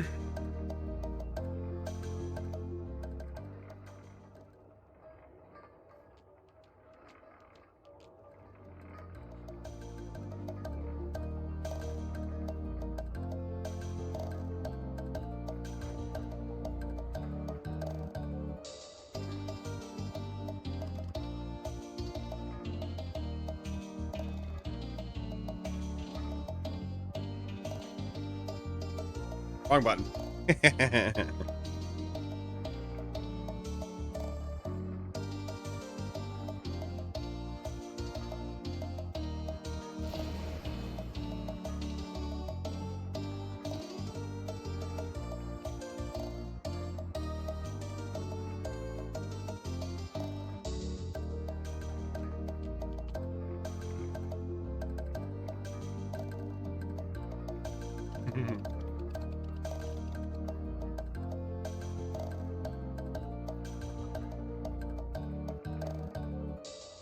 It's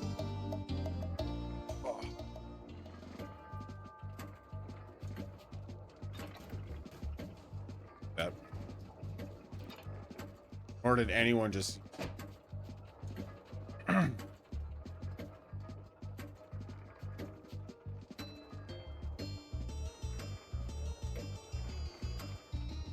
Okay.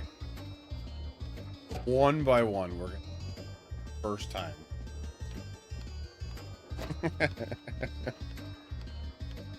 Oh man. That I am proposing that I only do morning runs on the weekend from.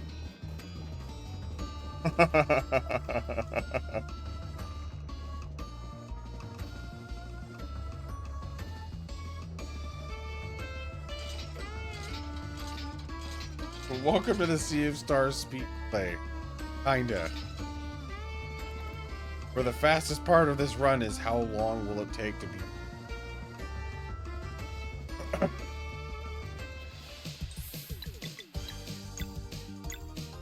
Truly though, a lot of the places that I spent a few weeks on practicing to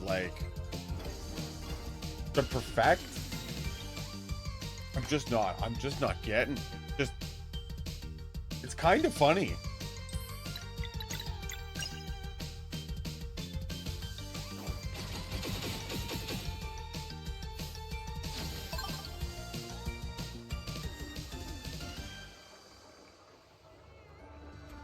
Oh.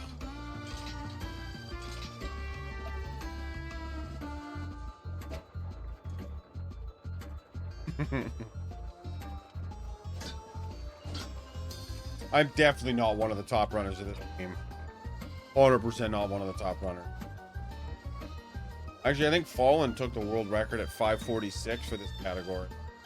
And then another runner just came in and it took off another 5 minutes. Quite the watch.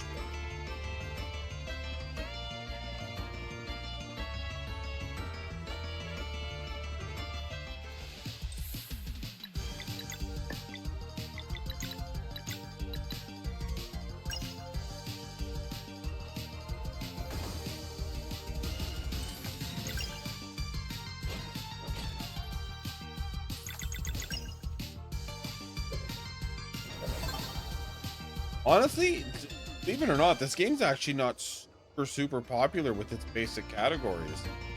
But everybody is looking at that, the Artful Gambit category. Everybody is. And for, obvious reasons. That people like the challenge.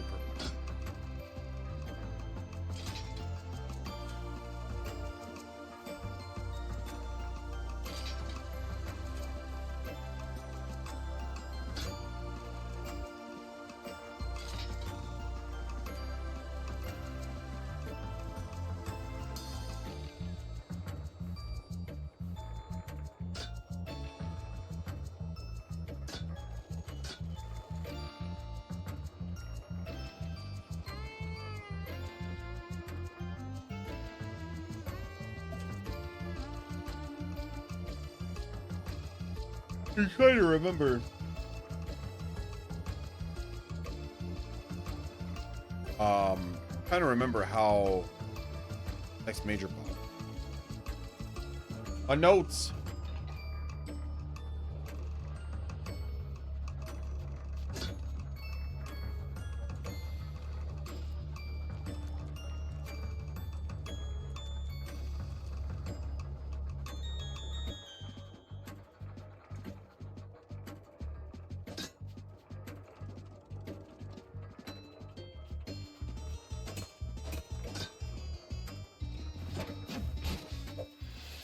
You're not allowed. I know.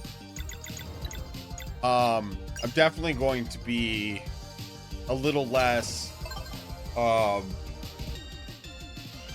open with my schedule next time. Be a little bit more specific when I come in for the if I get to run this again next year. Thank you for calling me out on it. I'm gonna be there's the major cutscene coming up where I'm gonna be taking a small break, but my wife's gonna come in and jam buttons for me so we can keep the run moving along for everybody. I think I did the right. We'll find out. I think you're alright. I think so too. Yep. You ever just be me and play with this? All right, we're Yeah, out the of that. 15th time I had to come up to this exact area. That's true. I forgot. You played Wheels. Oh, I feel bad. Should make a side category just for that. Yeah. Yeah, no, doctor, it's for me it's I literally went to work this morning and went out and absolutely obliterated my day. I mean, it's thanks to Trident Tail that, like, technically speaking, it's supposed to be Trident Tail right now. I was supposed to start at 11 o'clock this morning, but I could not get the time off work. So I said, all right, to hell with it. I'll go to work, we'll do this, and boom. So I literally got home at 3:58 Eastern Standard. I got home just on the button. So I basically got home, changed, had some technical issues, we jumped in, and that's what I've been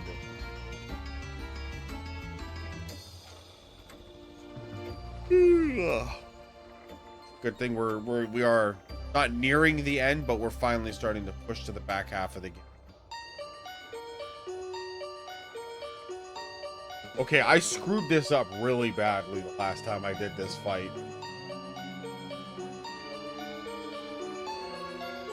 It's casually pushing something. Where are you guys going? Don't worry about it. Yeah. Just a giant worry rock. about it. We're not doing anything bad. What the hell are you looking over? We're just kids. Alright, Disorient 2. There's 2. Gumball 2, 1, and 3. Thank God I have free item on.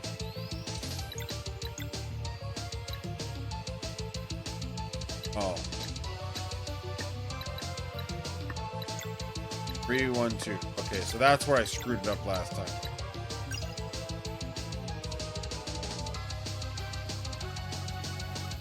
Or slam.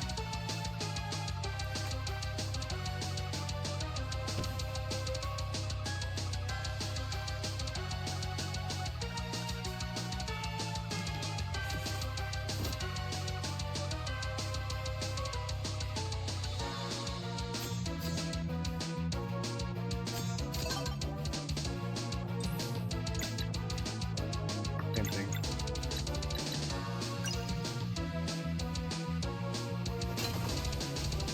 Died.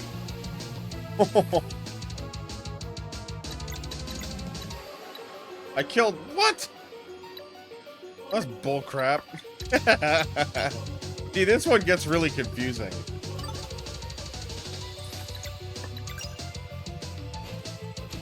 We're all dead anyway. That's alright. You're out. Yeah. So I was supposed to have 2 and 4 left, but instead I was left with 3 and 4. And they're on the opposite ends, and it's like, ah, shh. You know, if you would have never said anything, everyone would have been like, oh, that's exactly how it's supposed to go. It was 1 extra turn. That's all it came down to. Ooh. I got, yeah, so these are the next 3 bosses, then we're into SOS. That is exciting.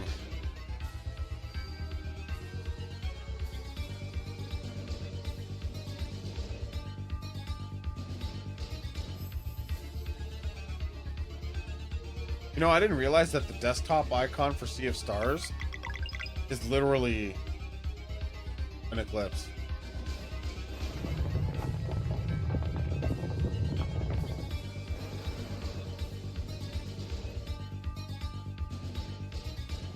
This fight was actually confusing the first time I did. I don't know if it was like that for you, but I didn't know what the hell I was.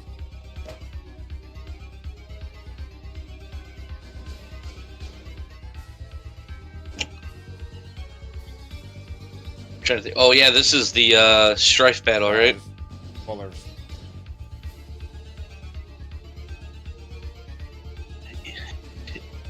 Yeah, I think I kind of got the clue. Well, yeah, because it kind of give you like the language on what you need to do and like power up the crystal. Because you realize you're not doing any damage to this thing. No.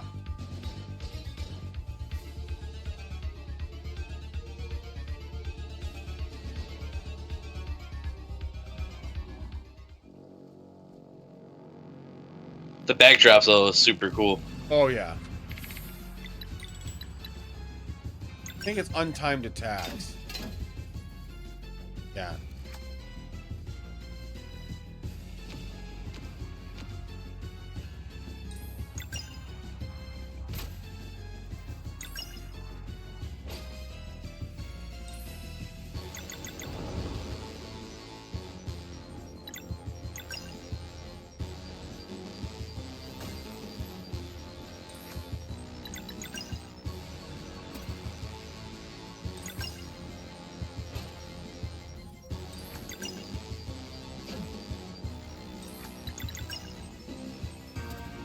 I think it's for every one live mana spent is one charge, right?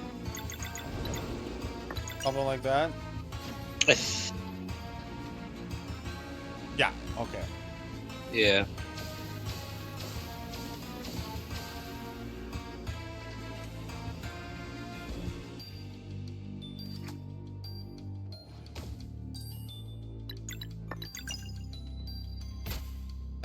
It's basically timed attacks. I do that 3 times.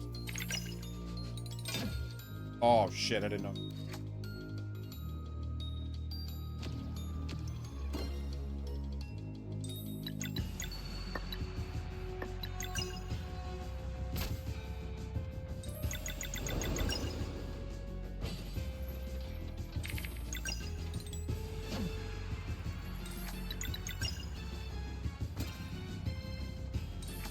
Use the eye from Legend of Men, fully grown. I never really got into the Legends. I think they're releasing a new one right now. Think.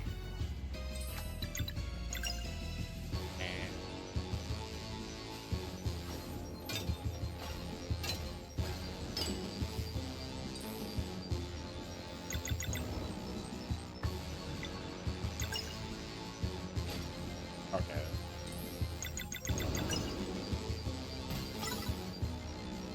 Oh, cool. God, she's not a. God damn it. Yeah. I just realized that. I'm like, no. It's not a solstice warrior, my friend. Whoops.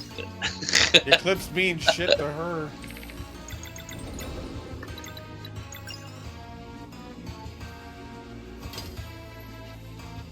That should be attack number 2. Yep.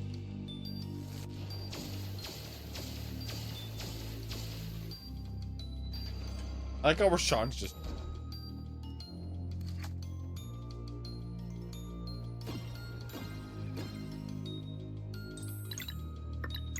Take 3.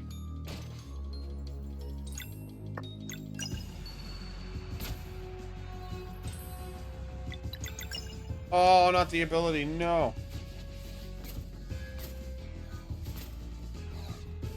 Not what I wanted to do.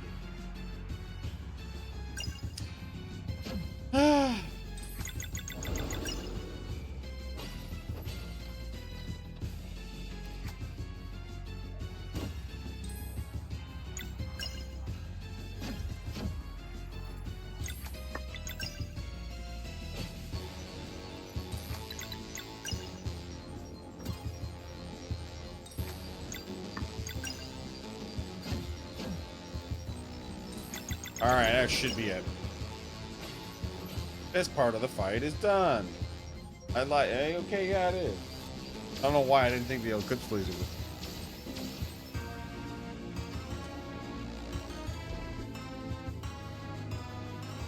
Pissed.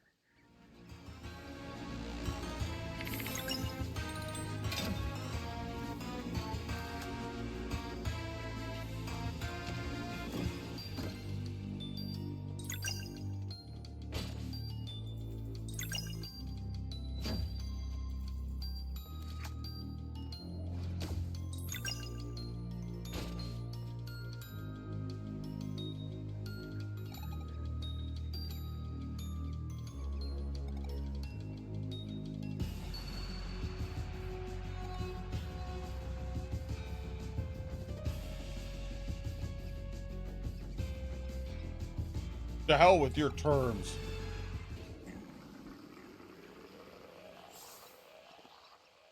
You fool. Really done it now. That's it.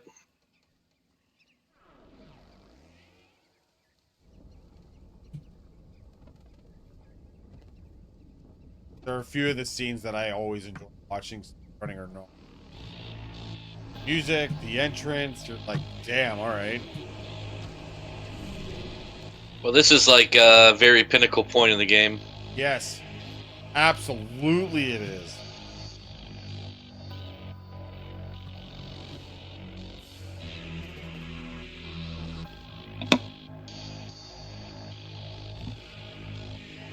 And the cutscene.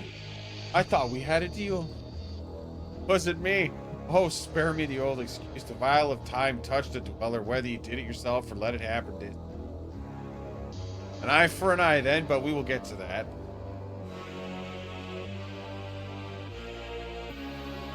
Dweller of strife.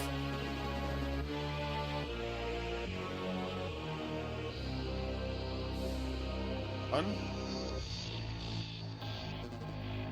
Honored that you remember me. How could you stay alive for so long? Surely you spent plenty of time outside of the castle. Necrophile.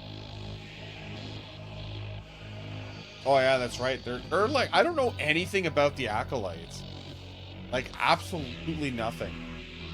I couldn't find any lore on them, or I didn't see anything about it. Maybe that's going to be part of the DLC. All the time. My sneaky suspicion that the acolytes are guardian gods who have given up, or solstice warriors who have given up. That was my thought. Because there's 4 of them, they're all combat trained, and they all effed off to the other side, right?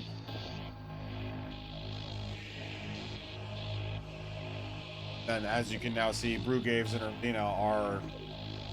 What is your wish?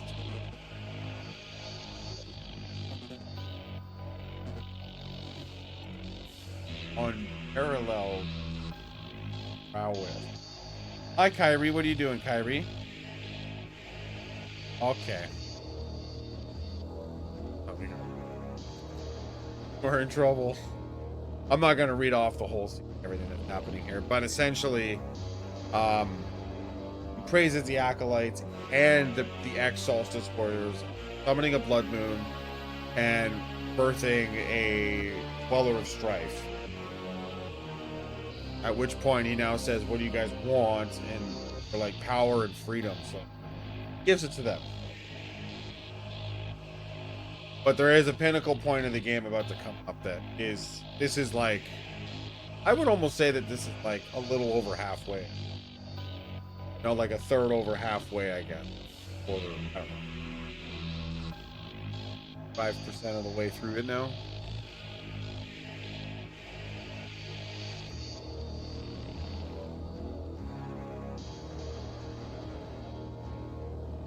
I think they just put the hashtag chair. You're close though. Yeah? Oh. So it depends on the battery. An eye for an eye then, Rashawn. Single hit, that's the deal. Why? Afraid they can't take more? Do your worst, you're nothing but a loser. Ah.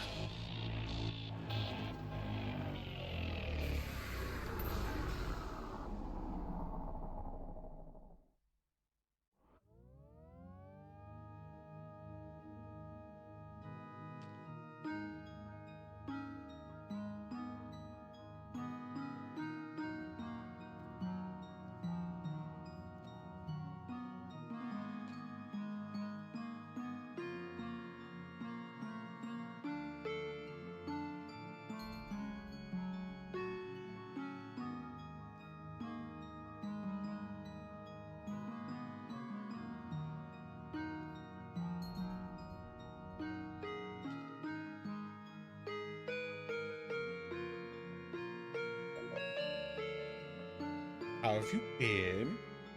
I love the interactions between these two. Because they are brothers, but they're so uniquely different. Obvious.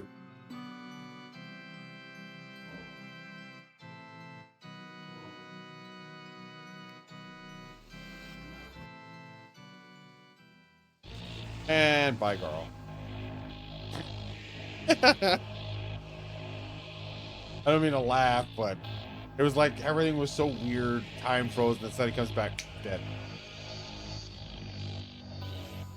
And I think this is yesterday's the day. Oh, made it. I was talking about. I can't remember who was talking about it, but like this kid just comes in and knows full well that the Solstice Warriors can take the hit. And Garl just didn't care. Oh, I was reading it through SteamCon. And Discord and all that. And it's like, you know, a lot of people don't really realize how Garl works as a character in this game, in the sense that he's doing this to do whatever he can to save his friends. He doesn't care that he can't take the hit. He's going to try anyways.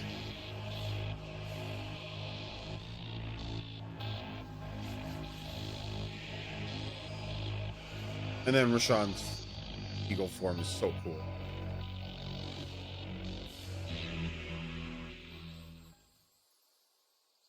Oh.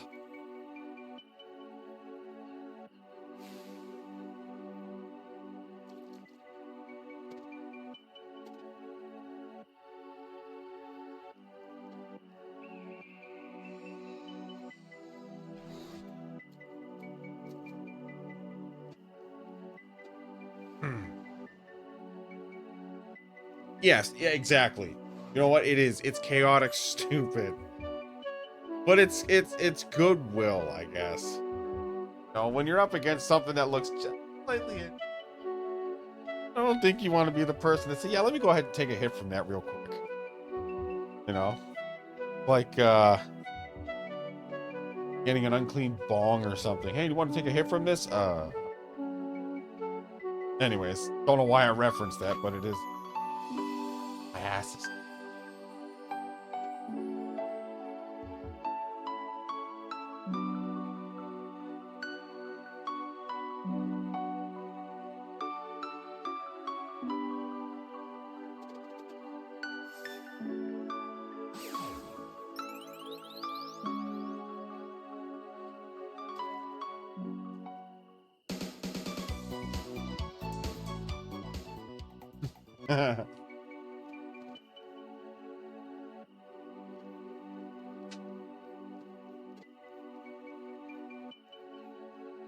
Hi.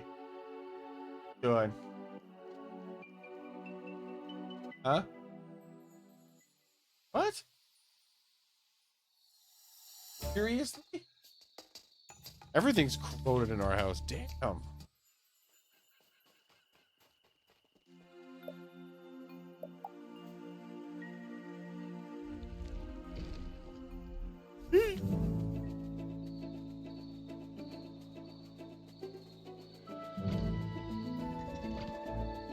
Not awkward at all.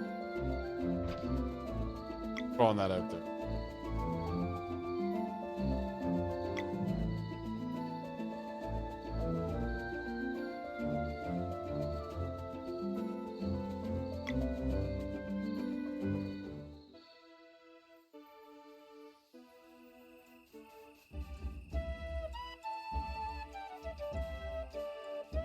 Pardon me?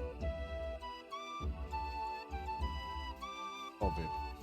I mean, it doesn't get used in such a long time, so kind of expected from.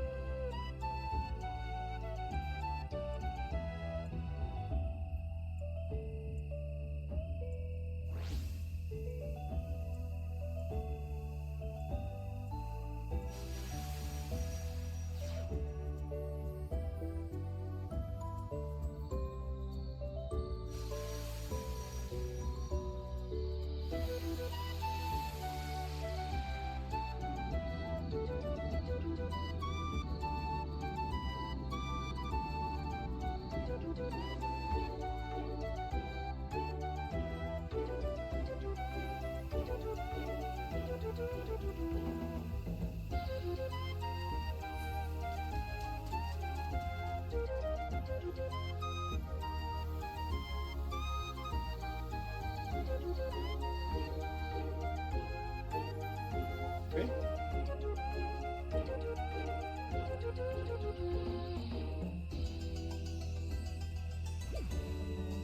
Oh, you gotta show me a cardboard.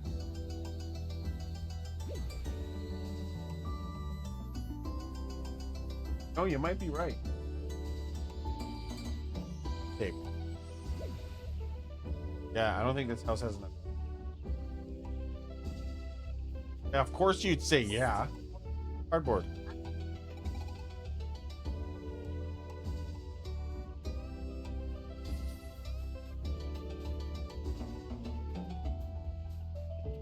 Now, we've got a few more areas before we finally hit up the final area. Exciting! So there's a little thing that happens here that I thought was really cool that they added into this game. So the Cloud Kingdom has people that are extraordinarily tall. Like just a little bit taller than the group that we have now. So I mean like they're just a bit taller, right? So with that in mind, they actually made it to where if the path was too small, they move for you walking. I'm sorry. That's cool. That is like such a cool, neat little feature. Oh, they're long, all right.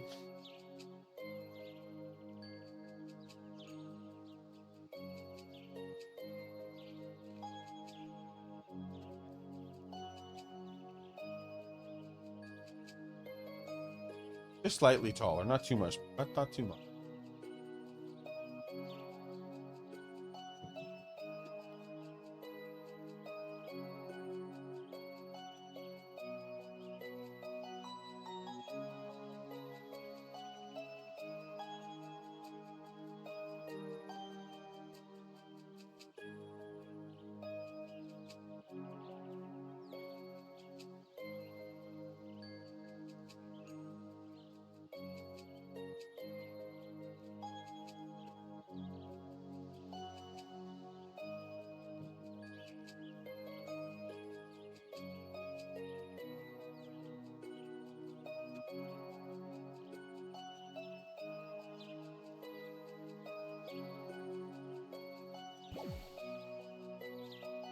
Okay.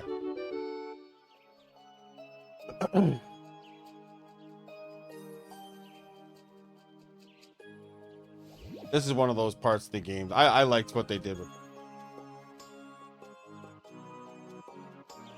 So we're basically on a quest as a group. Make the largest loaf of bread ever.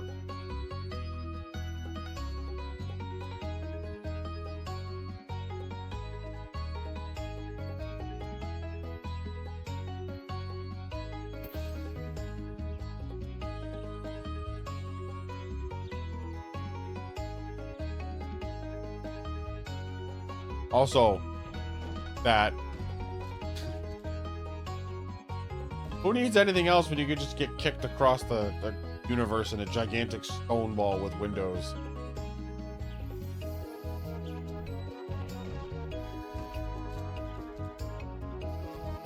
Give him a good old huffing.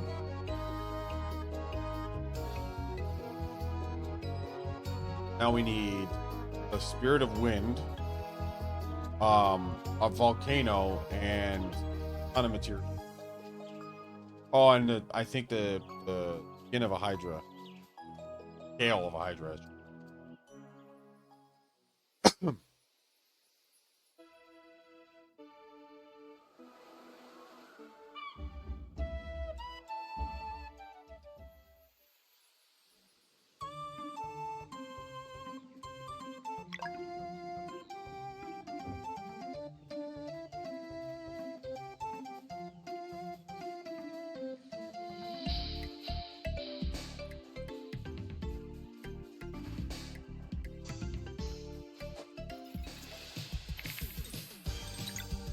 Okay, fine.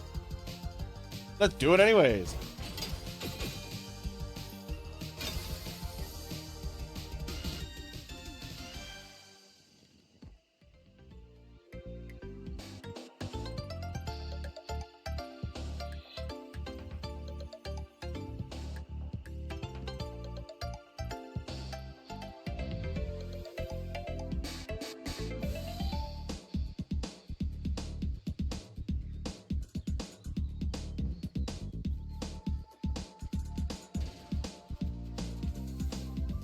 Oh, shit.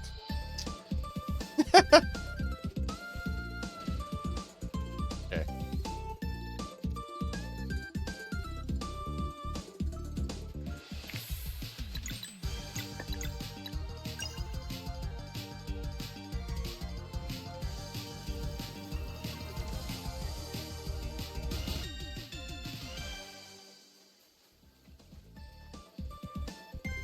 That's not.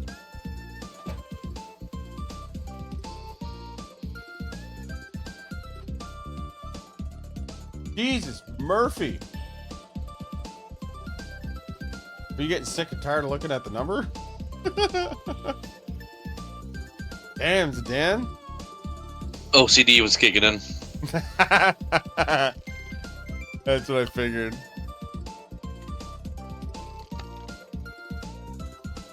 Well, damn.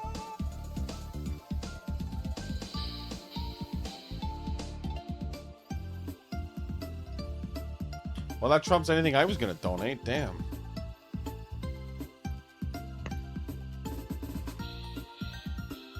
You're doing the run, my friend. I am. But I was going to make a hilarious bet. You still can.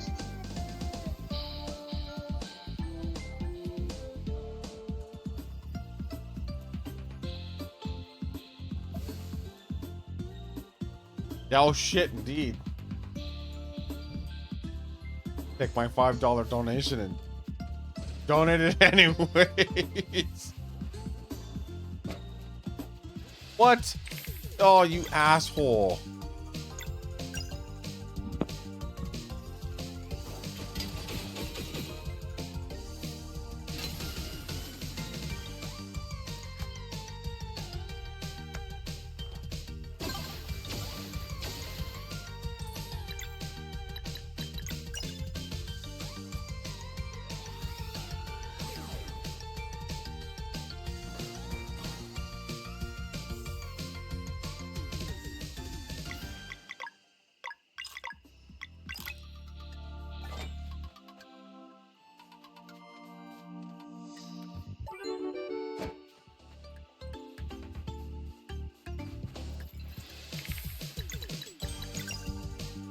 Oh, that's not what I wanted. You tell the fatigue's kicked in yet.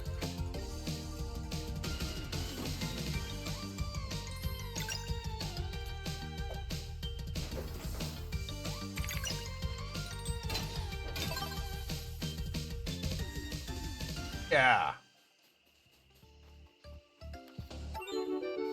Raids galore.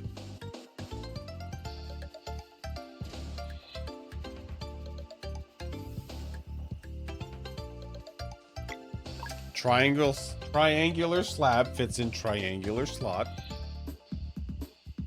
Like that one toy where everything fits in the square hole. You ever seen that, Zidane? That one commercial? Or video, No. I guess. I'm not sure. I was laughing at that. It's like the square circle was just big enough. Hey, thank you for the GLs. Thank you for the raid, too. Hope you're having a one. I am ever so slowly running. Or two and not to go. Although I've got the volcano down to a science, so that.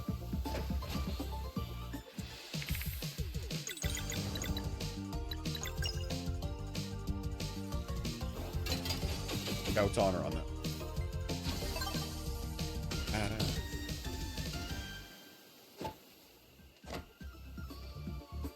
Hey.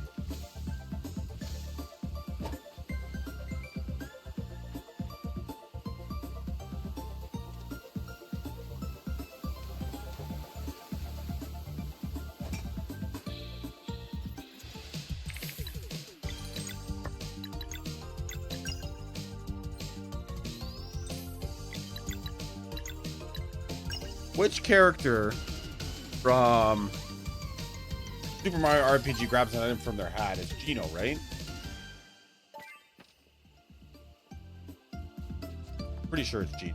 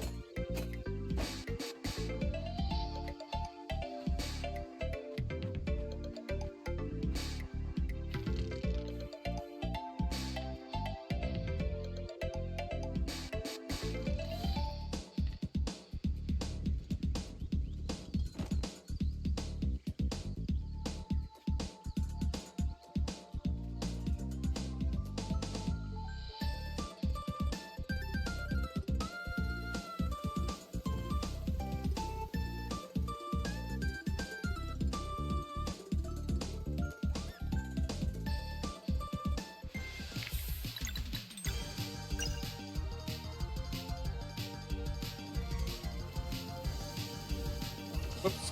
Not mean to not let that.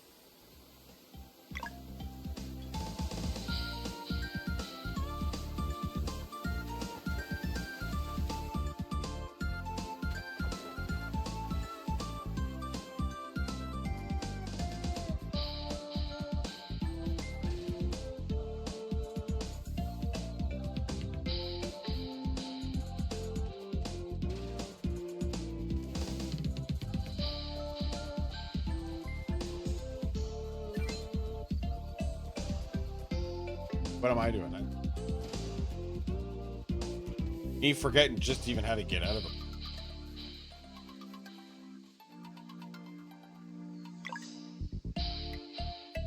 Okie doke. One more area left. Got scenes galore.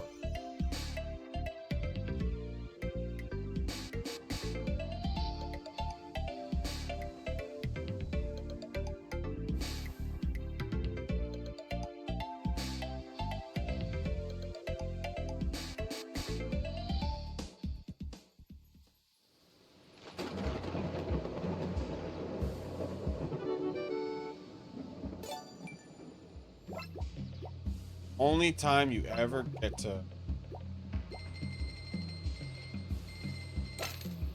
the first of 2 times you get to control Sarai. I wish they would allow you to be able to control Sarai the entire game. Wow.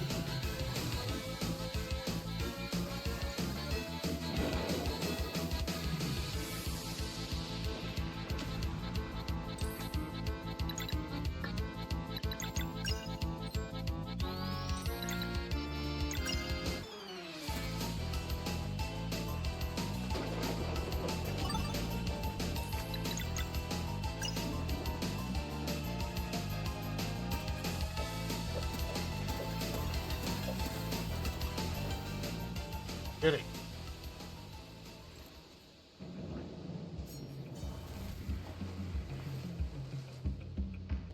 Good fight. I actually was. I was just trying to get up to Arcane Barrage. All right. Now one of my favorite, probably my third favorite song in this. I don't really actually have a list of which songs I like. I just like them all. And I list them so people go, oh, it's his third. Let's see what that is. Then who knows? Maybe it could be somebody's first. Oh. Face it, this song is bumping. Kind of like the SMRPG Volcano, if anyone remembers that one.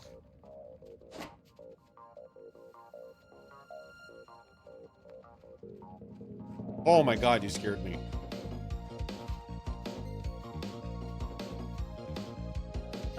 Right behind you. Behind you. Take some of that and let me show you how to use it. Making a cardboard cell phone.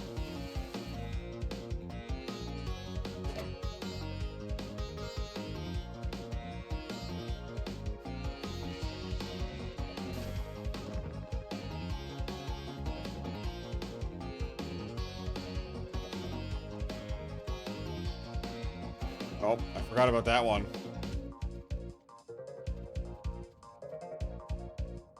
Yeah, it is. Mommy watching? I know she is. Go pop in and listen. Yeah, it's the volcano. That song. Huh? Great. Hurt your mom.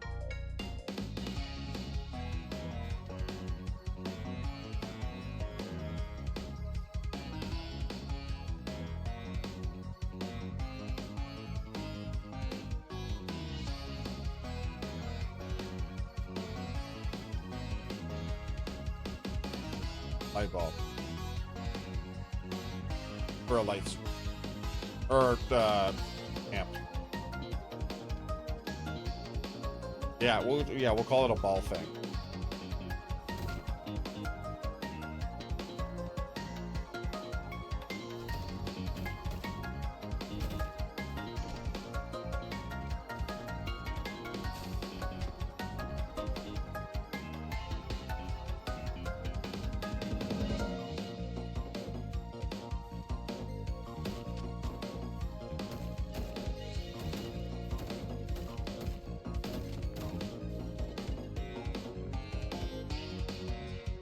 Kudos to anyone who had that.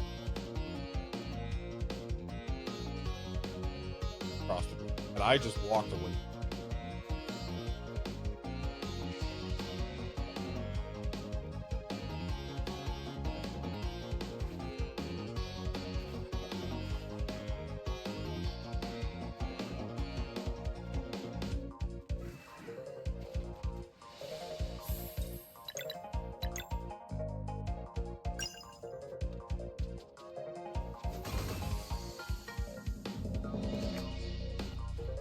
So this is one of those fights where I can Moonerang off the hop. But no, it's actually just say go for broke.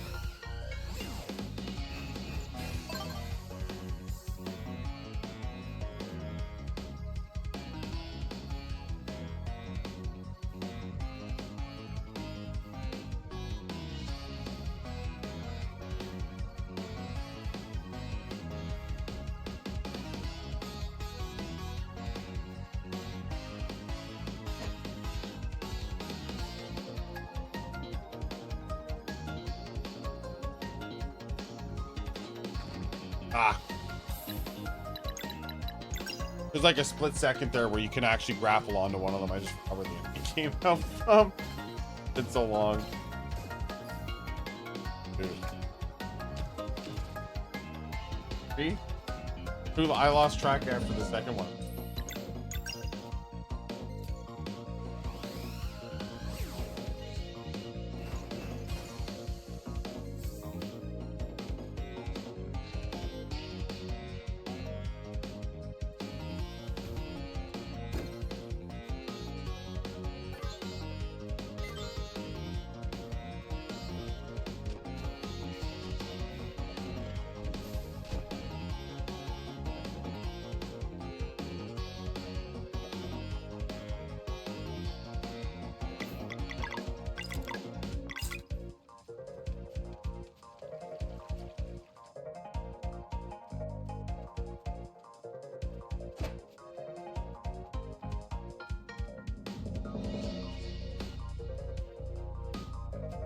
Now we're approaching.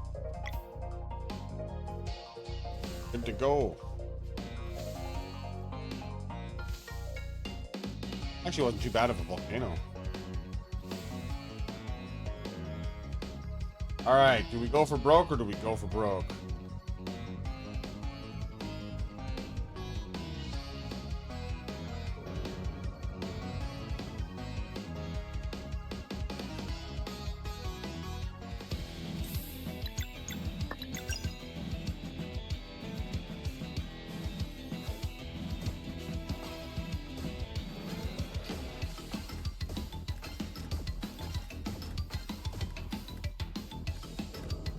Getting it too soon.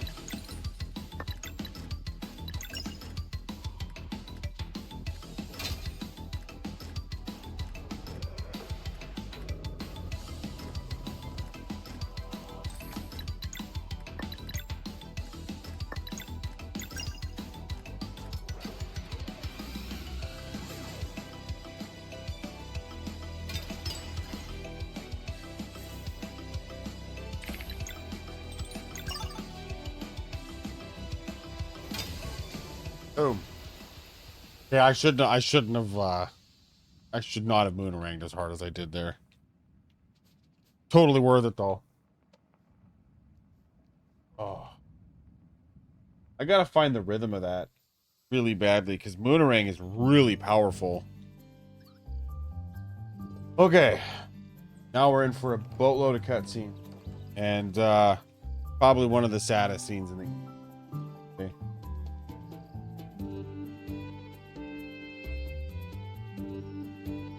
And some ads. Can't forget the ads.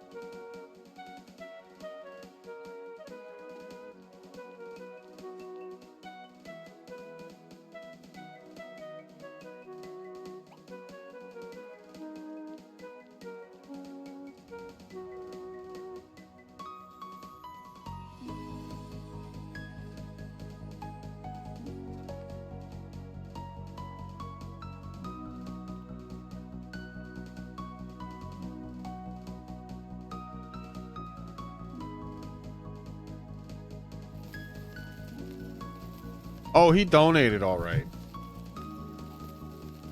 His OCD kicked in. He needed to fix the numbers. He's also in Discord with me.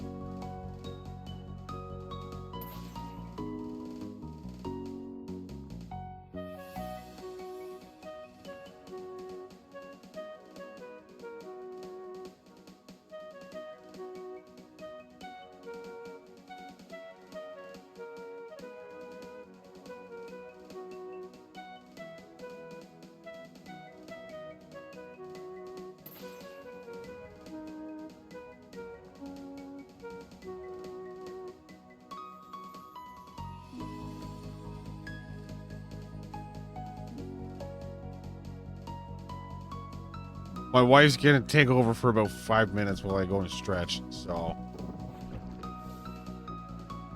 Let's talk.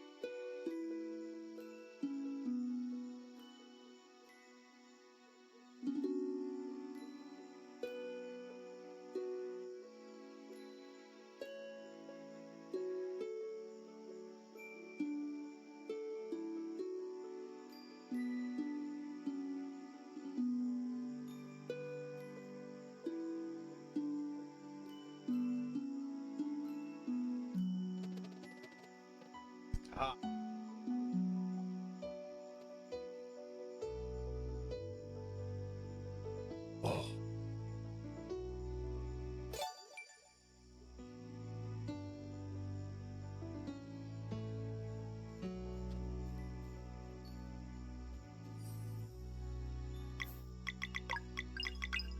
So for anyone that may not have caught that, um,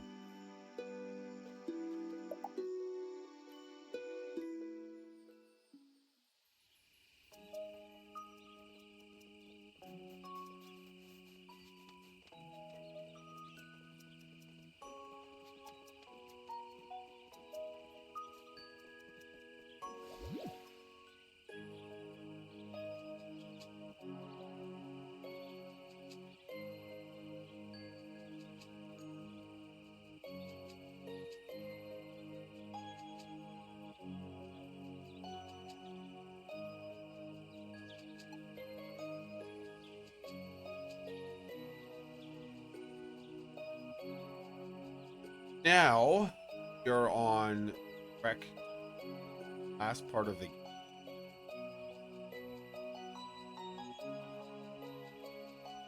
literally heading to the and probably one of the cool cutscenes in a game, in my opinion. First time I did this, I didn't know what was going on.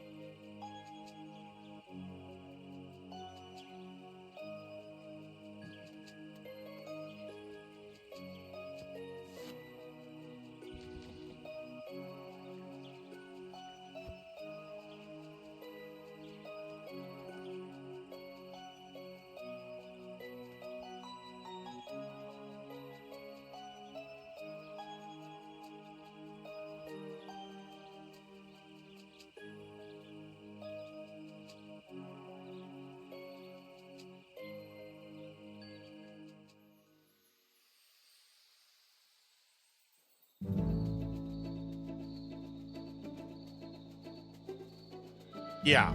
So currently right now, there's the new game plus category is much faster. Any percent new game category, just simply based on the fact that you start the game with all of your.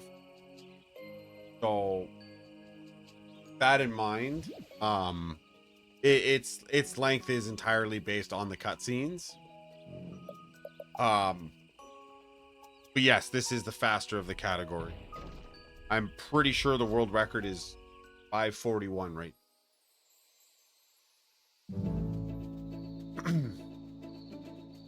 Which is insane. The two runners that got it under 6 hours. I think there's two runners that are hours right. Blows my mind. It's just they're absolutely incredible runners. But yeah, you're welcome. And there's gonna be a speedrun relic that's gonna be coming out soon. Whenever Sabotage decides to add it into the game. And it's going to cut the entire tutorial out, which is an extra 15 minutes. So subtract the 15 minutes, and I'd say this is about a 5.5 hour run. But there's certain cutscenes that I'm watching because you can't pass up on them. So cool.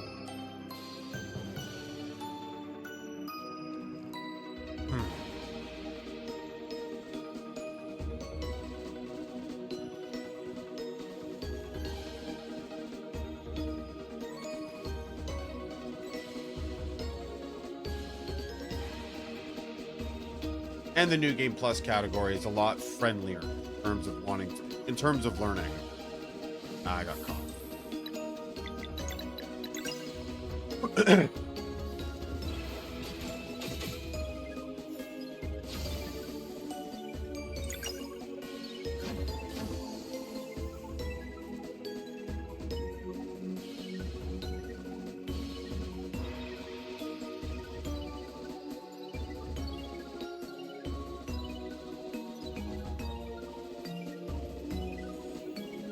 So welcome to arguably the coolest scene in the game.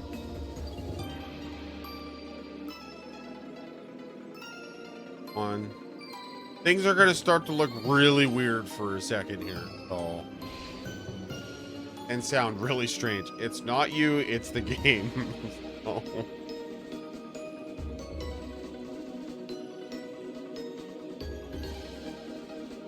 would miss one.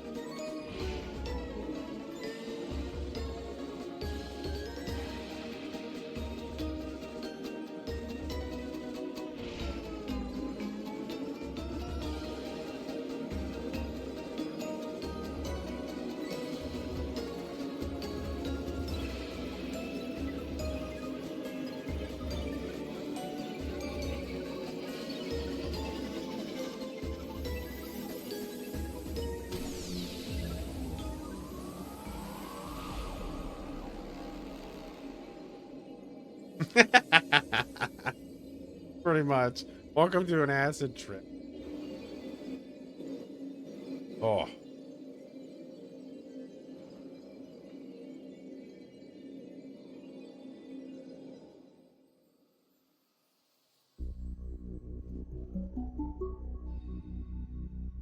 But in my honest opinion, it is probably one of my favorite parts of the year. So we're pretty much in the final stretch at this point.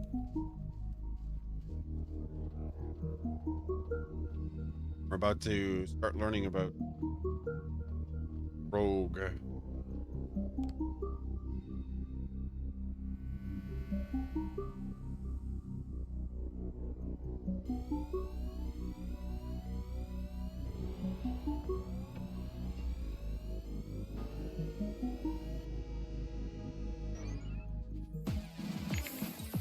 And the music is officially changed as well.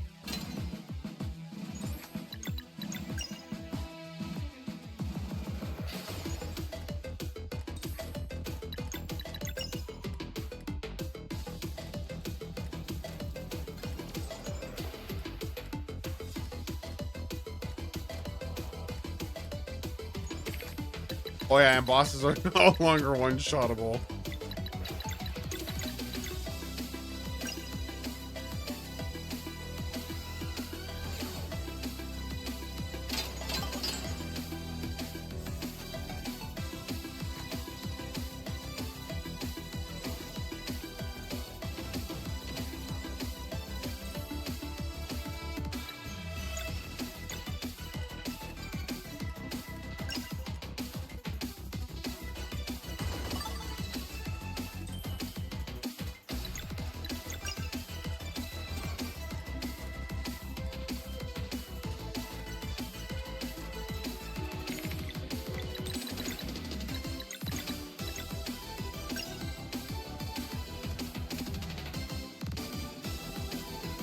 Yes, that's the other thing. If you're like me and you want to enjoy the music on your own time, the entire soundtrack, Pirate, the Solace, Lunar, and Pirate version are all on Spotify now.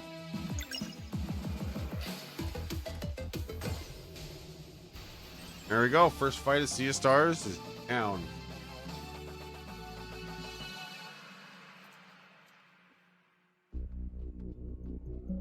Now we learn about Sarai.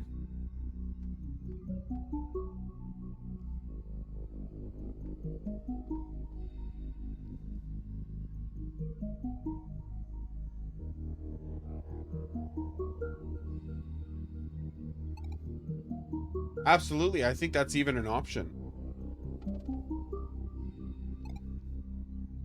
So Sarai's a robot. Put it.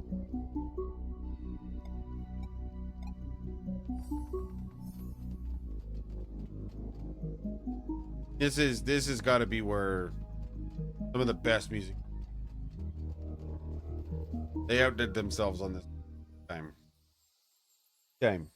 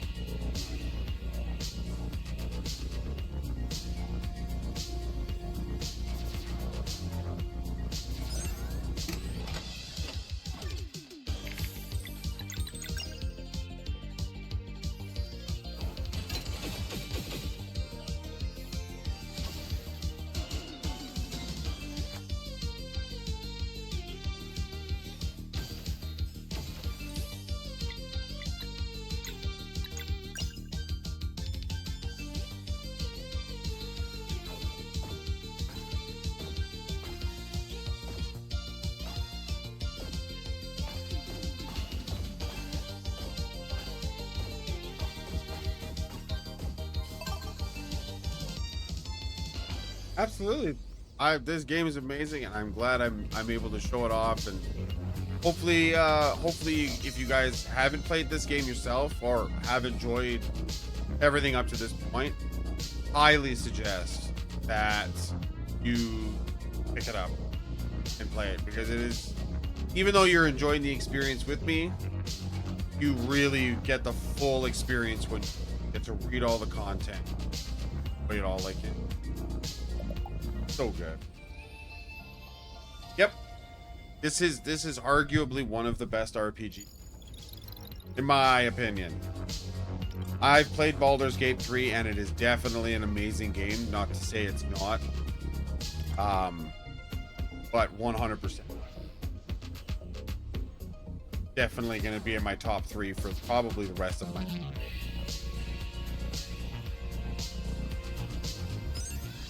Shit.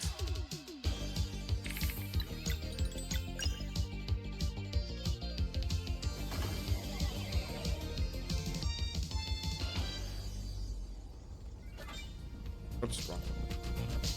I didn't want the chicken. Yep. It just, it was, somebody said it earlier, it just hits every single node of happiness that comes out of it, out of an RPG. And it just goes to show you that it just, a little bit of time, a little bit of money, and a little bit of effort, and man, does it go a long way. Because the Kickstarter started in what, 2018, I want to say? I think it was 2018 or early 2019 that it kicked in. Oh man, I'm not having any luck with these. Nope. Nope. The worst. So it took them almost 5 years. Almost 5 years for them to get this up and running, and it was worth it. You know, when they finally gave us a release date, the smile could not be contained on my face.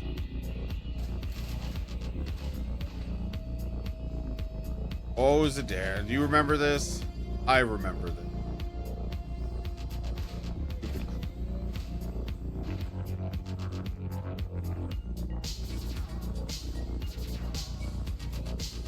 Plus, the music up in this area is such a banger. All of it is. Like, it's got a solid 80s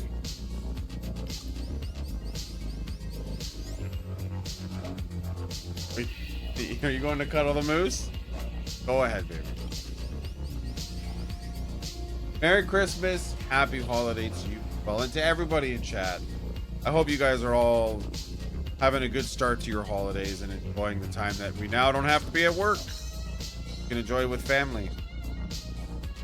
I'm happy that I get to start my entire holiday season, not only with you guys, but with one of my favorite games. Warms my heart. Not gonna lie, I've been waiting for this date for a bit now. Not because of, you know, being able to play and enjoy my favorite game, but because I don't have to work. I know some people work the holidays, and kudos to them. But I also feel for them.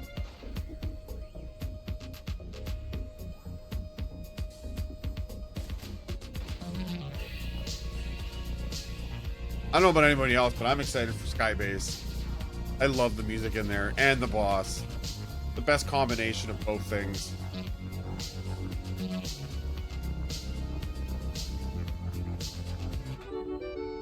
Didn't need those. Or that. I did it wrong. Can't puzzle.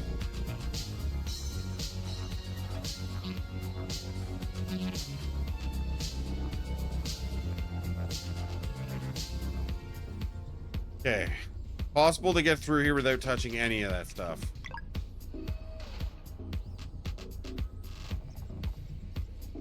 No!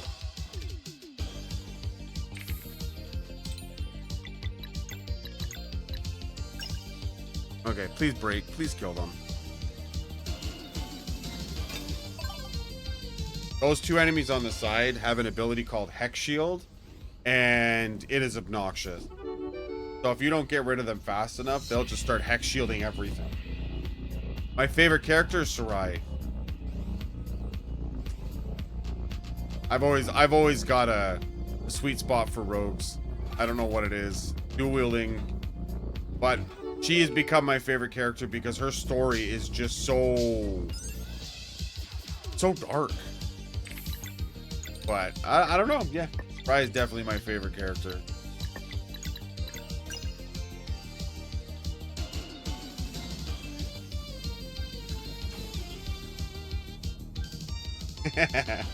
It is. It's.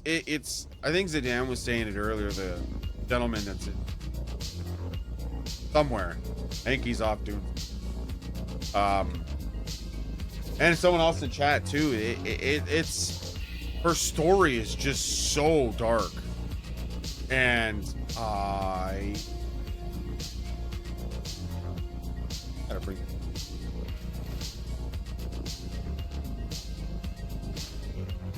I think I have to go back to them.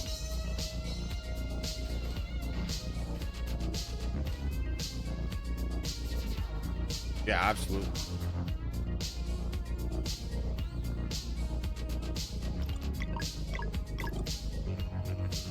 All right, now we can put the batteries in and get the heck out of here. Yeah, we're coming up to, I wouldn't say we're coming up to the end of the game shortly. I'd say about another hour. Huh?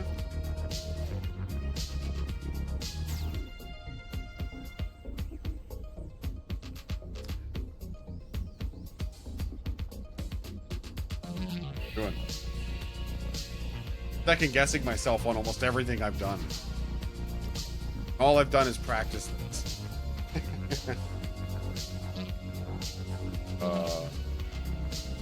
Actually, I don't need this.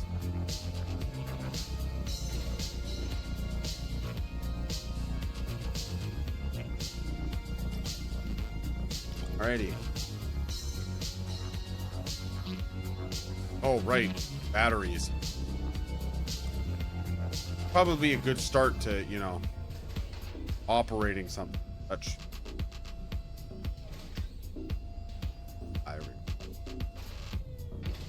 Nailed it.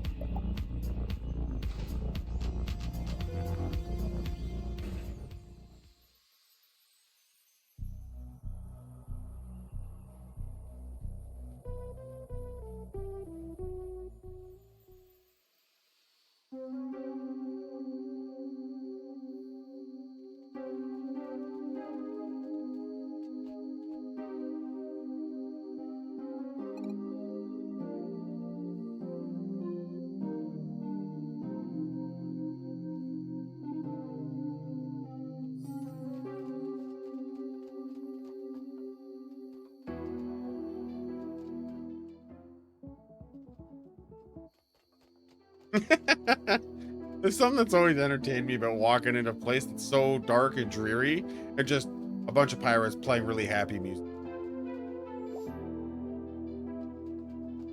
Armor, this one.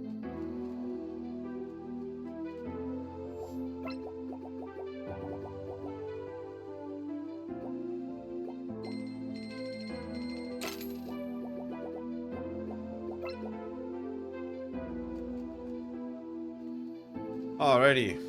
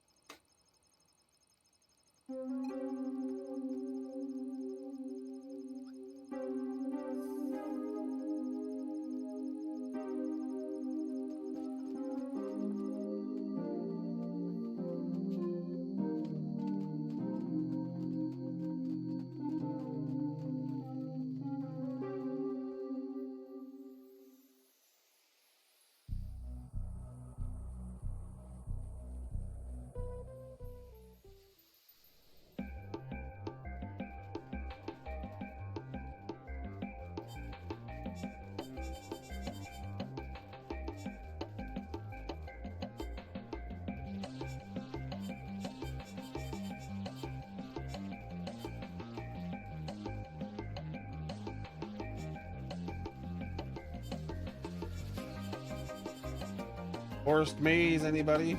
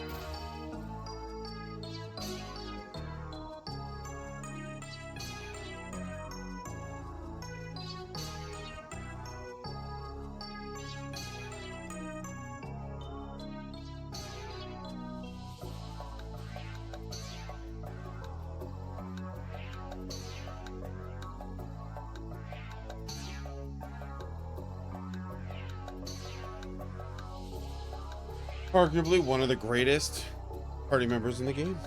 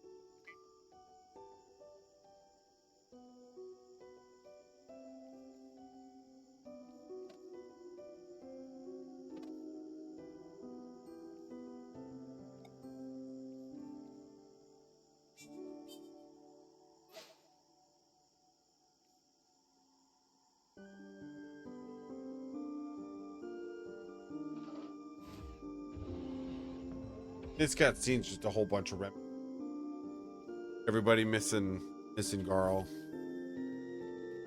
into a dark, creepy ass space.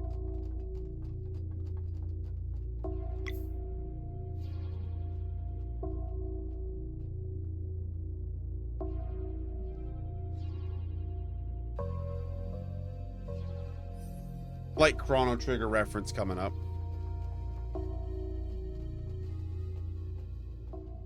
Chrono Cross.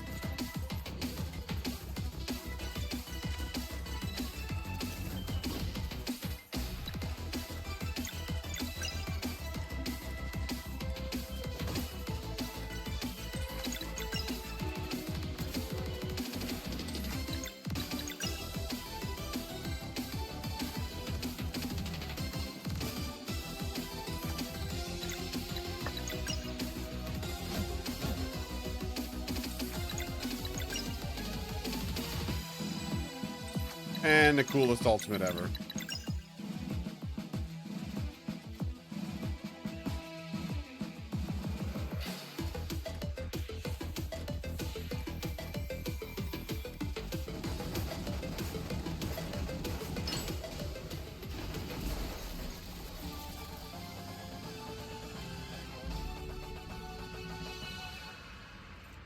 And you know, freakiest.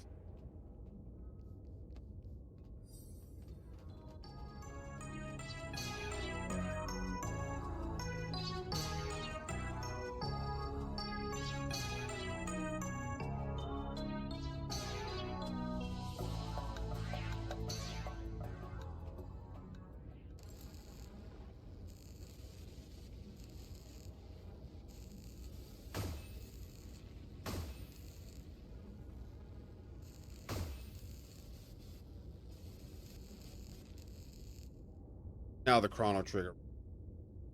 Just in the music though. Yes.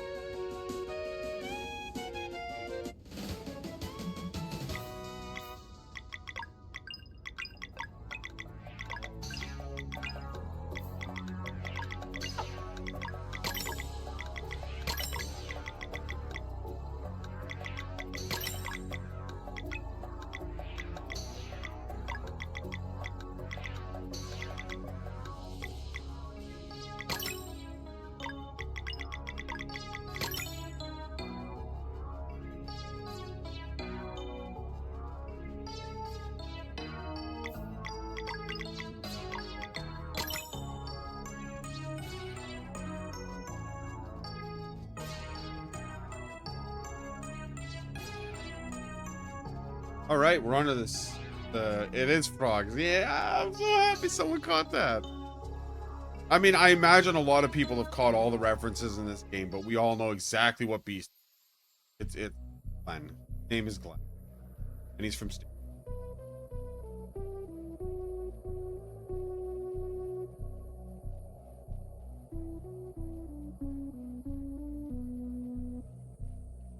Here we go.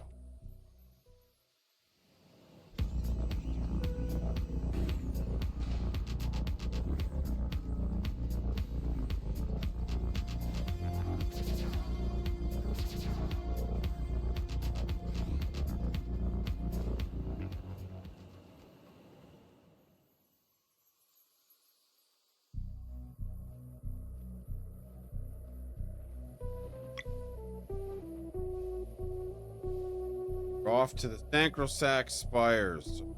Here and Sky Base.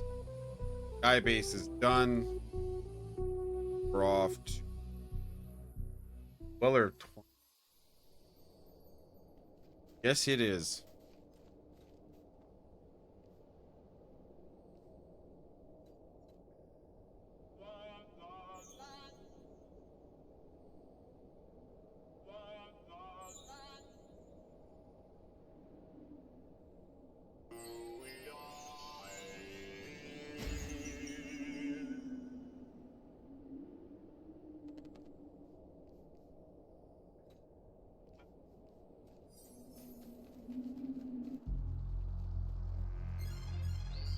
And now Daffy Duck makes.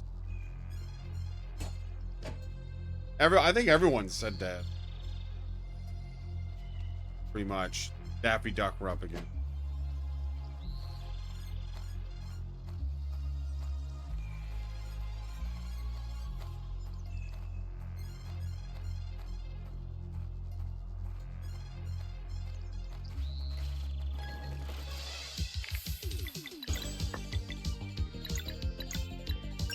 I have no.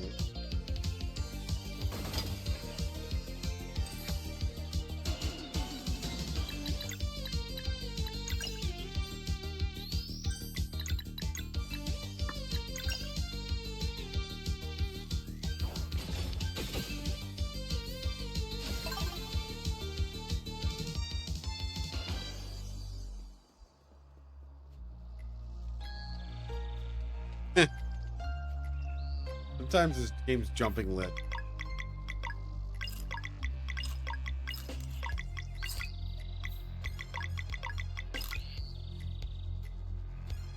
Probably should have stocked up a little bit.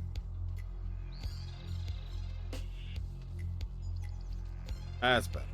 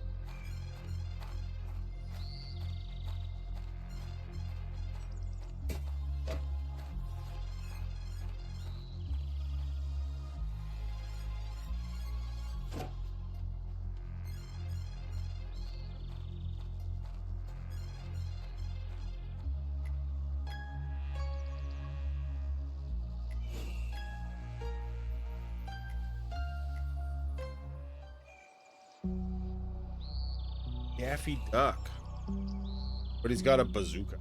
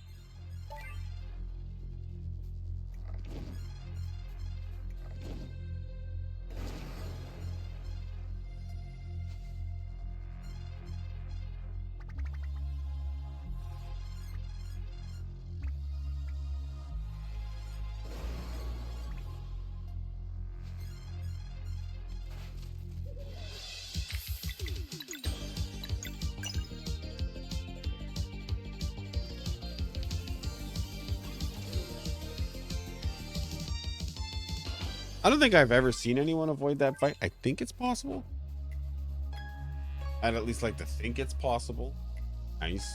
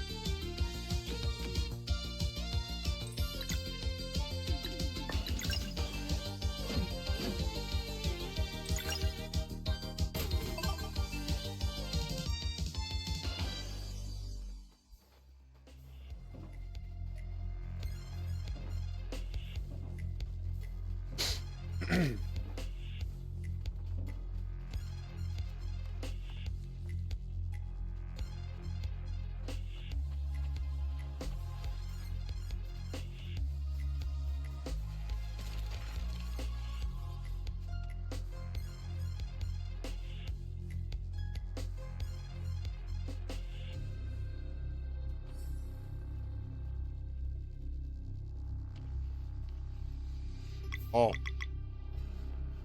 for you guys.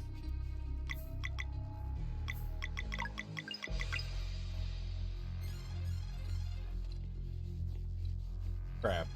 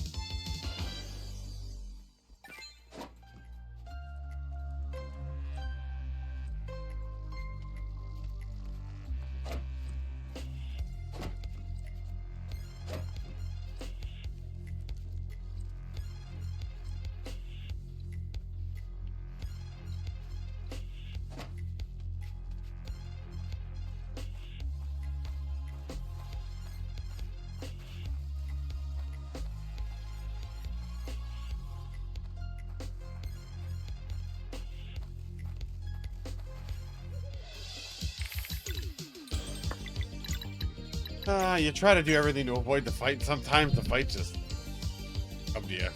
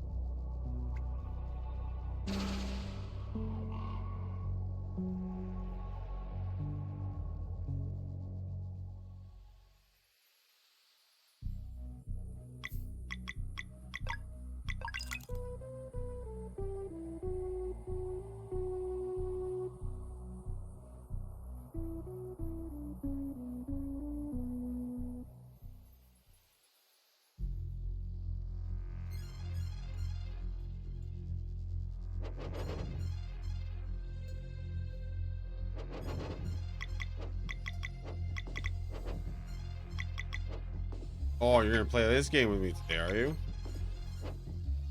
I hate this.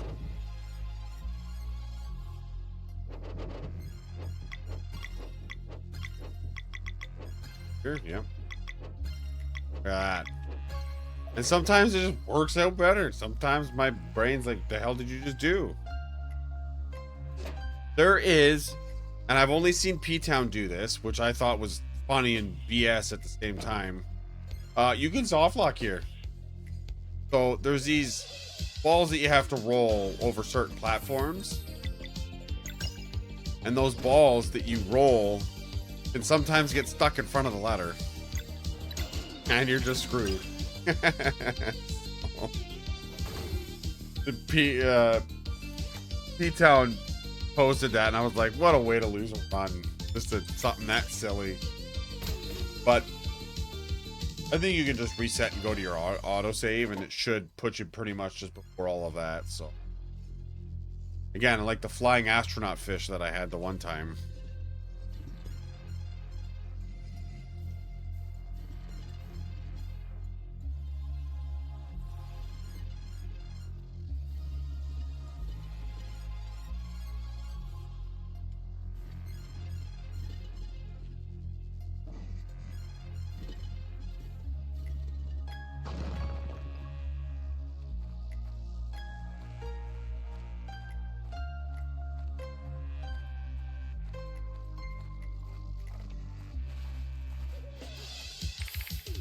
It would have been, but that SOB was not having it. He's like, "You're trying to catch me? No, I'm just gonna go fly out into space." And he would just sit there. You'd just be standing there like, I was in complete shock. I'm sitting there going like, no way did I just lose a run to something this ridiculous. So I'm sitting there looking, and I'm like, God, this actually happened. I think I needed to go down that way. I think I need that switch.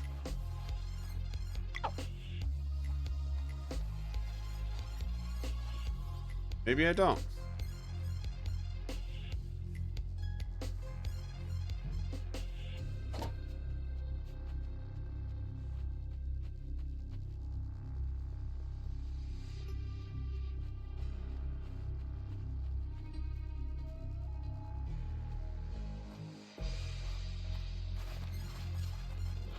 Yeah, definitely didn't need that.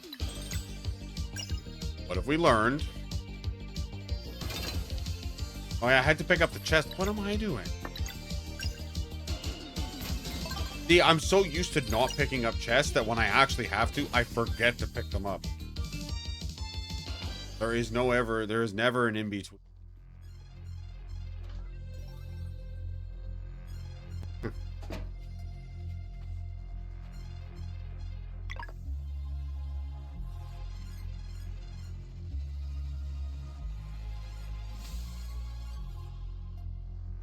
There, now we're good.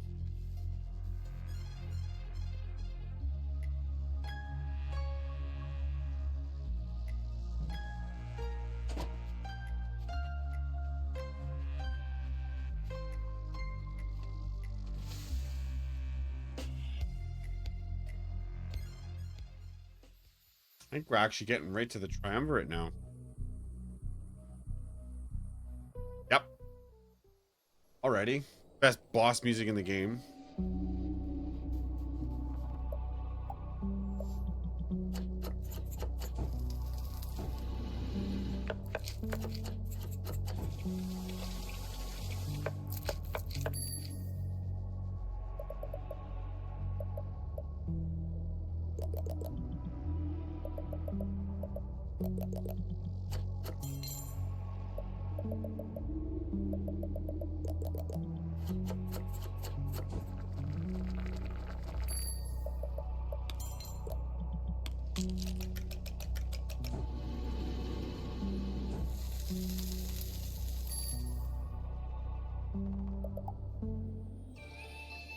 Alrighty. Let's go kick some bird ass, shall we?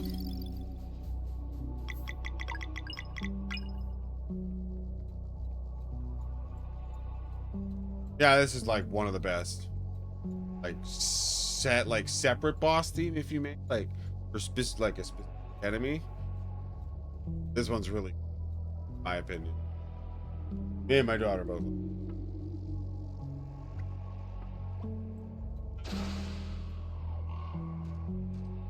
Let's go.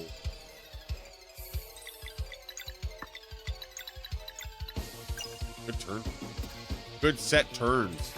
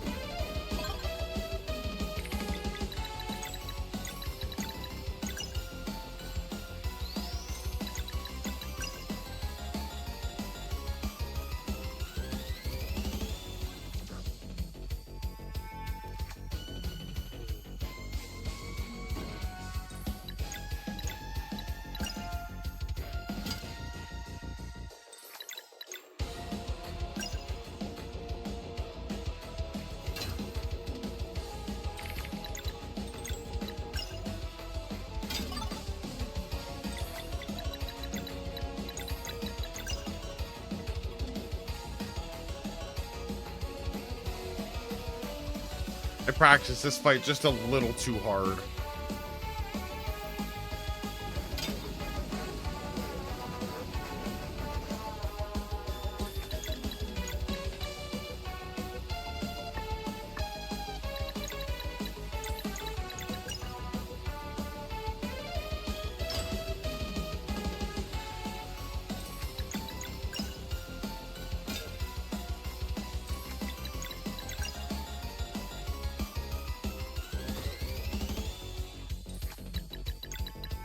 I don't know. Who's not gonna get a turn anyways?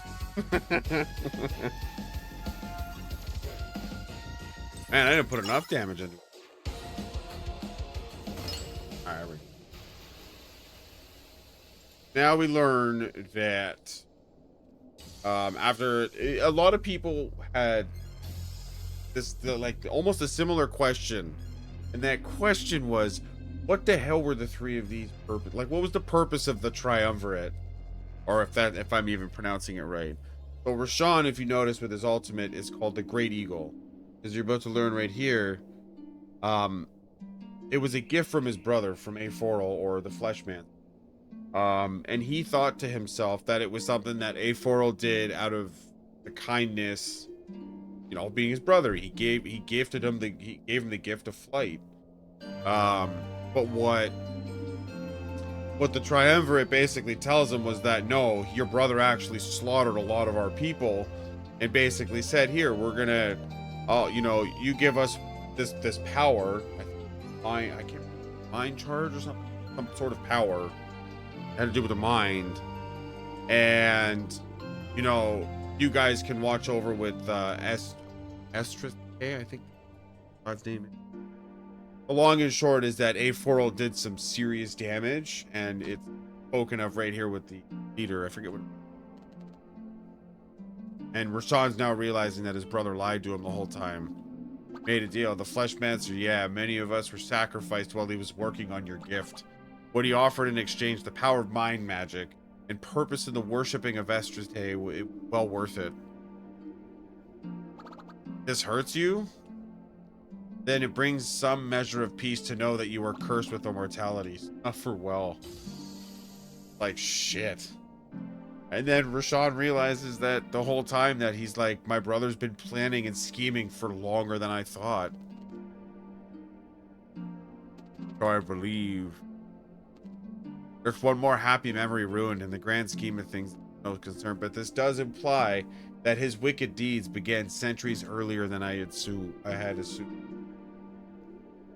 So he's now just coming into the realization that his brother's an actual dick. And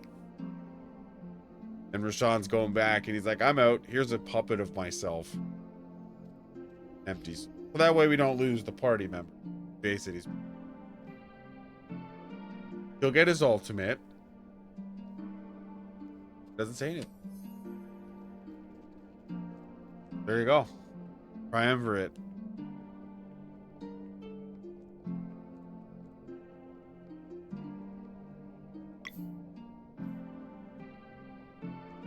I'm actually quite surprised it didn't burn through nearly as much MP.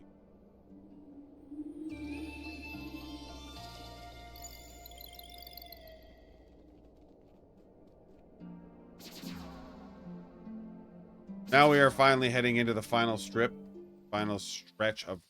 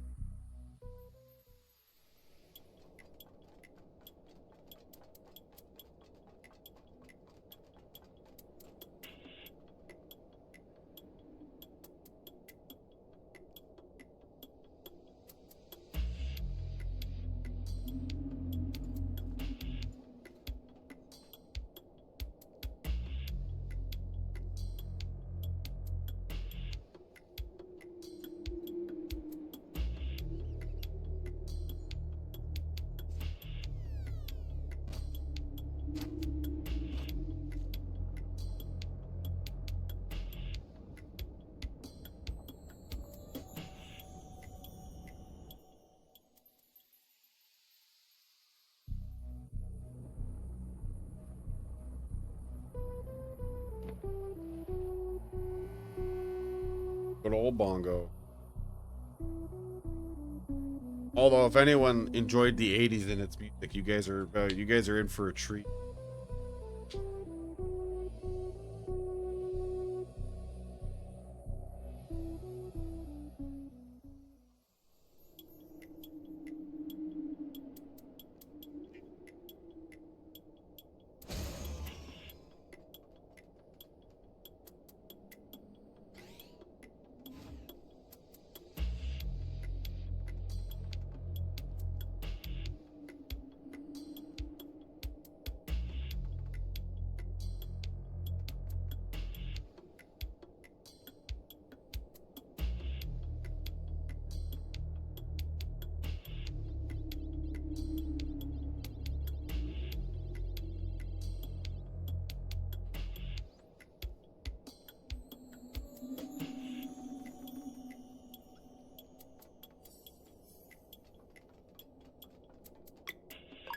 Alrighty.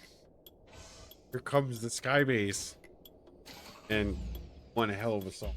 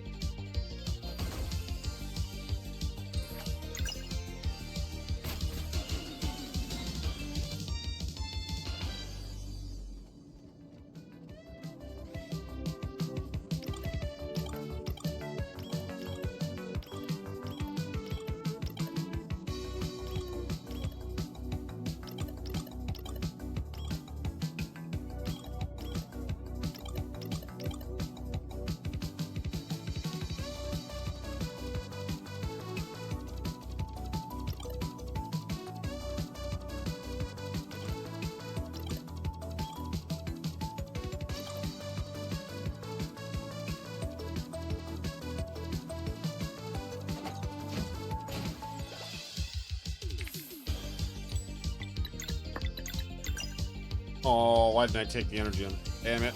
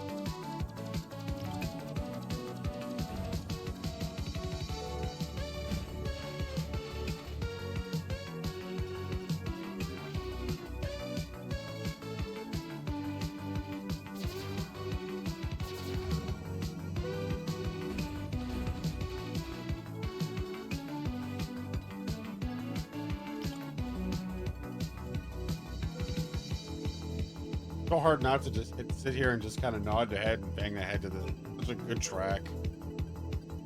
When they wrote this song, man, they must have been living their life. Yeah, essentially the sky base is causing clouds in Skarai's world or Sea of Stars, and essentially we are to come up here and destroy it, which is also where we find out the history of Ryan, what happened to her, why she's a cyborg.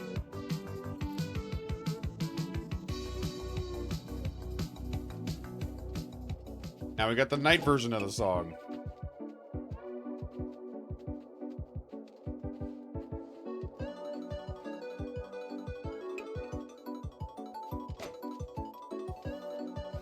And back to day.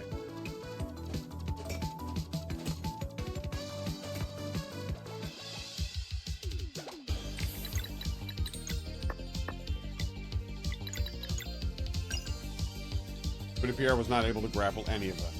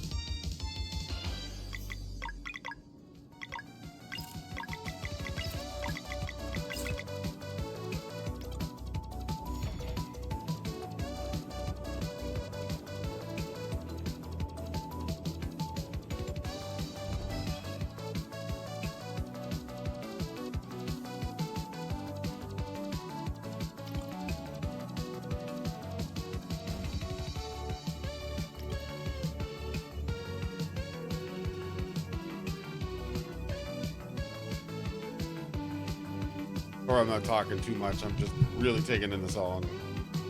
Every time I come here, I just sit here. I'm always nodding my head to it. So good.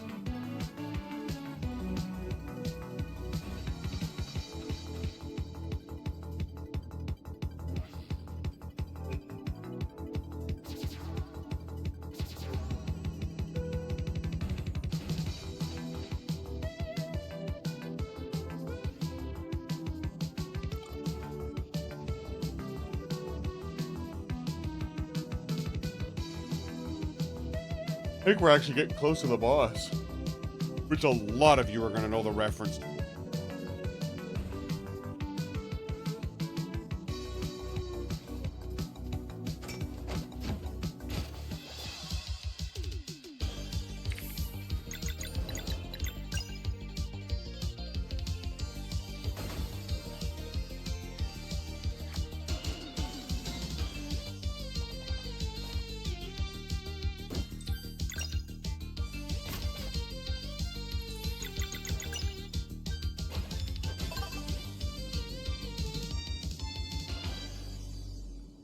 side.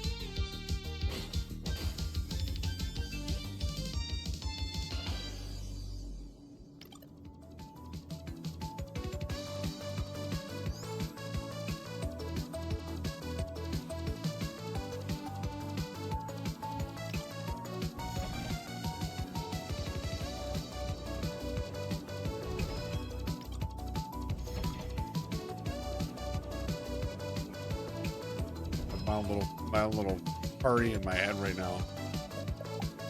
Okay. Anyone ever play Contra?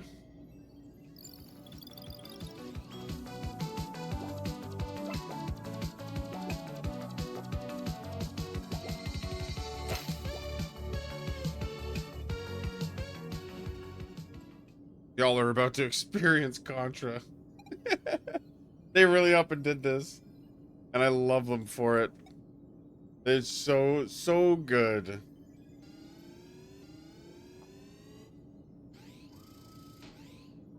Sea of Contra is what we're actually playing.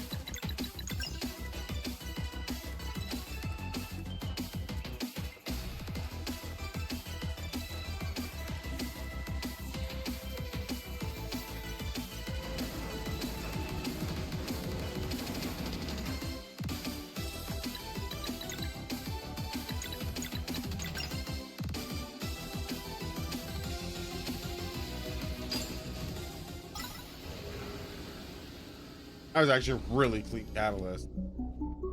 Really clean. Yeah, we are. Yeah. Very good.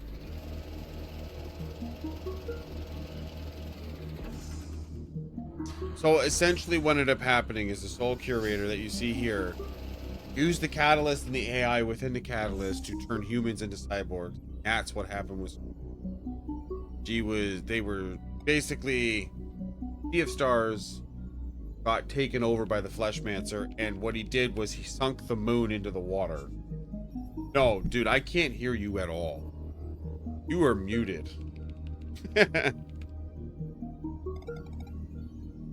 Oh.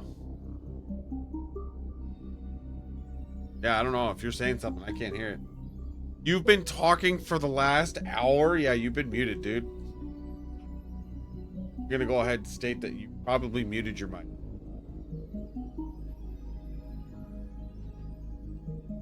I was wondering where you were.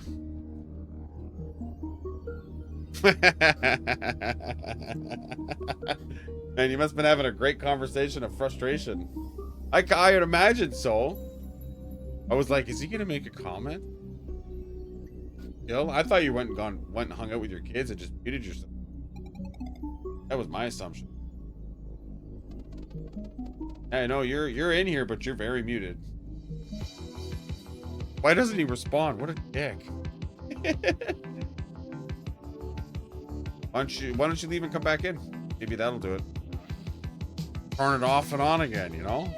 I'll say. Oops, didn't mean to do that. Wherever I'm going, I hope it's the entrance.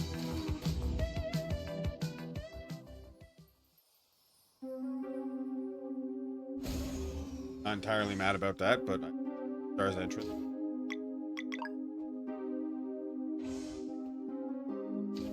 Yeah, no, you're not muted or anything. It's just on your end, dude.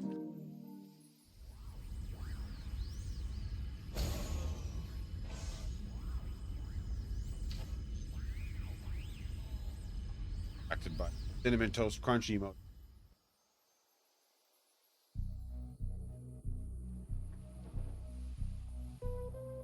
So, do you guys remember a little while back when I mentioned the shortcut? Yeah, this is where I had a small panic attack one day when I was a really good pace. And I was like, oh my god, I forgot to open this up.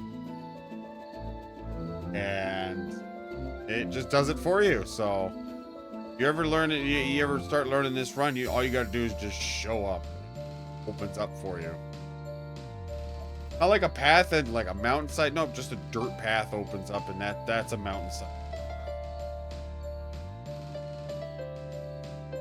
You can open it up earlier if you want to, but I mean you'll lose the same amount of time. No real time loss or.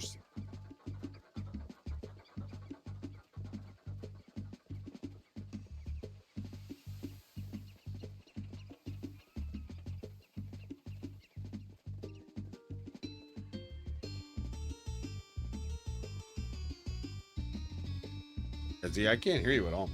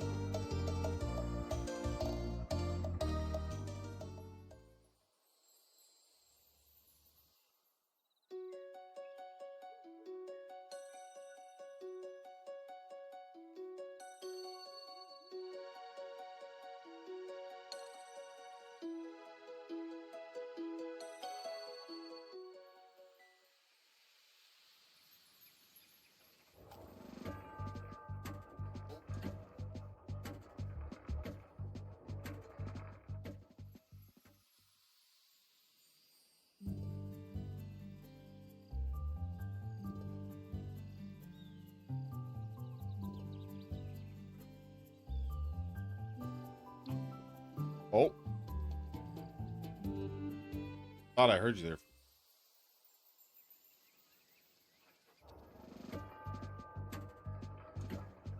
Yeah, Z, I can't hear you at all.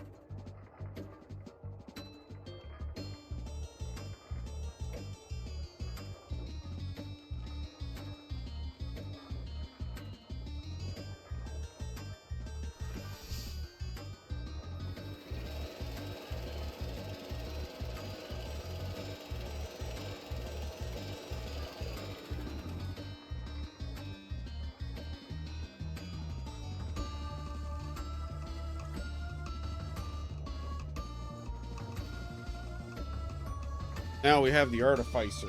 Artificer, I think. Can't properly pronounce it.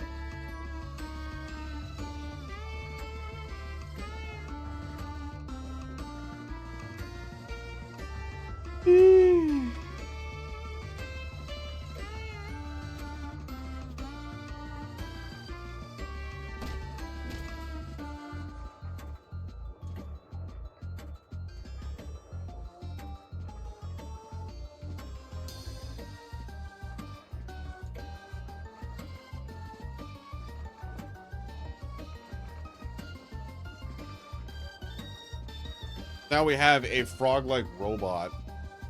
Not a Chrono Trigger reference like this.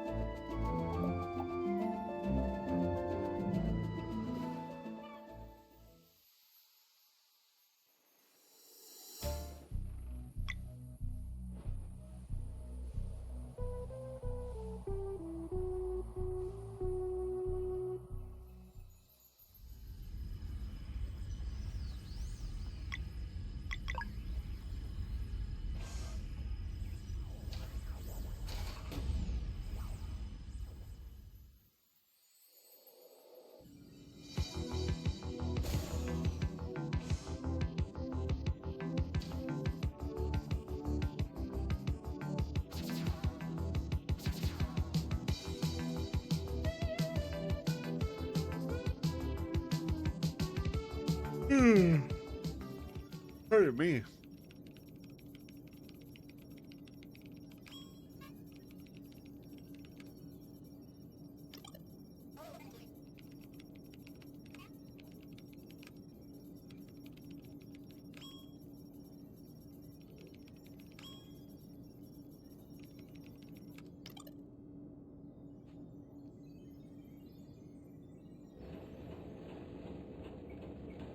Now there's for any clouds.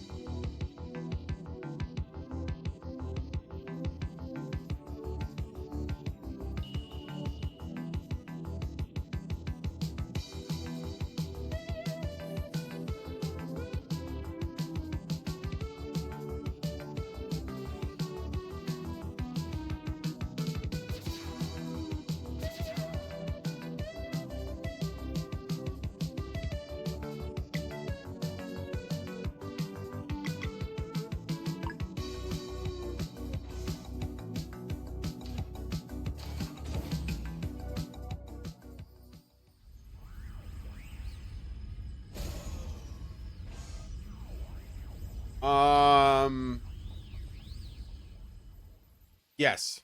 Yes, it does. It has post-game bosses and to a certain degree dungeon. Not entirely like separate. Yeah, no, yeah, it does.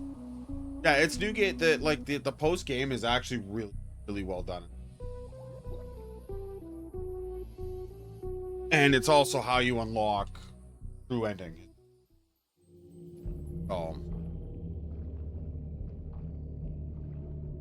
So in a way, it's kind of necessary, if that makes. So this is also one of the coolest dwellers in the.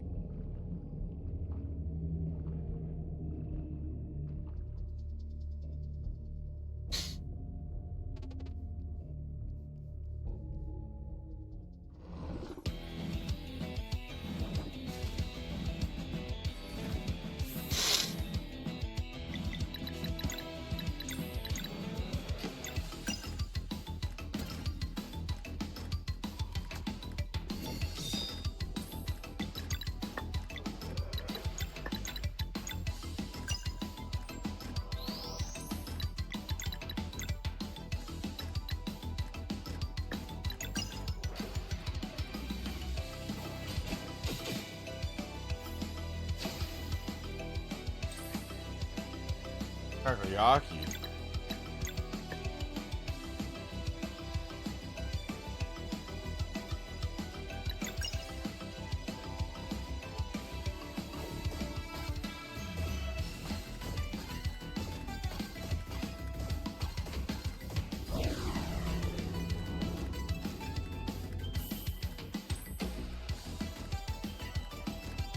Ah.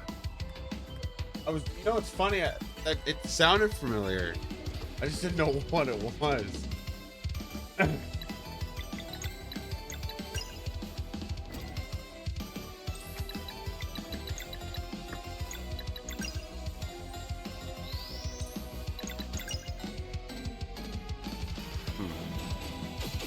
did not know that.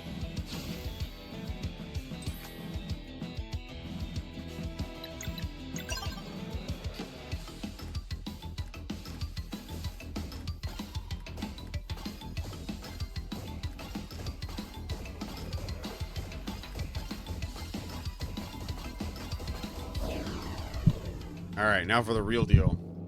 The fight that can actually kill me.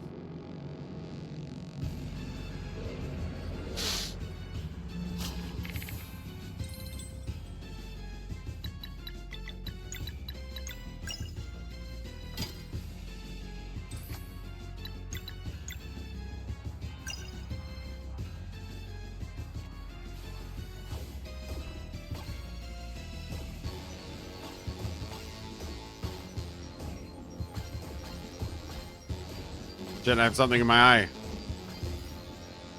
Oh, that's unfair.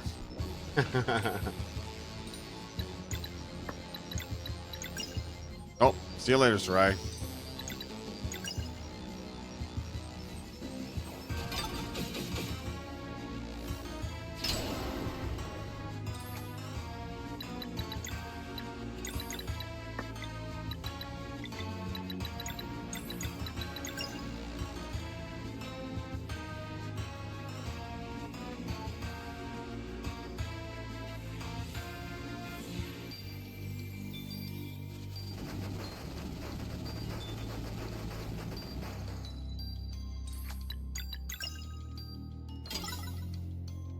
Great Eagle indeed. Dude, have you fixed your damn mic already? I'm gonna try to control this.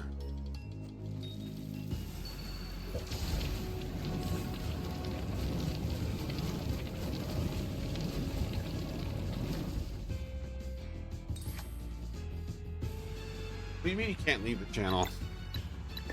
I think I can pull you back in. I think.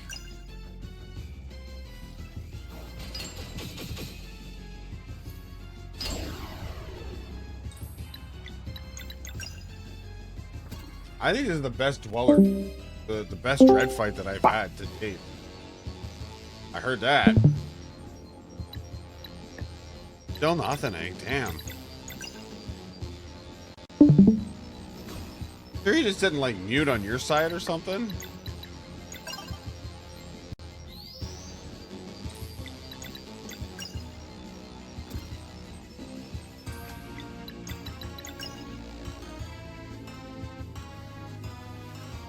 Should kill.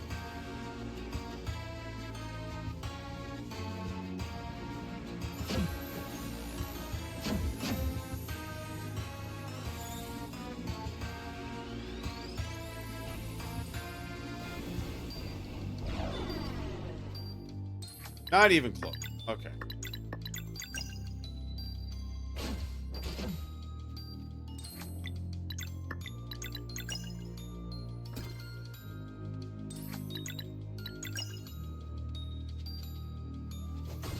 There we go. Much better. All right. Final dungeon.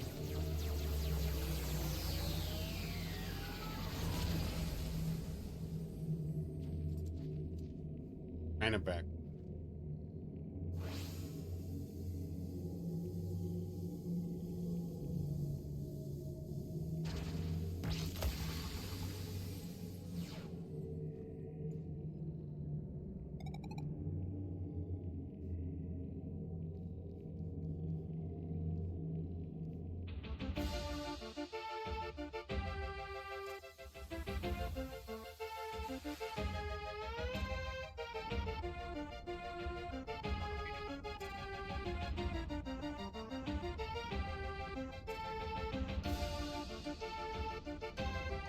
Okay, there you go.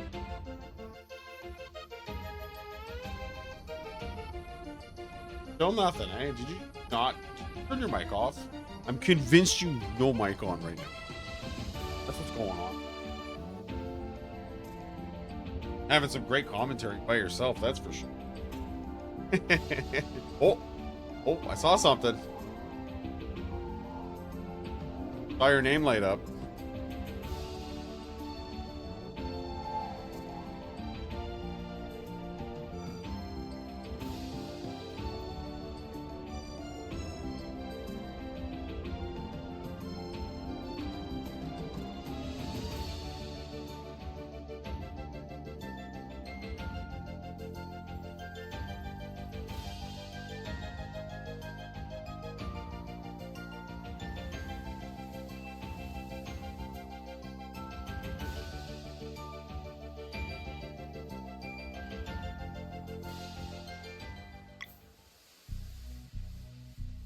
All right, here we go.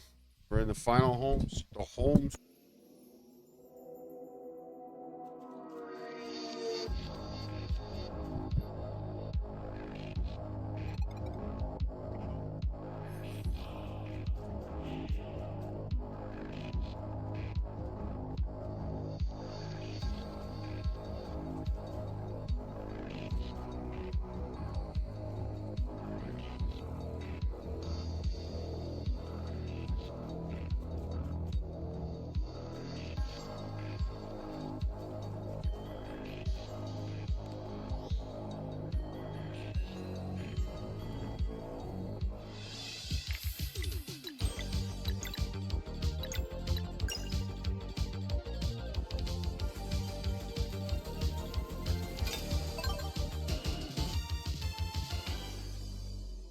Bye.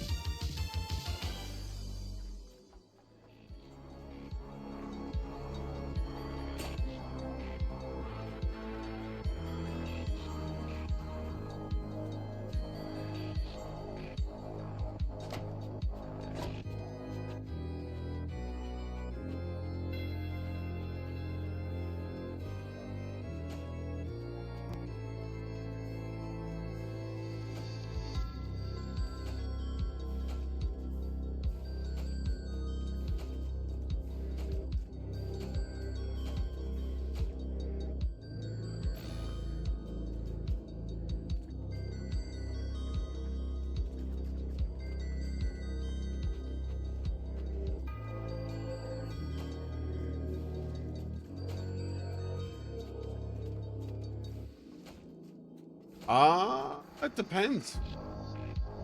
Depends on I don't know. We'll have to see. We'll have to see where the time finishes, and if I have the time, I'm pretty sure I have a save file that'll allow me to go directly to it. So double check really.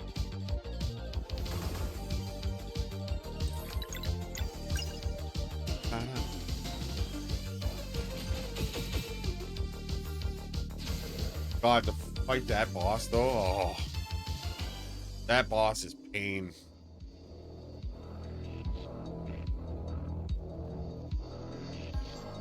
Eyeball anyone?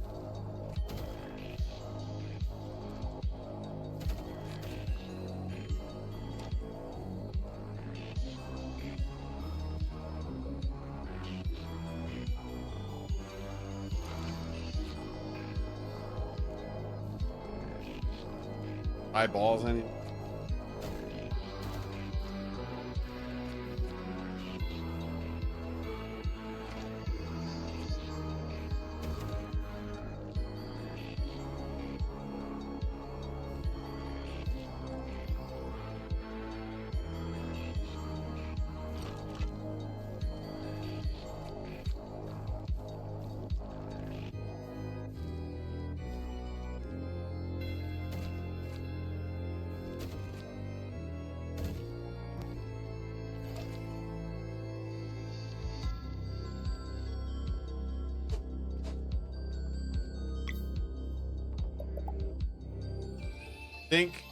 I think I have enough for one more legendary feat.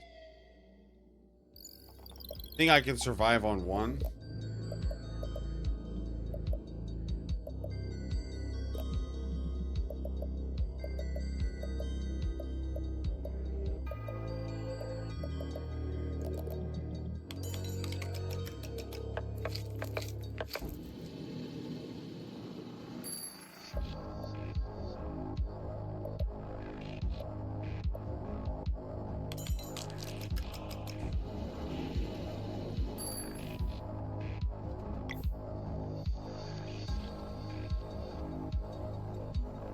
So in the glitch category, you could just skip right over them.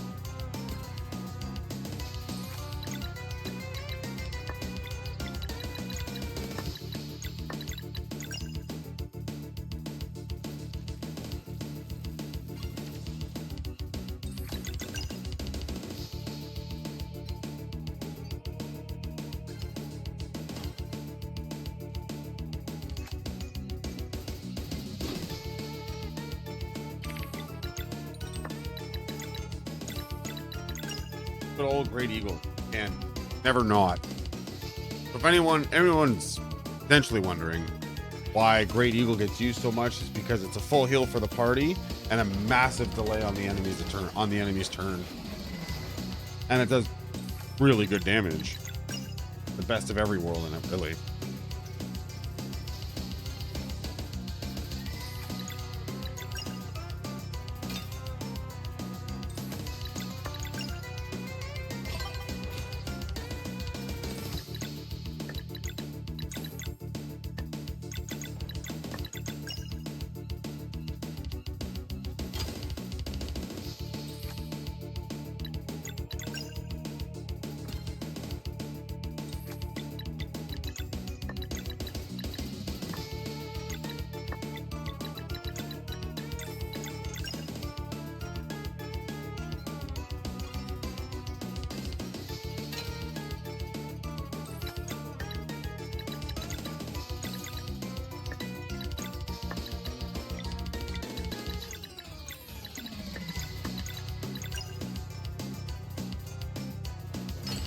There we go.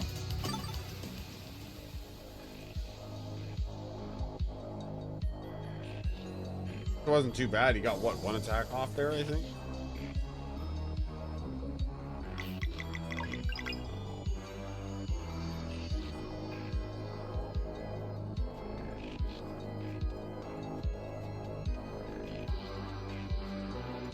So, my little donation incentive that I talked about at the very beginning was I was going to put myself to a bit of a test and a challenge. The final boss, though, if left unattended long enough, can be an actual nuisance and a pain in the ass. If you do the fight right, you can lock her down the entire time. And thank you. And I figured for every attack she gets off, I will donate like $5 per hit. So any hit that the final boss actually gets me with, I'll donate $5. That. Also, get ready for some cracked out shit. Again.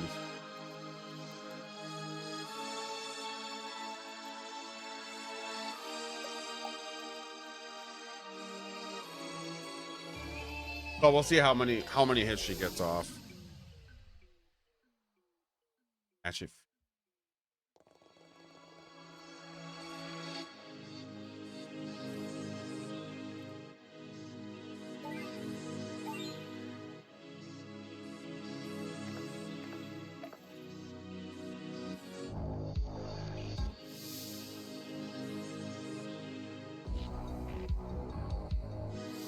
I don't know what the fuck is happening. Yeah, but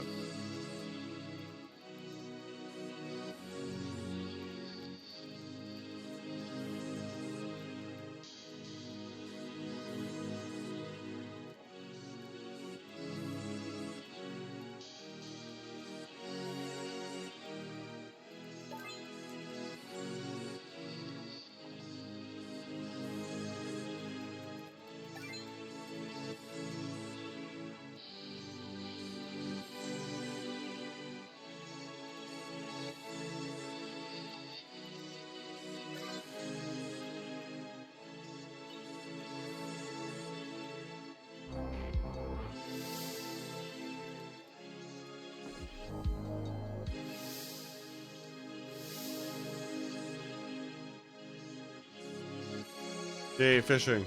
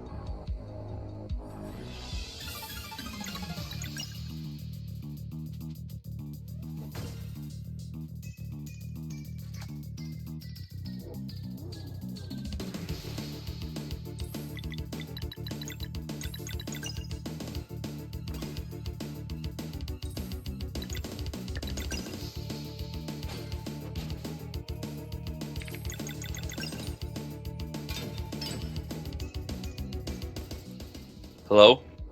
Oh, there you are. Oh my god. You're live. Oh, I figured out what it was. what was it? I have a the HyperX Cloud 2s, Okay. and my kid, it's got like a remote control option on so it's like a auxiliary cable that plugs into the remote that plugs in like USB into the computer. Yeah. And she must have just she was messing with it because I was unplugging and plugging it back in. It was just unplugged enough that it didn't look like it was fully plugged in the aux cable. and I pushed it in like a 1/16 of an inch, and that was what it was. Son of a... I'm sorry, man. Good. But you're doing good. Yeah, I probably won't PB, which is fine by me, but we're not here to PB. We're here to have fun. Yeah, I was saying that you can basically lock down the final boss, and I made a little bit of a what I'm looking for. I'm basically going to do everything in my power to make sure she doesn't get a single turn. And if she does, I'll donate $5 for every hit that she. All right. I practiced the hell out of that fight. Oh, stand a chance.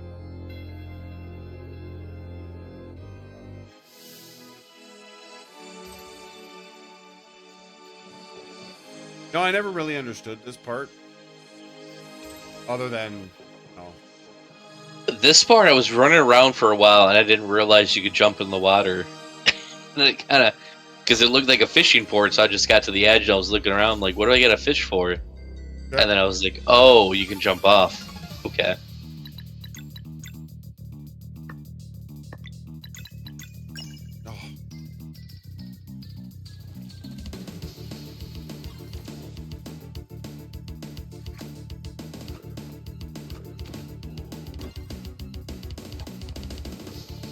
Do you staying up late tonight? Yeah, I think so. I'm tired as hell right now. But I'm gonna probably make another. I think once. Up. Oh, fun catch the next one. Some late night leave company. Have some fun. If you have that save and we have the time allowed, it would be really cool to see the true ending. I can. I will definitely try to fit it in. I don't even know what my time. You want me coming up at 7 hours, so. That's coming up on 7 hours. Oh. Yeah, I was gonna say I might actually PB. That's kind I was of gonna funny. say I thought you might actually, but I think I'm sitting at like a 7:13. Then again, I've got the Phase Reaper and then the last 3 bosses. I don't know. We'll see. Good chance. I mean,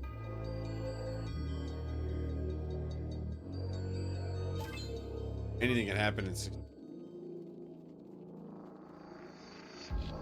Math it. 23. I got about 23 minutes. I don't know.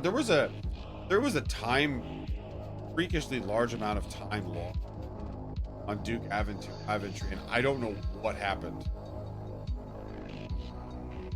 Like, I'm starting to think like it just auto-splitted wrong. Oh? So we could just manually resplit it and see where you would have been. yeah. Well, that's the thing, right? I gotta find out. I gotta look at actually, because I gotta add in the load time. The load times are identical. Oh yeah. In the runs. Yeah. So I'll just subtract what the real game time and all that was from, and then add it up and see what the time really was.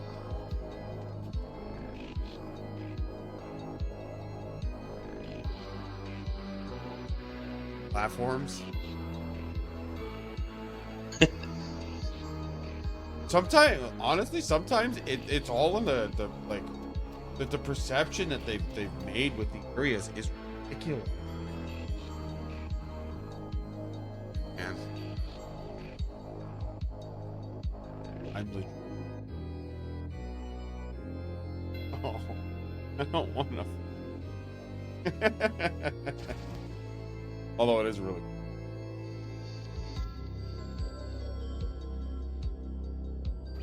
He's got the scythe. I want to be a badass. That goat.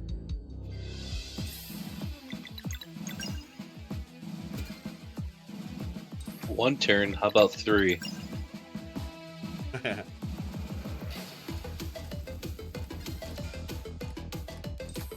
Oh. Oh, look, I'm looking at the one. Oh, but he hits way harder.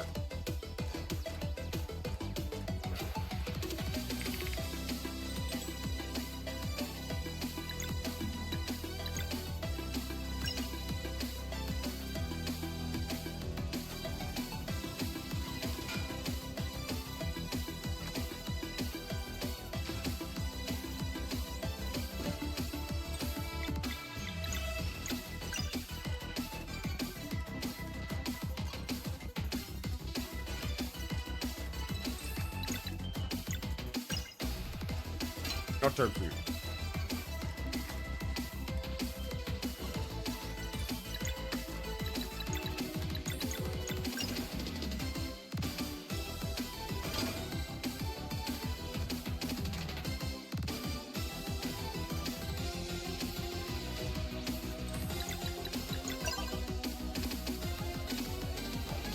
I thought I got my ultimate.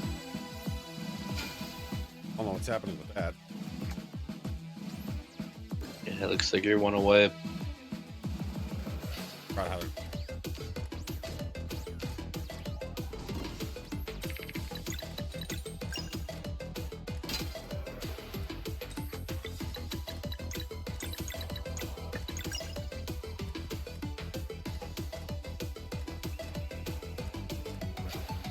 It's a great eagle.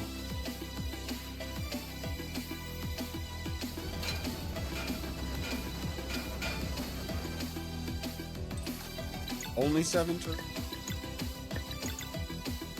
Hard enough.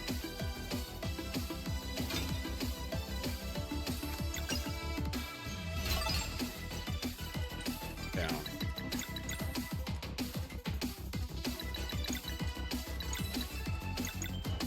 I know.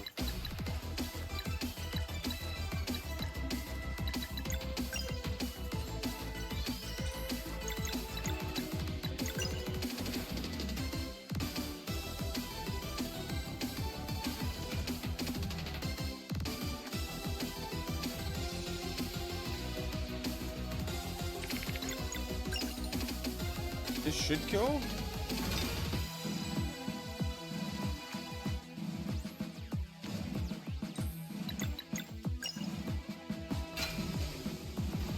Alrighty. Oh. Need my notes anymore. Oh, wow, that was close. I actually caught up near the end here. Under 7 hours. Yeah, prof, thanks. But I'm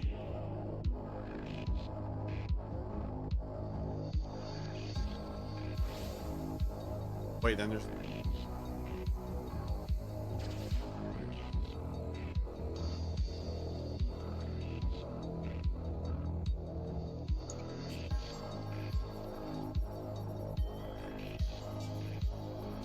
explosive.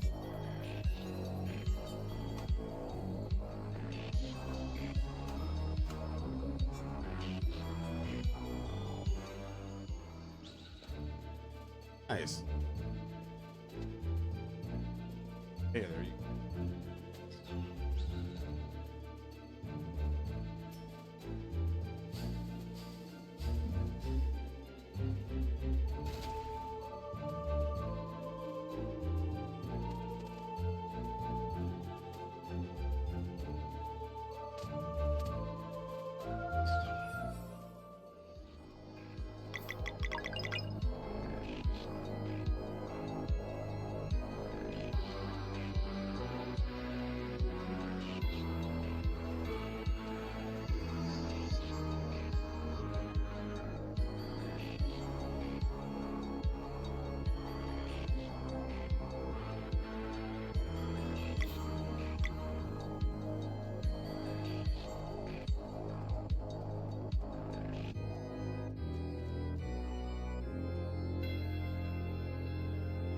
Did I pass fireplace? I always laughed about like how long the staircase was. It is Like, a dog shit. it's It is like Noxious. How many are everywhere?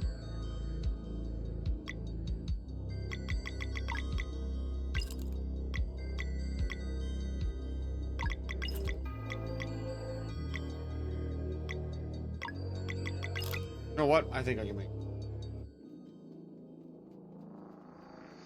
Definitely going to be cutting it close to that.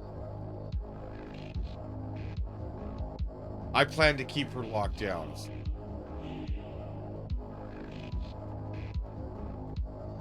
I think on my save file I've got legendary feat.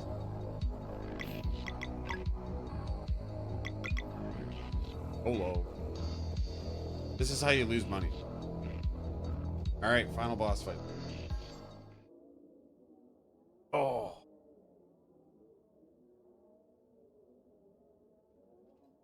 Probably the best music.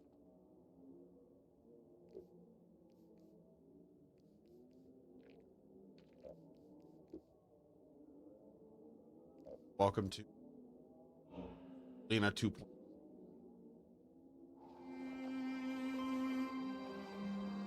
He went goat. Got goated.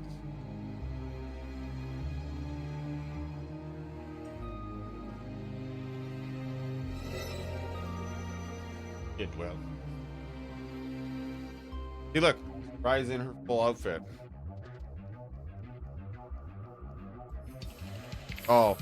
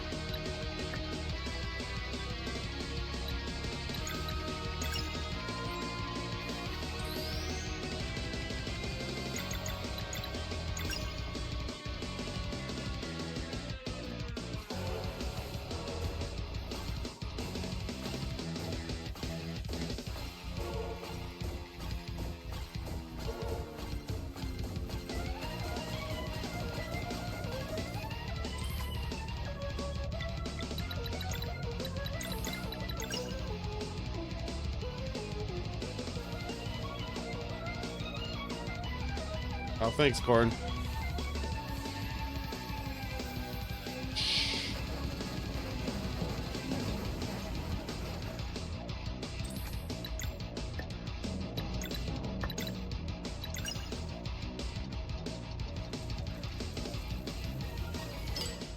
All right, phase 1 done.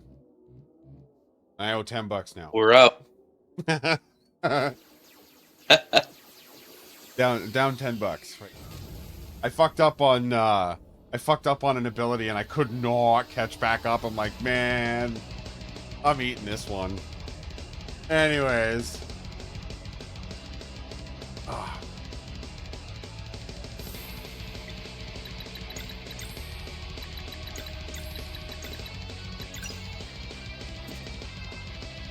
Untimed hit. Cool.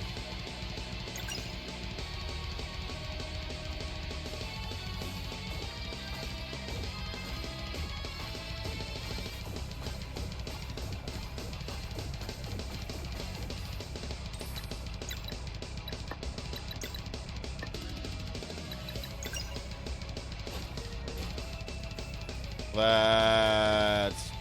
Okay, 15 now.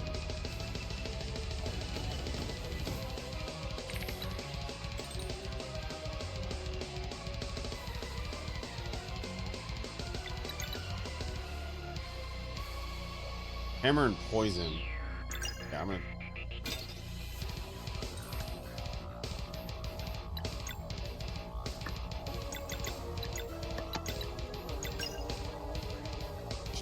that up there.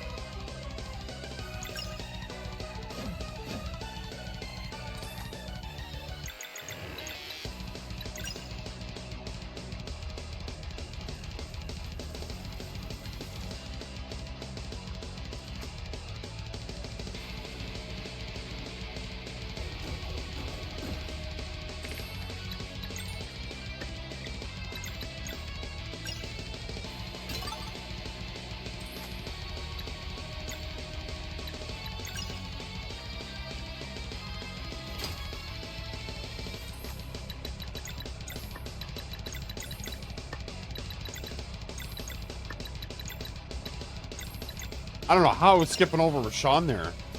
Yeah, I'm like, where are you going? Confused. I was like, yeah, you need Rashawn. I thought you thought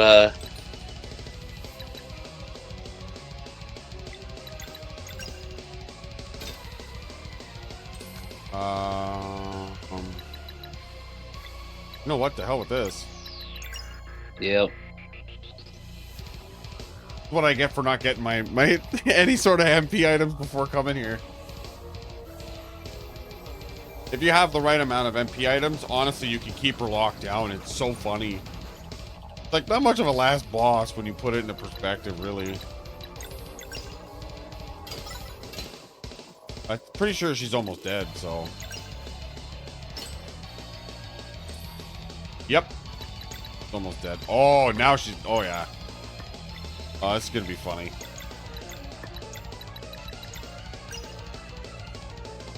Nice.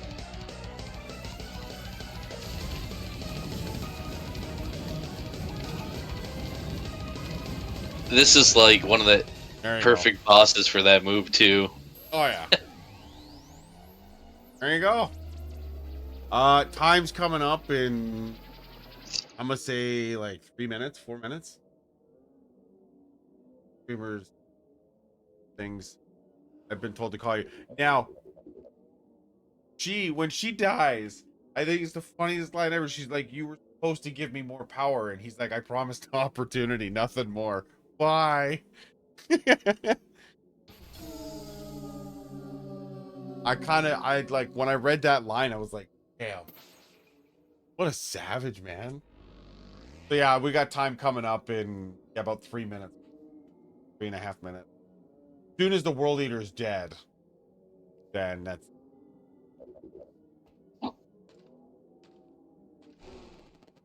Can you feel it?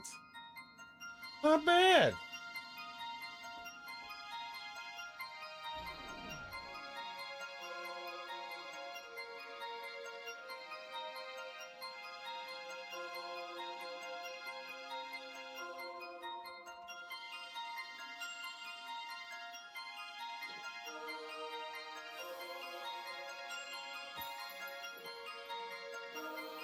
I do.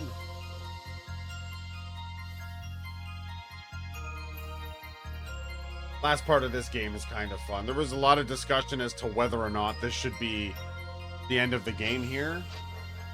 But everyone has basically unanimously agreed that, yeah, we got to do it.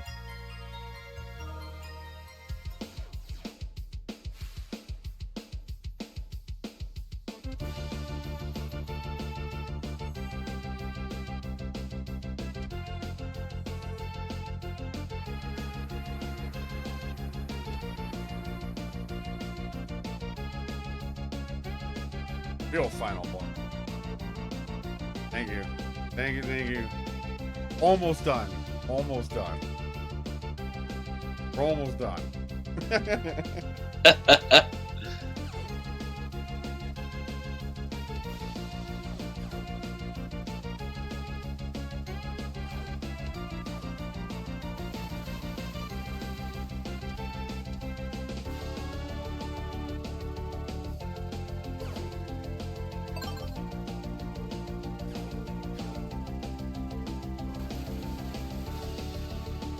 Good ending? Okay.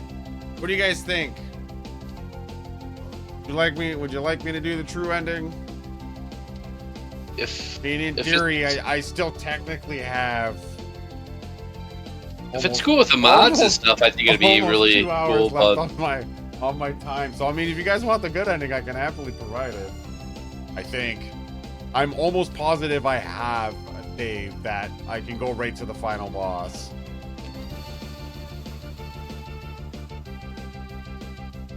probably have to do a bit of explaining in between. But Yeah, I will. I'll give the rundown of what's going on. Time is when this bar emptied. So coming up.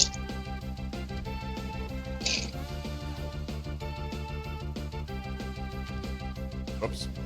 Took a hit. And time. I'm not sure if any of them heard it, but let's see. I think I was supposed to message them myself. No, looks like there's a. Yeah, they got it.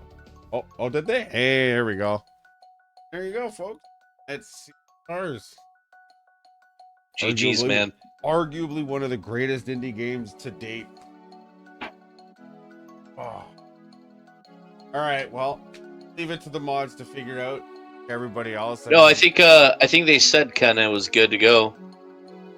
I believe. Okay. Can I like Yep. scratch for like a few? I'm gonna be sitting down for another solid. I don't know how long. I don't remember. Do I have to? Yeah, you can do it in the time frame left, right? Yeah, no, I can do it in the time frame left. I'm not. I don't have to do all the boss fights.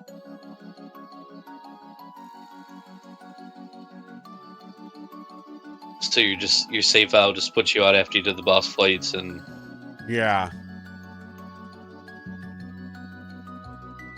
Do we show off the ending though? Because it's not really gonna make sense otherwise. well, I guess we can explain the ending. Yeah. Oh wait, no, because if I have all the weapons, all I have to do to spark the ending is. Oh boy, I might not actually be able to. Oh man. Oh, no, I can. I can do the last fight. Yeah. Never mind. Okay. Yeah, I just have to explain what happens prior to that, because it won't make sense otherwise. Okay. Yeah, I was gonna say there's gonna have to be some explaining, but No, exactly. I'm pretty sure I can. But the ending's not really gonna make a whole hell of a lot of sense here. I'm just gonna Alt F for it and kind of explain what happens. So, best way to explain what happens there at the end is that they end up becoming the guardian gods, Solon and Luana. But that's just the basic ending, and essentially they go around and look at that, look at all that fun stuff on screen. Sorry, they canned it. Hey, here we go. Okay, sorry, I didn't mean to Alt F4 on that, but we have to watch the whole thing. Okay. So, if what I'm doing is correct, and I'm pretty sure all I have to do is send my ass all the way over to Fleshmancer's lair. Long and short is the cookie jar that you get earlier in the game is the item that basically unlocks, I guess like a trial of fighting bosses to get everybody's last weapons. And I think it's an item. Pretty sure it's an item that you get as well. And that what essentially ends up happening is the true ending basically starts by getting everybody's last weapon, unlocking this weird thing, I guess like a time and space sort of thing. And I wonder if I could replay that cutscene. Man. Because that's in the Moorlands, I think. You talking the one with Yeah, where they save Garl. So basically the moment Yeah. Garl dies in the game from Sarai throwing the life bottle at the Dweller of Strife is what sets off the Fleshmancer to come out and basically say, well, tit for tat, I'm gonna kill one of your friends. And Garl's the one that ends up paying the price for it. But before he dies, Rashawn puts this like time freeze thing going out and talks to yeah, he his like brother. alludes to it as well. Yeah, Like he and alludes that- to that- it in that. Yeah, it's like that's going into that one scene is so important because he basically froze a place in time for everyone to basically go back into and save Garl. So instead, Beast goes in and takes the hit, and then Garl comes out. And some things happen, sadness, and everyone's all teary-eyed, and then it comes to this point where it's like when you approach the Fleshmancer with Garl, it activates the true ending and the true final boss, which I hope I'm ready for. I haven't fought him since I did the ending myself. Okay, I know the buttons. There. Winning now. Fleshmancer player all over. Oh, I don't think so. No, you just teleport from the beginning, I believe. Yep. I gotta cook some. Fuck. Okay. I can cook one more of these. Yeah. All right. So basically, instead of fighting Erlina at the end of the game, you end up fighting the Fleshmancer, and it takes some time. He's painfully powerful.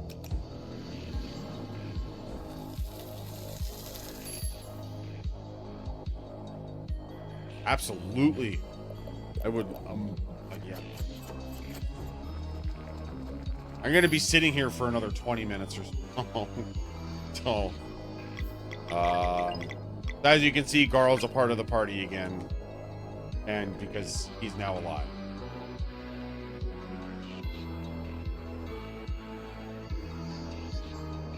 Just before I do this, do you guys mind if I step away for a few minutes and get some fresh air before I sit here for another 20 minutes? It's actually only going to be a little bit longer than that. That's all right with you guys. Oh.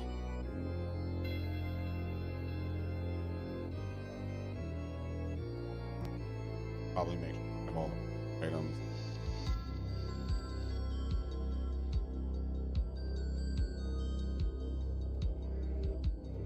I'm gonna laugh so hard if this.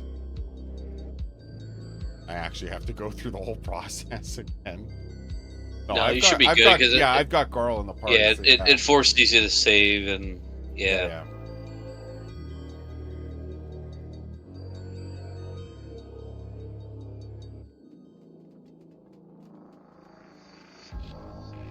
Are ya? Wait, what? Okay. Okay, I just need a few minutes before I do that.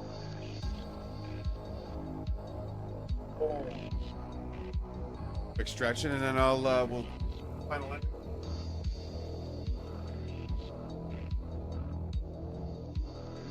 Huh?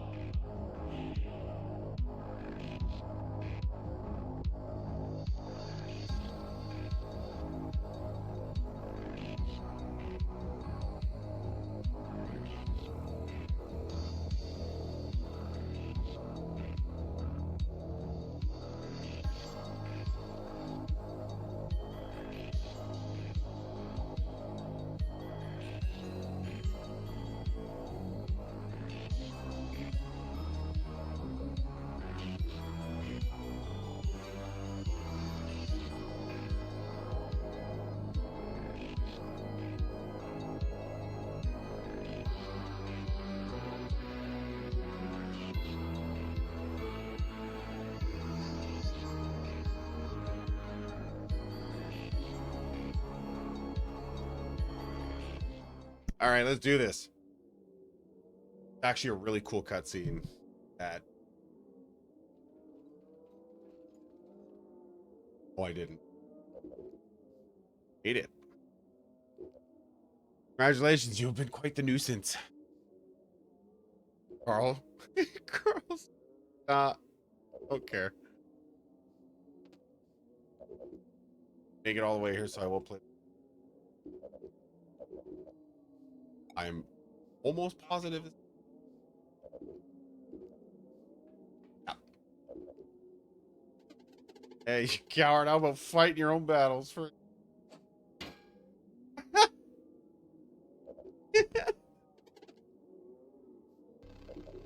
Tossed an apple at him. Told you once, you son of a creep.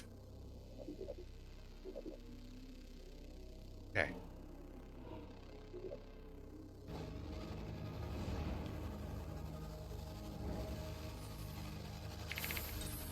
All right, let's go. Oh God.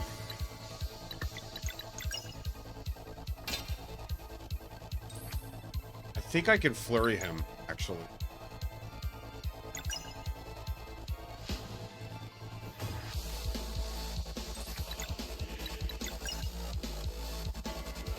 Also, the music is pretty on him.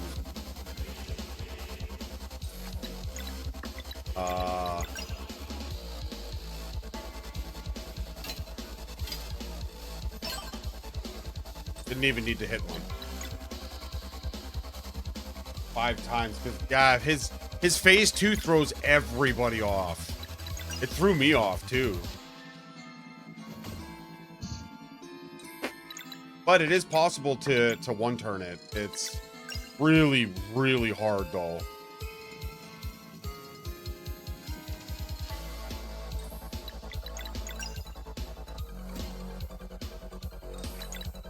Yeah, I remember you telling me, you're like, oh yeah, you can one-turn this, and I was like, yeah, right.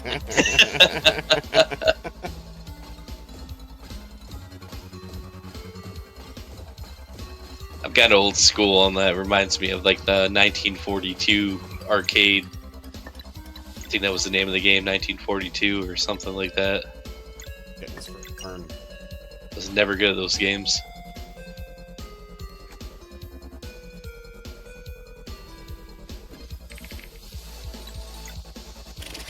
Wow. He hits like a truck. Oh my god. Seriously? 6, yeah. Oh man. Oh wait, no, I know Disorient's one. That gives me enough to do... You know what? I'm gonna do 2 attacks here.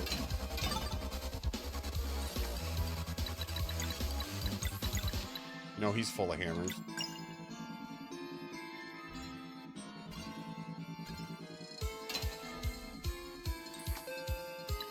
That should give me enough to cancel it with a time hit. Yeah. All right. Good job. You know what? No, I'm gonna Rashawn him. I was just say, yeah, you got ultimate back up. So the way that this fight works is you do enough damage to him in phase 1, so that when you take on his phase 2, you can, if you do it all right and you don't take any damage in the second phase, you can kill his second phase and then repeat phase 1 until he dies.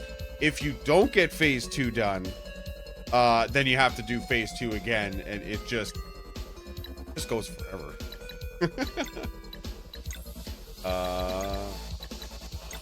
Yeah, I think I won. I think when I finally beat it, I did phase 2 like 3 times. Yeah. Was It's about tough. where I was at. It is Yeah. 100% tough. How did I disorient? Oh.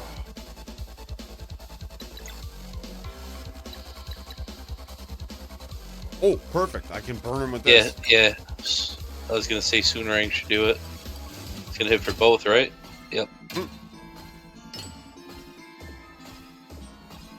Easy lag break.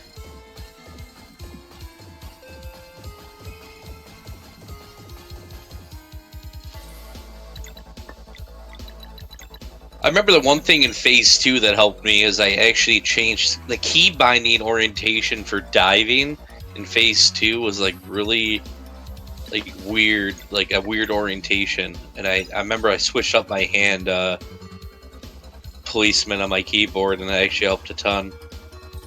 I don't know even on remember controller what the how it button was. is to dive on controller.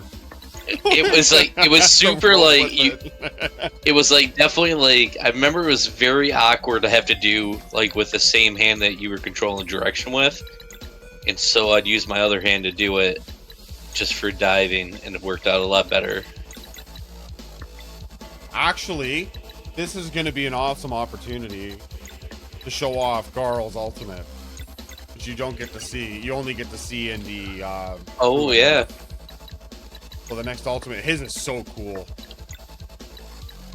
And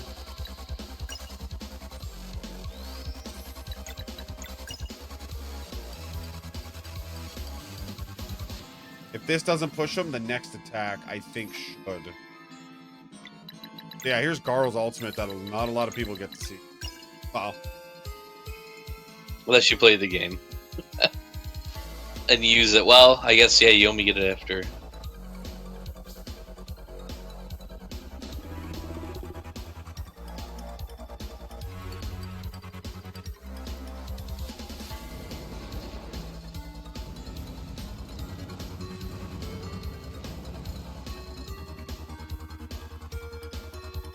Okay, now it's phase 2.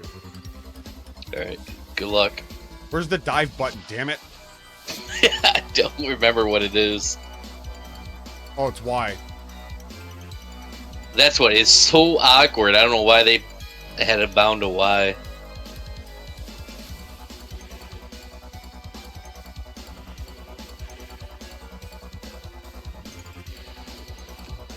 Ah. Might be seeing a phase 2 again. Yeah, right.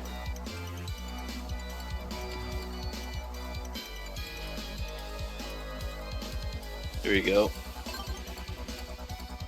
Yep.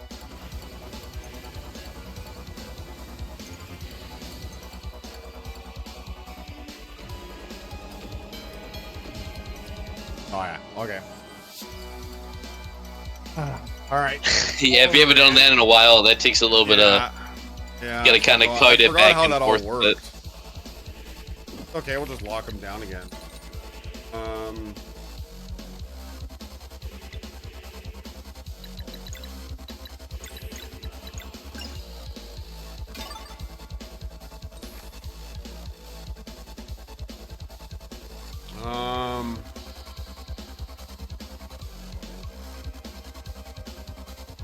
Just trying to think about locks. Yeah, I don't know if you can get. I don't think you're not gonna get away with it. I think I might be able to. Salsa strike. Oh, you do have 2 on combo, yeah. I do 2 hammers. Oh, I need another.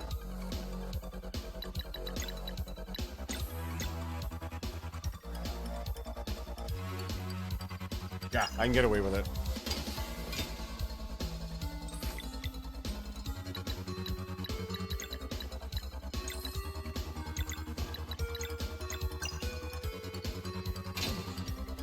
You fucking kidding me? I missed the fuck. Well, no. Other than the skill issues, but yeah. Damn. All right. You'll be fine.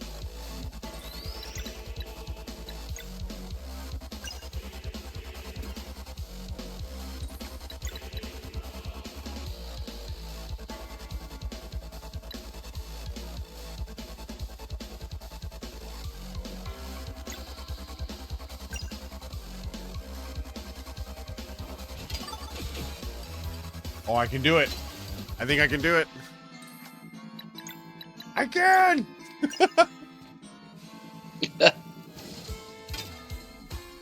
This might Oh, be no. your ultimate. Pardon me? Oh no, it didn't. My bad.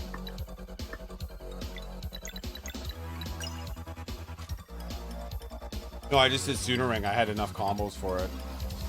Yeah, you broke lock. I thought I.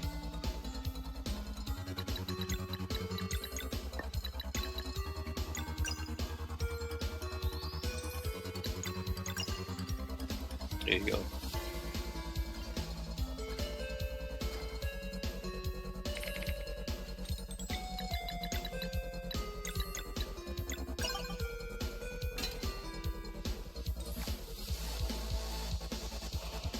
Oh, we're back here again, are we? Thank you, thank you. Isn't there a skill with Garo you can do that does both?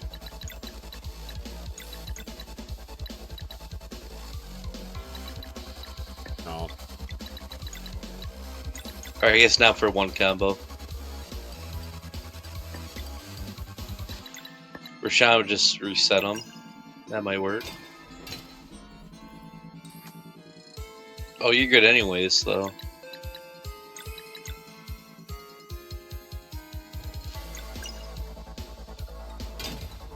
Much better. Okay. Mm-hmm. See, now I need something damaging because I don't have any. It doesn't have any turns to delay right now. That's an art, I guess. Now he's got turn. Okay. Good old Great Eagle. Love it.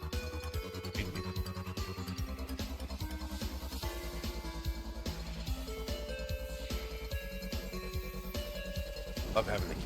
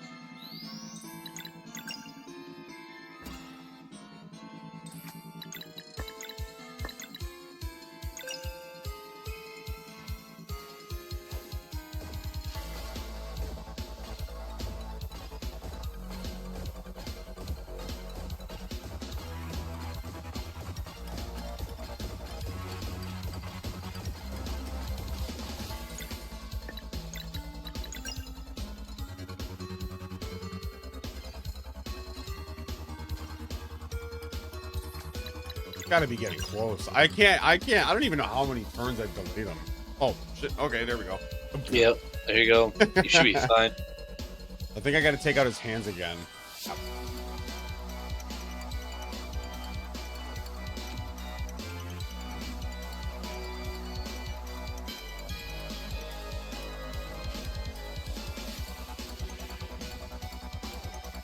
So it's interesting too because like whoever you pick as a beginning character is like your main is who you control on this fight. Yep. It's the only thing that really matters as far as that goes when you pick character base. I believe, unless there's something else I'm not aware of, but Okay, this should be it for. I don't think I need any more after this. Yeah. nope, you're good. Yeah. So now we can kill him.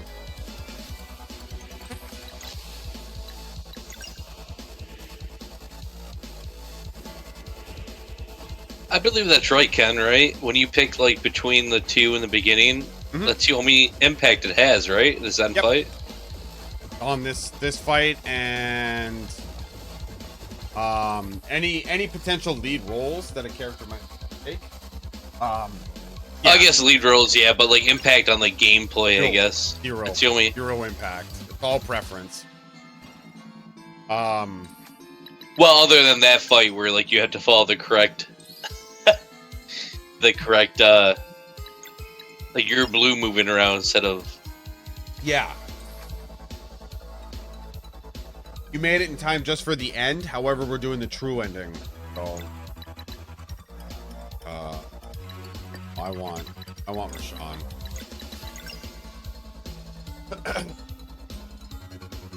Yeah, there's one cool cutscene. Like, there's like a freeze frame that I have as a background sometimes on my computer of all of them after this fight. It's so cool.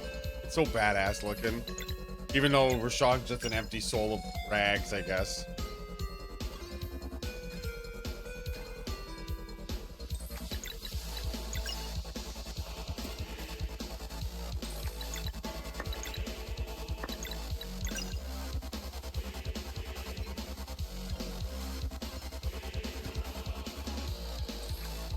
Yeah, what ends up happening again is basically if you don't, what you do in phase 2 makes the difference when you come back out of it. If you die before that, then you have to do phase 2 again and then bring his health down again. So, also thank you for the GGs, I appreciate it. Forgot just how much I love this game. And would highly suggest it if you don't own it, on sale this weekend, go get it. It is totally worth it. To watch it definitely, is one thing, to experience it is another thing. Yeah, we'll say Ken pushed it on me pretty hard. I did. And I was like, oh, another RPG, let me try it. And there we go. couldn't have been happier. This cutscene right here is the greatest cutscene in the entire game. Better start believing we're you out, bitch. Fuck you. But look at this. This is so sick. I love that position. Like just the way that they're all standing there, so just. But you gotta appreciate that Rashawn and A4 are still brothers, still love each other regardless of. And Garl's just a badass. Face it. He is a goat. Oh, you're the a Elder god? Mist. Excuse me, let me just smack you with my pot lid. The Elder Mist knew it all the way back in the beginning of the game. They knew Garl was like trending for greatness. We just didn't know how yet. So essentially what ends up happening, if you guys want to see the real ending and how it goes, so after the credits roll out, basically see what everybody's doing and how everything's going, whatnot after the fact. But Teeks and Teeks ends up basically becoming the historian and talking about the legacy of these two. But when you do the true ending and Garo's back, it kind of changes how the whole ending. So I guess if we'll have a little bit of time, we'll just feed through the credits. Maybe I'll show off my name in the credits. And if your name's in the credits, let me know. Watch that too. Yeah, yeah. If you back the game, Absolute proud moment. The fact that my name's on this game. Yeah. Yeah. Do I still have to fight the World Eater?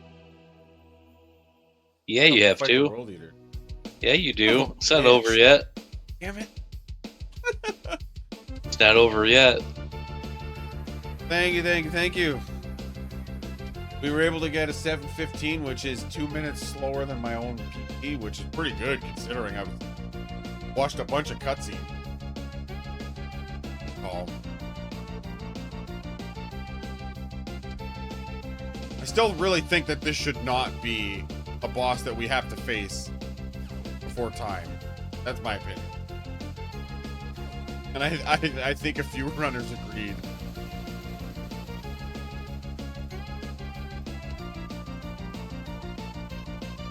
I can't wait for them to release the DLC on this. What are you talking about?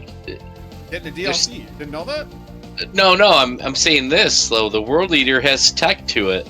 You could definitely save time Not here. really. It's a bullet hell.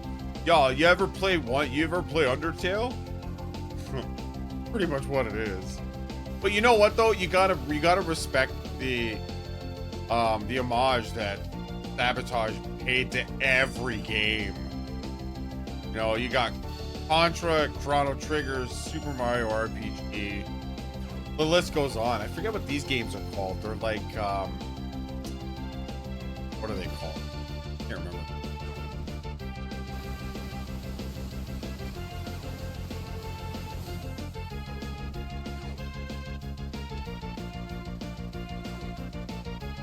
Come on, don't touch me. Hell with it. There you go. Sure ending. Yeah, the Tohu. Okay, yeah, so yeah, that makes sense. That's what it is. There was also another one, and I can't tell what it's called. Anyways. That was the true ending. Not a whole lot changes between here and the credits. It does eventually become super speed. So I don't think this should take too much longer.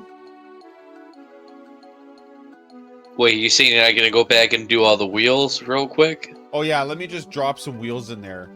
I think I'd end up throwing my computer out the fucking window at that point. I hate wheels. I hate them. I hate the game. It is the good boy again. And now you've got the elder taking a hot bath with Bird.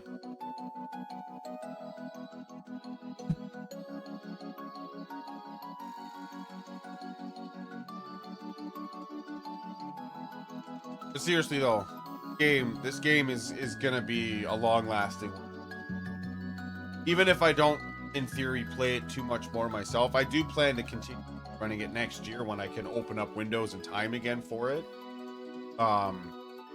But I highly suggest that anybody who doesn't own this game and wants it, you're not gonna waste your money. It is totally worth every dollar, and I think even at full price, it's only $40 Canadian. Obviously going to be a lot different dates.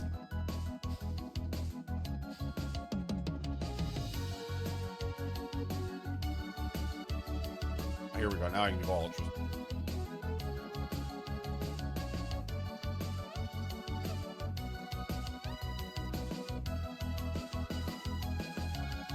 And see, and now, and that's the best part about, you know, one of the cool things about me getting to run this at a marathon is I think this is the first time Sea of Stars has been at a marathon that I know of. And I'm getting to learn about all the other different games that were picked up as a reference point through other people who have played those style of games. Grandia is awesome. I haven't played it. I played one and I got my ass kicked at the beginning. But I was young, so... I just actually finished my complete playthrough of Grandia 2 No way, like a month Funnel. ago.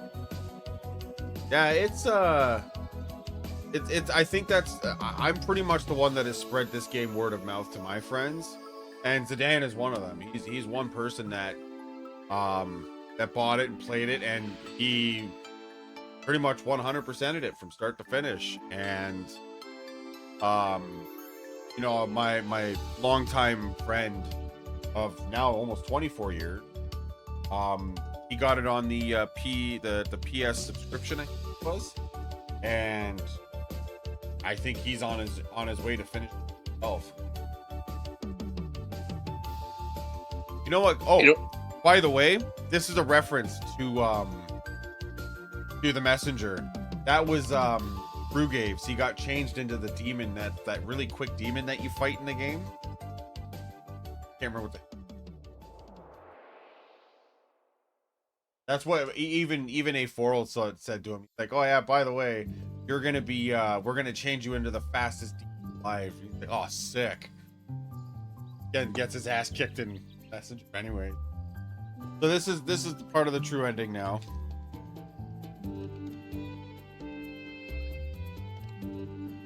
They always fly in on the warrior cook's birthday.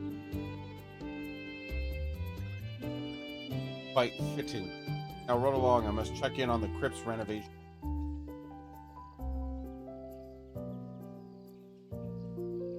Gradius.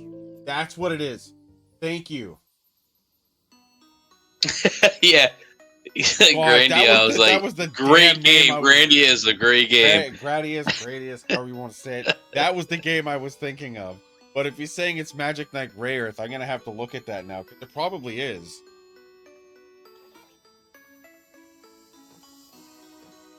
Look, it's the central piece, and who's standing in the middle?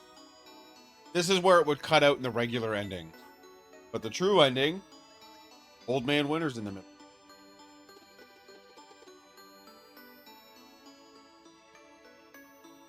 Let me tell you how about I got that scar. Let me tell you about how my homie's a dragon. I named him Wentworth. Can't be late. I'm gonna check that out, High Spirits. I've heard of that, and I think I know what it is. But this is the true ending.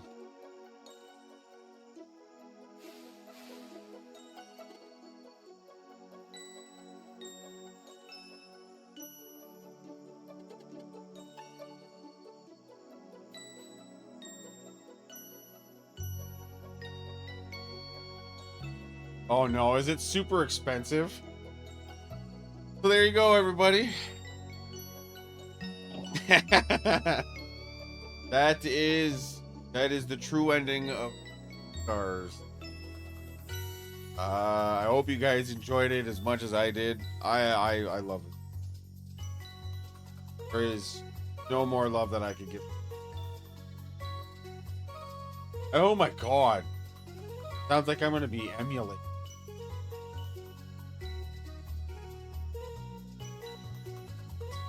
Yeah, that's it. That's Sea of Stars, everybody. I'm not entirely sure what's supposed to happen. End of the marathon here. I forgot what we did last year because it was like 11 in the end.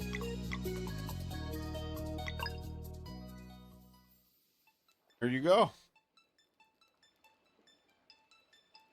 All right. What do I do now? Just the right. I don't know.